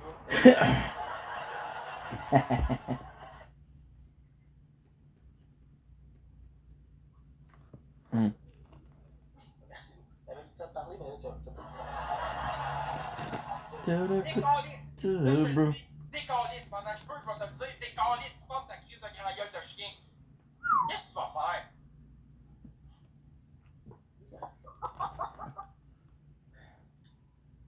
Oh, merci Catherine pour le follow, j'apprécie. Oh, merci même pas Catherine qui crachait dans la face.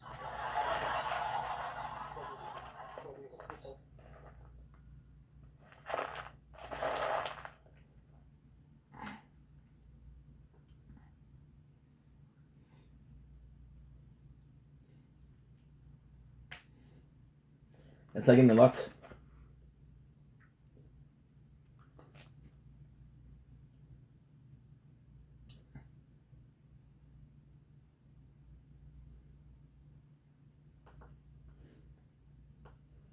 It's lagging a lot.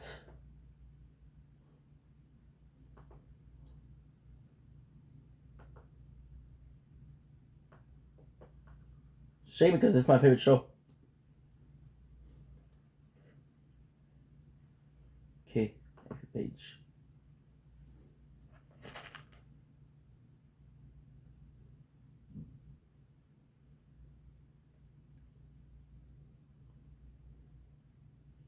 What?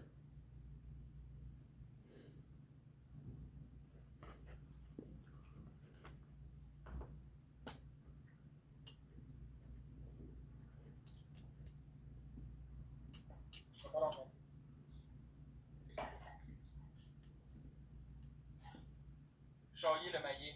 Décalisse là-bas, tourne-toi de bord, là. Mon esti de maillet, là.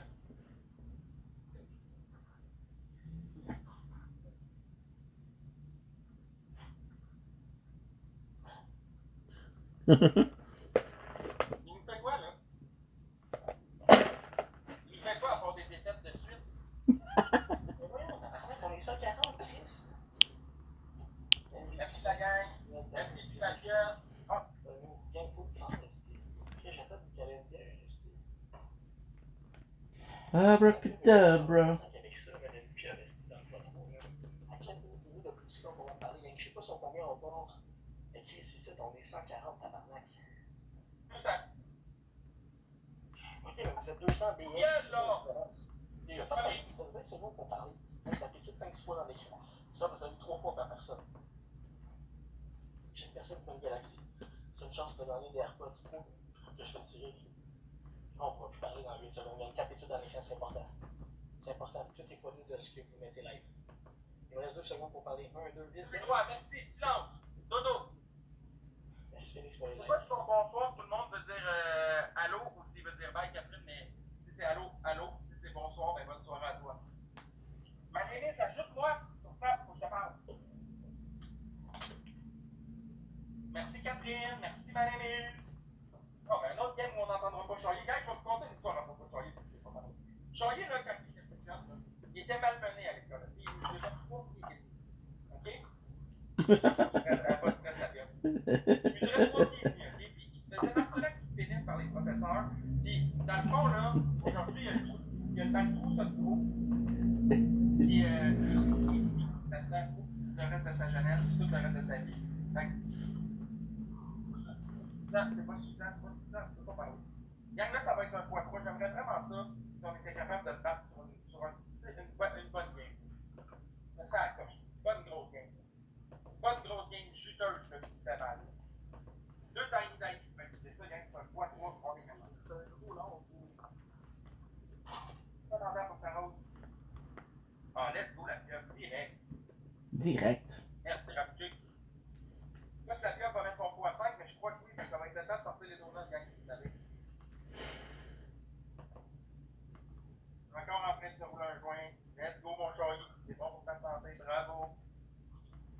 Fume la Marie-Jeanne, Charlie, il va finir à l'hôpital en pleurant. Voilà.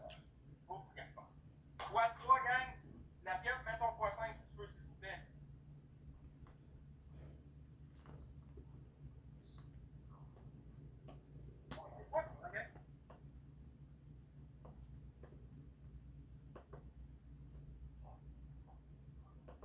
Oh, x5, x3. Sortez vos donuts. Ah non. Ah non. Let's go, la pieuvre avec tes petites pieuvres. Je peux pas avoir une petite. C'est x3, x5, gang. Il reste 10 secondes au x5. 10 secondes au x3. Ta gueule!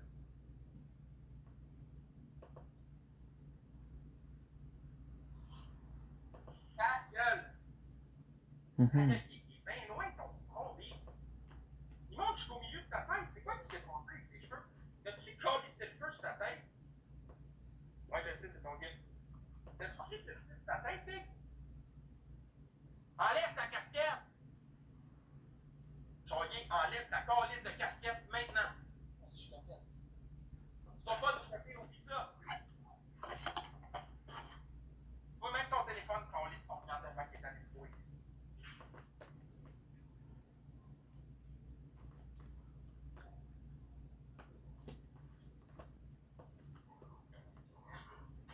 Ta gueule! Regarde, je vais comprendre ce qu'on fait. Bon, gang, là, je pense que ça ne rappelle pas, là, on va y rappeler où ça passe à la hiérarchie. Okay? Ça, là, c'est Charlie à toutes les fois qu'il parle. Ça, c'est à toutes les fois qu'il parle un match. Ça, là, c'est à toutes les fois que nous, on gagne une game. Non, ça ici. He said the same thing all the time. Hey, Charlie, faut que je te dise de quoi? Viens ici. Viens ici. Colle, c'est ça d'un dents, mon tabarnak de soupe tomate sale. Décalisse.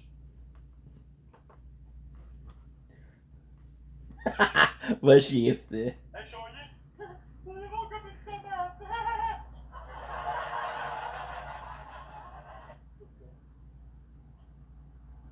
Hey, j'espère qu'il y en a un qui va sniper, là. Gueule! Hey, bonne fête, Juliane. On s'en calisse, les mecs. Ta gueule! Regarde, ça c'est ce que ta team t'a donné.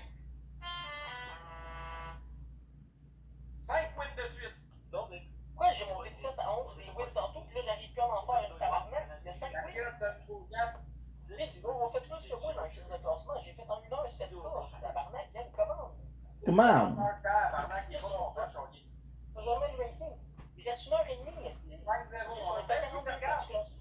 J'ai fait 5.5K, tu m'entends-tu me plaindre, moi? Ben non. Il fait 6K, 7K. Pis, 5.5, tu m'entends-tu broyer? En 1 heure, j'en fais minimum 50. D'ailleurs. Arrête. Bonne nuit à toi. Merci d'être venu. Merci Seb. Merci de. En fait, c'est bon. Comment là? Là, ta gueule, silence. Merci. Quand je te dis de fermer ta gueule, tu le fermes. Ça fait longtemps qu'il n'a pas fait 50 coups. Elle compte au soir, là, quand il a droppé un lion, un bébé lion, quand tu as plein d'affaires. Ça faisait longtemps que je n'avais pas fait une soirée à 80 cas, honnêtement. Très longtemps. Je fais pas les gars. Mais ce style-là, il veut pas pour le psy d'Alexis. Ta gueule! Tu sais quoi, Félix? Tu vas fermer ta calice de gueule, tu vas le respecter, gros. Tu vas le traquer, man, s'il te plaît, Dan. Come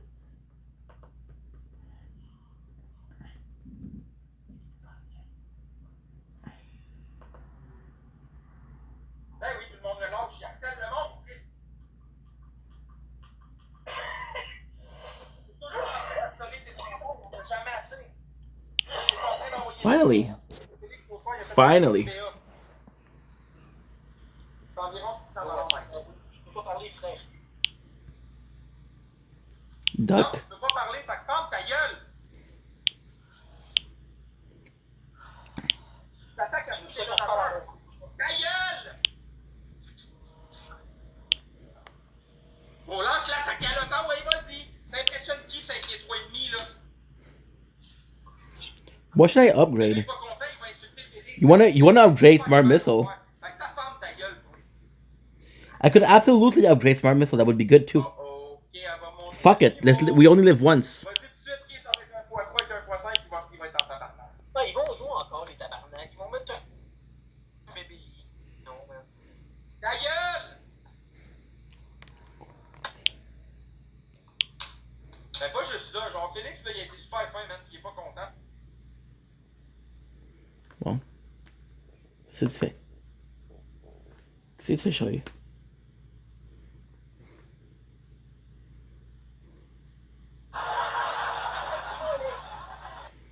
Tu vas faire quoi, Kay? Kay? Tu veux la Ferrari? Qu'est-ce que moi, t'aurais dû faire de filmer? J'ai voulu screenshot, mais j'ai fermé l'écran. Asti de tabarnak, asti. Chris. Pieuvre, où es-tu, la pieuvre? T'attaques-moi dans ta gueule. Oui, tu le vois déjà, je t'encule.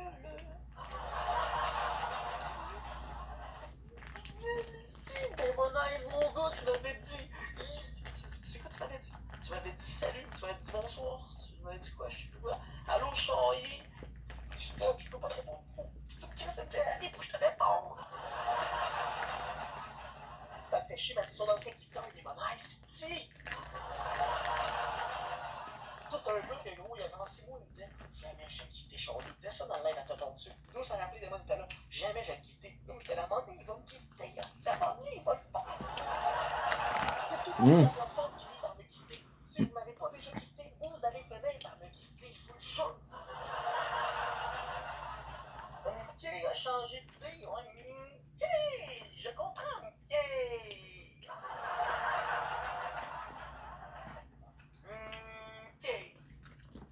J'aurais fait la même chose.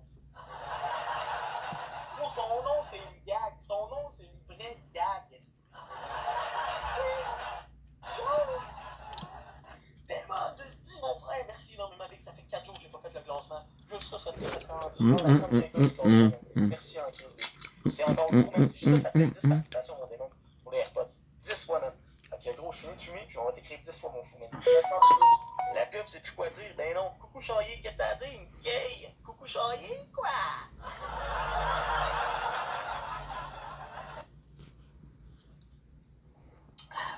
Ils ont même pas mis de x5 les BS. Tu vois bien? Ils savent qu'ils peuvent pas rattraper 21 000 points.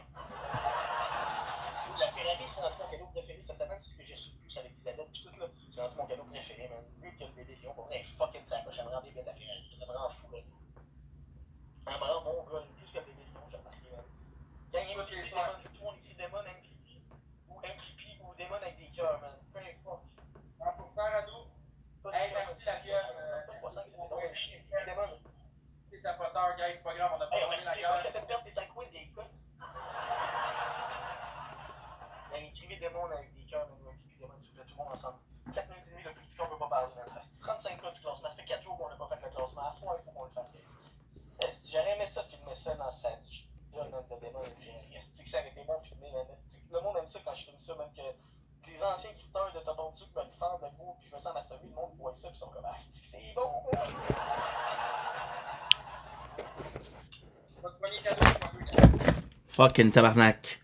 4 minutes 30, le plus petit qu'on peut pas parler, donc Charlie ne peut pas parler de rien. Il manquerait juste que sa blonde. Il manquerait juste que tu fasses ta classe. Ouais. Bonne idée, ça. Il manquerait juste que tu fasses ta classe. Ça, je suis d'accord. T'as raison, Charlie, pour une fois, ça, je te le donne. Il serait juste temps que tu fasses ta calice. Merci tout le monde. McLaren, Charlie, le câble, même vie. Bonne nuit. C'est une McLaren. Je vais pas parler.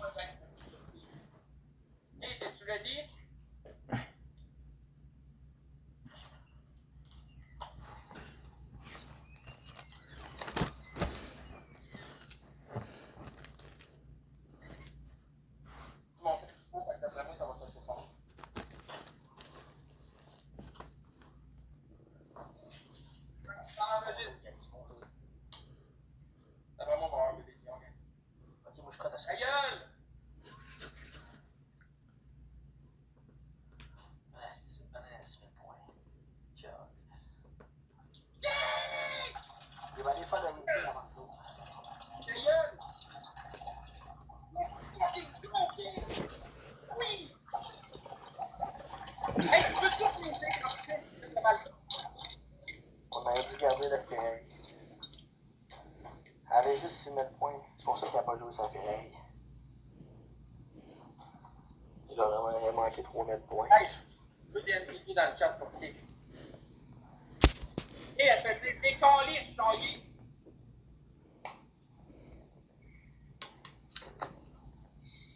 Merci, t'es pour vrai. Qui te fait dire des calices?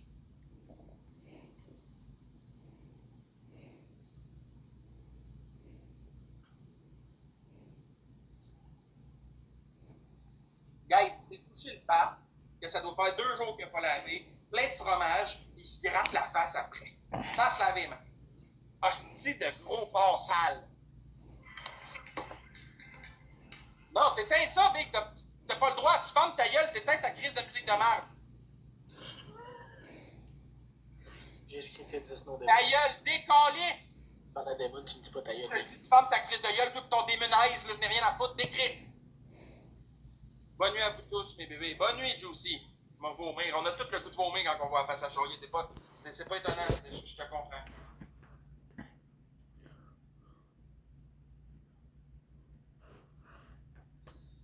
Regarde.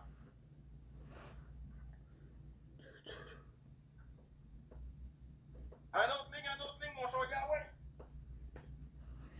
Une autre ligne, mon Charlie. Reste dans le nez. Ta gueule, hostie! Il n'y a pas de si on snipe. Si ton monde veut le sniper, ils vont le faire. Sinon, tu fermes ta calice. C'est tout. Je ne le répéterai pas toute la veillée.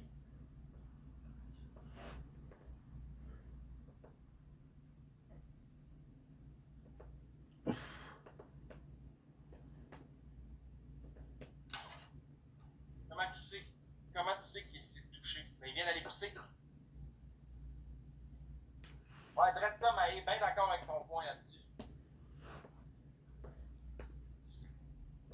C'est méchant pour les caniches, ça, Joe Blow? Charlie, ça paraît qu'il pue.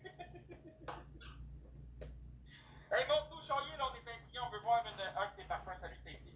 T'as-tu un de tes parfums chez vous que tu peux nous montrer, mettons? Damon va sniper ça, je suis sûr. Même pas. Je lui ai donné. Je lui ai donné. Qui est un power-up, puis Brandon, toi aussi. Qui est MVP 18 coupes? Brandon, t'as un gant. Qui est un gant?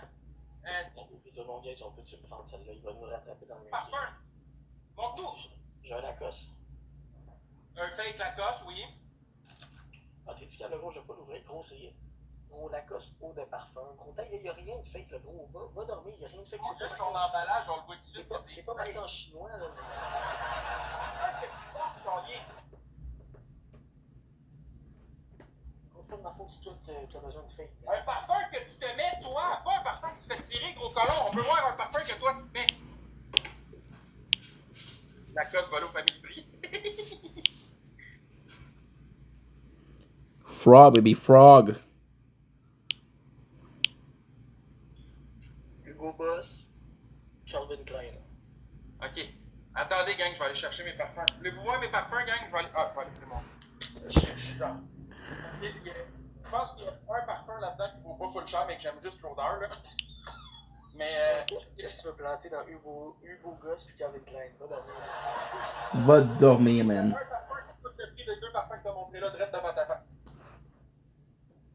Ça, c'est le parfum qui bat tous les parfums direct là, juste avec le prix. Oui, c'est BS de gros, là. C'est comme un style Marc Noël. Es-tu correct, toi? Sais-tu combien ça vaut, ça? Là, je mets des 10 noms même à des bonnes. Oui, il y a du Hugo Boss. Sais-tu combien ça vaut, ça, mon petit crush? Gang, dites-moi si vous avez mieux son parfum, ou Calvin Klein, ou Hugo Boss. Soyez honnête, man. Si vous avez mieux son parfum, dites-moi allez, man. Je vais savoir que je dois changer de parfum, man. Après, on va pleurer qu'il n'y a pas d'argent. Ok, man, ah oui, Blanche-Neige, t'as bien raison, hein. Là, et Alexis dit le sien, et Benji dit Hugo Boss. Ok, c'est 1 à 1. Il y a des parfums de pharmacie. Eh oui, man, je le sais, où.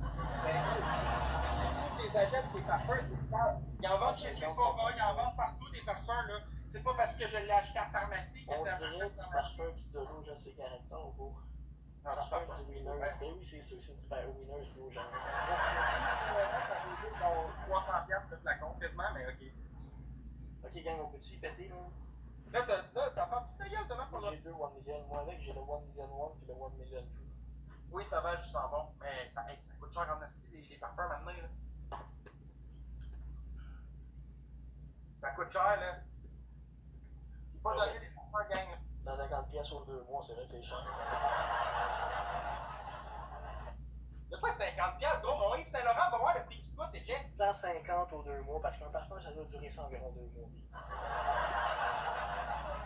Ah, mais un coup, je t'en mets pas 60$. Une bouteille de parfum, ça me donne environ ça 2 mois, j'en utilise 2. Fait que je peux faire quasiment 5-6 mois avec 2 bouteilles. Tu camoufles l'odeur, t'en mets épaisse pour ça. Moi, je fais un push puis je coûte, gros. J'ai pas besoin d'en avoir 75 pour sentir bon, là. Non, moi, c'est 2 push. Ça bon, là. Un dans le cou, puis un ici. C'est 2 push. J'ai encore light dans le studio, mec. Je peux pas parler, là, c'est un calme. Je vais faire le ranking avant lui. Je vous dis, je fais le ranking avant lui. Ça fait le Mont Blanc noir. Il reste 1 heure et quart, on n'est même pas dedans. Ça te démone. Toi, puis les là, ça vous tente démone, tu le check pas d'où. T'as venu une Ferrari en partant, tu le check pas d'où. Ta gueule! Non, mais fuck les mutes, là, je t'ai qu'un. Non, y'a pas de fuck les mutes, tu tentes ta calice!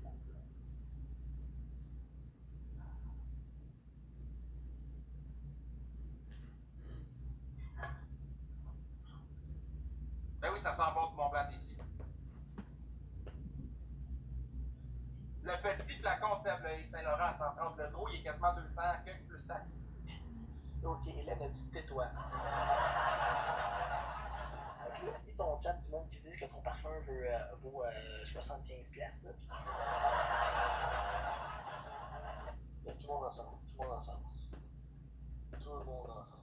J'essaie de me mettre 20 tapoter le plus petit va pouvoir parler. Là, il faut aller chercher le win. Seeing some clips. Même Zaki Boy, il est dedans. T'as 77 avec 65 là.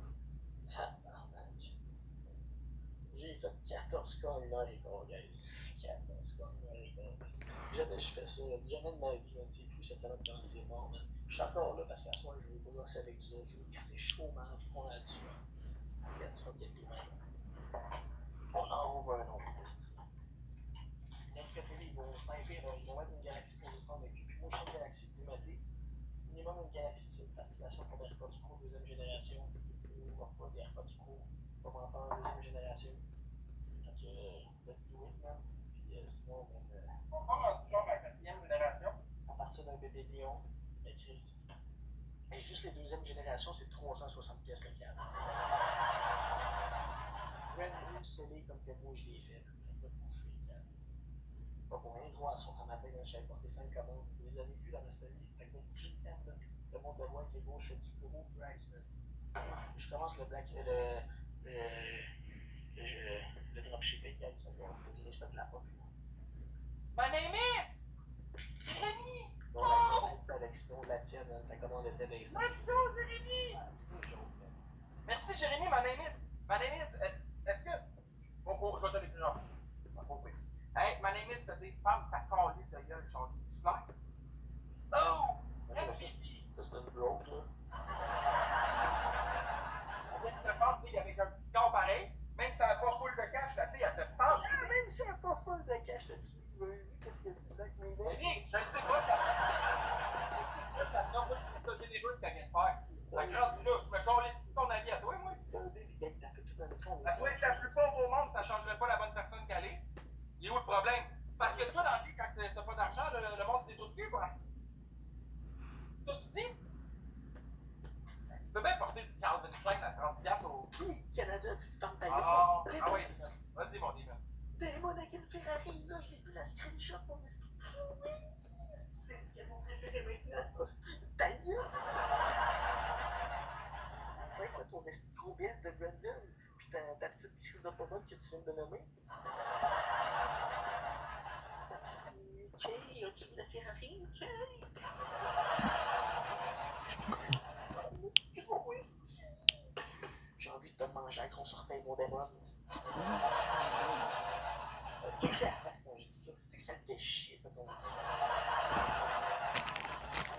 Non, pas mal. Tabarnak, il n'y a pas assez d'argent, Chris, on est à 28 cas. On est encore loin, il reste 1 heure et 10 là. 28 cas, c'est gros, man, c'est 1 million, tabarnak. C'est cœur, les enfants.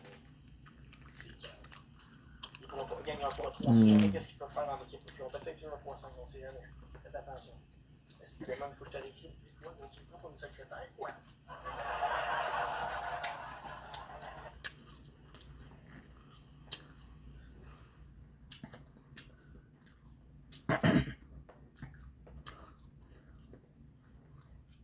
Tu veux check modo, esti, ou tu veux pas dire non, esti, tu veux pas l'être, mais si tu veux l'être, le gros, t'as le droit d'être modo en Christ. Ça, c'est des lions, on l'a dépassé. Non, un bébé lion, c'est même pas assez pédale, c'est 15 000 points. Ça coûte pas rien, un bébé lion, juste une Ferrari, ça coûte la palette, mon gars. Dis-moi non, t'étais sur mon autre compte, mon gars, je suis pas sur ce compte-là. Avec ton commentaire, il faut que tu like, ça t'intéresse, ça te fout. C'est ça, on en a un dehors juste pour que tu ouais, Karine, ça fait longtemps, on l'a vu. On va être honnête, là. C'est le nouveau pas. Mais là, ça fait au moins 3 mois qu'on l'a vu. Tu sais, des nouveaux modos, on bloque tout ça, on veut juste nous dire, le monde qui donne ton Christ devant un char, Christ pas en bas d'un pont, tu sais, une balle, tu peux dire des affaires de suicide. Sinon, on les met pas. M'excuse. Yo, enfant, hey, NG, entends-toi. Comment tu vas? Hey, Devon, tu checkes à hey, le gros gars, il peut pas jouer ton rôle. Tu disais que t'es millions, mais t'en as même pas reçu une. Ouais, that's it, NG. Devon, il dit deux quoi, mon boy? Bonne journée, NG. Gang, il texte son nom pour essayer de nous planter, là.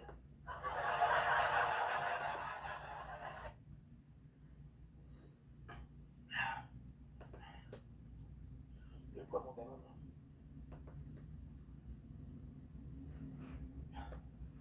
Arrêtez comme journée. 2 bières? Tu veux que je te check 2 bières? Tu veux que je les perce comme avant de tranquille avec le couteau, man? Brandon, vous avez tous les deux 1x5, hein, je vous le dis.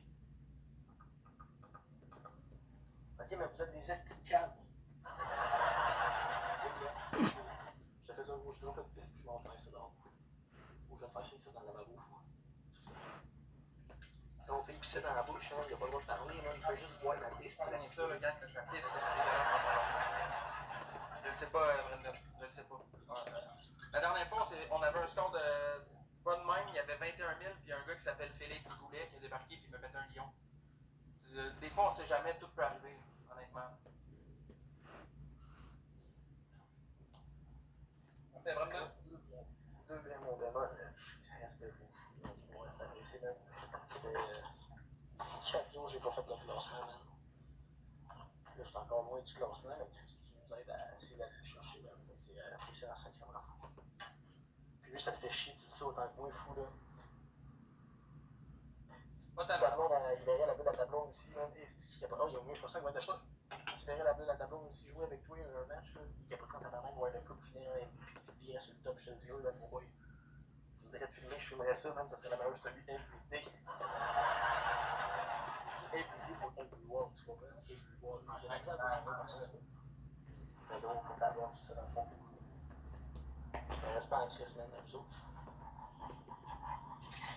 Et faites attention, Félix Io, il est pas là qu'un lion, quoi. Est-ce que tu demandes de gagner? Si on dit pas qu'il est bien, si on donne une prolongation, Damon, c'est fait de bon. MVP Damon, écrivez Damon avec des cœurs, s'il vous plaît, man. On va aller continuer d'écrire ses participations, mais là, j'y cale de bien, man. De toute façon, gang, je t'avais dire. 4 minutes, ici, on va. On est dans le tableau, tout ça. Il est en train de fermer Grace, fait qu'en gros, c'est le temps de le fendre, puis de le fendre, puis de le fendre. Hey, gars, ça bug, esti. Ça bug ici, tabarnak. Est-ce que vous m'entendez?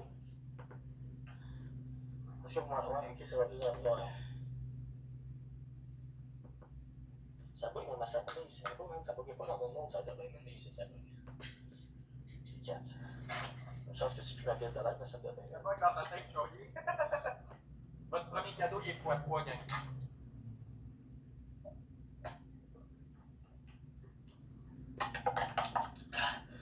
Ben oui, une fois trop, faut pas le cadeau, tout le monde. Hey, tu peux plus parler, le câble. C'est toi qui peux plus parler, c'est-tu compté? Ok, oui, je peux parler, merci, là.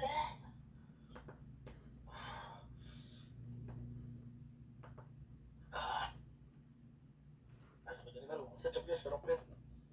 Il me trouve beau bonhomme quand je fais comme ça. Entre le monde a besoin de lumière. Tout le monde, on est 160, même, comment dit? Ouais. T'es jaloux parce que vous avez une équipe, tout en as pas d'équipe. Hey, ça te fait ton événement, tu peux d'accord, le gars? J'attends ma vidéo. On est quoi, mais on est pas. 16, ah, yo, c'est encore dans 10, c'est dans 14 jours, c'est dans 2 semaines. Tu bugs mon beau, ouais, là, ça bug plus.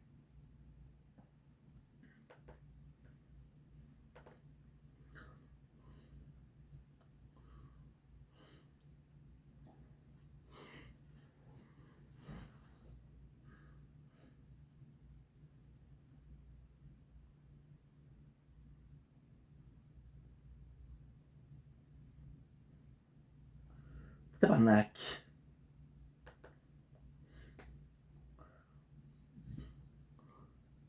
Je ne vois pas le fois trop, fait que je compte sur vous autres, man.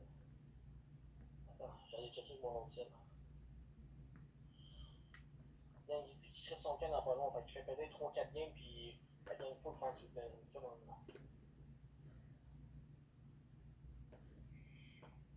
Ok, là, je peux voir l'objectif, là, mais je le vois pas dans le horaire, ici. Calvaire est intéressé, je sais mon power rate pour elle, là.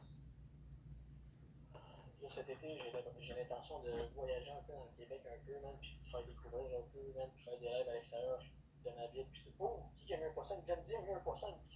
Let's go, des donuts. Oui, John D. Tout le monde, x3, x5, x3, x5, merci John D. Tout le monde, on se rapproche du ranking. Là, des mois, j'aurais inscrit tes noms, mon fou. J'avais commencé, puis rendu à 3 fois. Et tout le monde, x3, x5, il reste 40 secondes. Démonize, Ice. Il me fera pas de secrétaire, même lui, à soir, même. Ice. Ouais, tata. Ça te fait chier quand je dis son nom, hein? Demon Ice.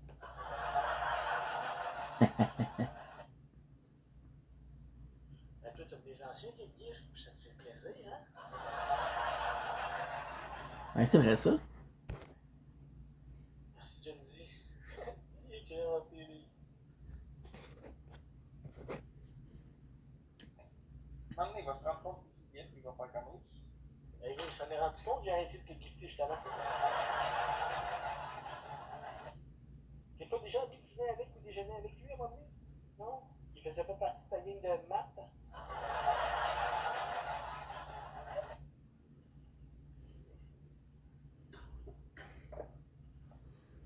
Hey, comment qu'avant il s'appelle, Jody? Je peux pas te le dire, non? Je sais plus. Tu l'as fait bloquer avec de Pas mal bloqué, hein? En 15 minutes, elle me pichait du 50K. Vous étiez tout jaloux, man. Ça faisait 3 jours qu'elle faisait ça. Mes premiers 15 minutes de live, elle me pichait 50K par jour. Elle m'a piché 150K. 150K en 45 minutes, man, au total. Non, elle pourrait plus jamais me donner parce que vous l'avez fait me bloquer. Il y a une cap de jaloux, man.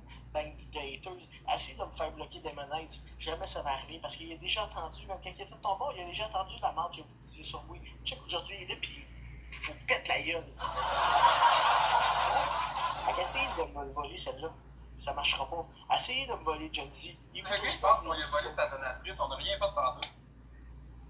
Hey, Chris Negoski qui écrit Team Choyer, gros, je mets ça dans ma story Snap Live. Chris Negoski, man, esti. C'est un esti de lui, là, il y a 6 ans, là, il y a même ça, mais il y a quasiment 10 ans, il avait fait une vidéo, même pour répondre à mes... J'avais fait une vidéo, je faisais des vidéos sur TikTok avant, sur Facebook. J'avais fait une vidéo que je voulais donner Premier ministre. Isabelle t'a bloqué, ouais, man, à cause de Zach Boy et plein d'autres haters qui sont allés la tester puis ils disaient événements de son roi, man.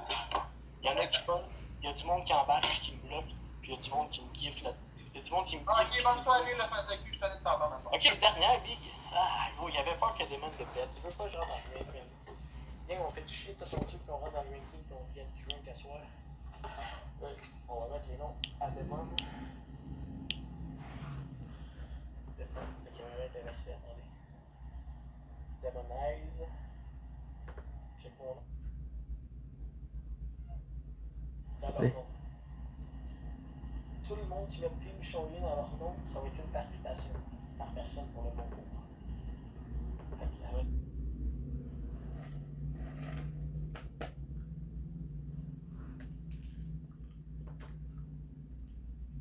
Uh, 12.9K, ok? 12.9K, ça me donne même pas un mois. Ok? Et je suis reconnaissant pareil. Fait que si tu penses que je dis je vous aime pour leur argent, tu te trompes encore. Parce que à chaque soir, même si je fais pas un good, je dis merci et je suis reconnaissant pour ce que je reçois. Donc, apprends à réfléchir avant de parler, mon ami Dos. By the way, Maxime.fortjacette sur Snap pour ceux qui veulent me rejeter. Je vous aime, ciao. God damn it.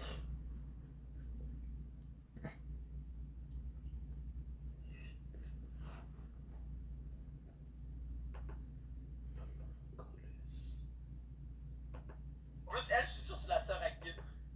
Non, non. C'est une joke. Attends, non, tu es notre gâteuse. C'est quoi ça? C'est qui Bob? Attends. Attends, c'est-tu un loser, lui? Oh, mon Dieu, mais mon Dieu, c'est lui. Ok. Tu bois quoi? D'avocat? Ah, tu bois de la vodka! Non, je bois du... Non, mais t'as mis quoi? Attends, t'as mis quoi dedans? Je bois pas d'alcool. Ah, arrête. T'as mis quoi dedans? Non, je te jure, je bois pas d'alcool.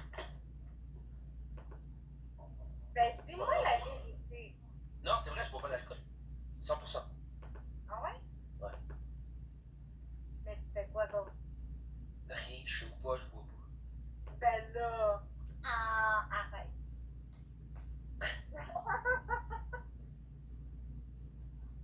Ah, it's laggy as fuck.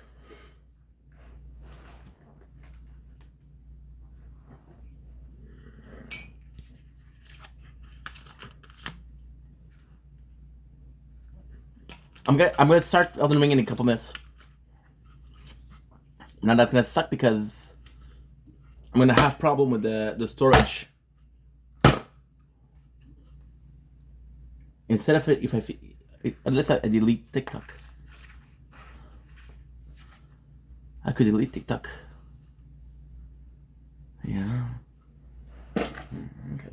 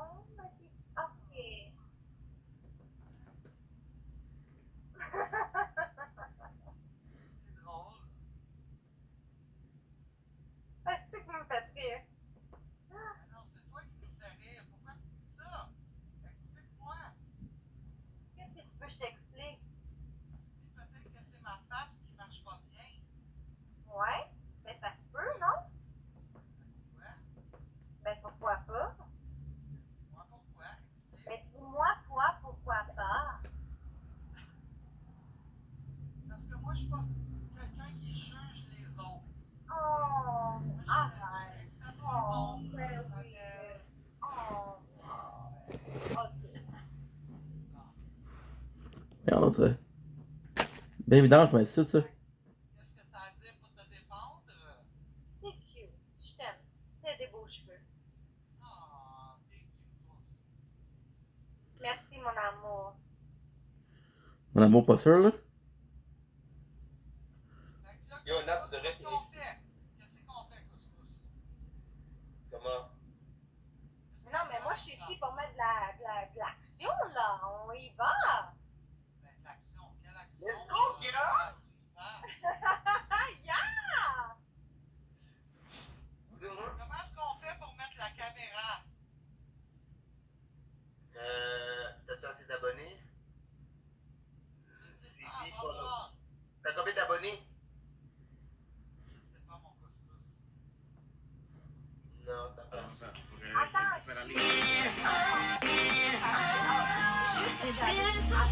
Déçu. Attends, t'es-tu avec Fred ou pas? Ok, mais attends, mais guys.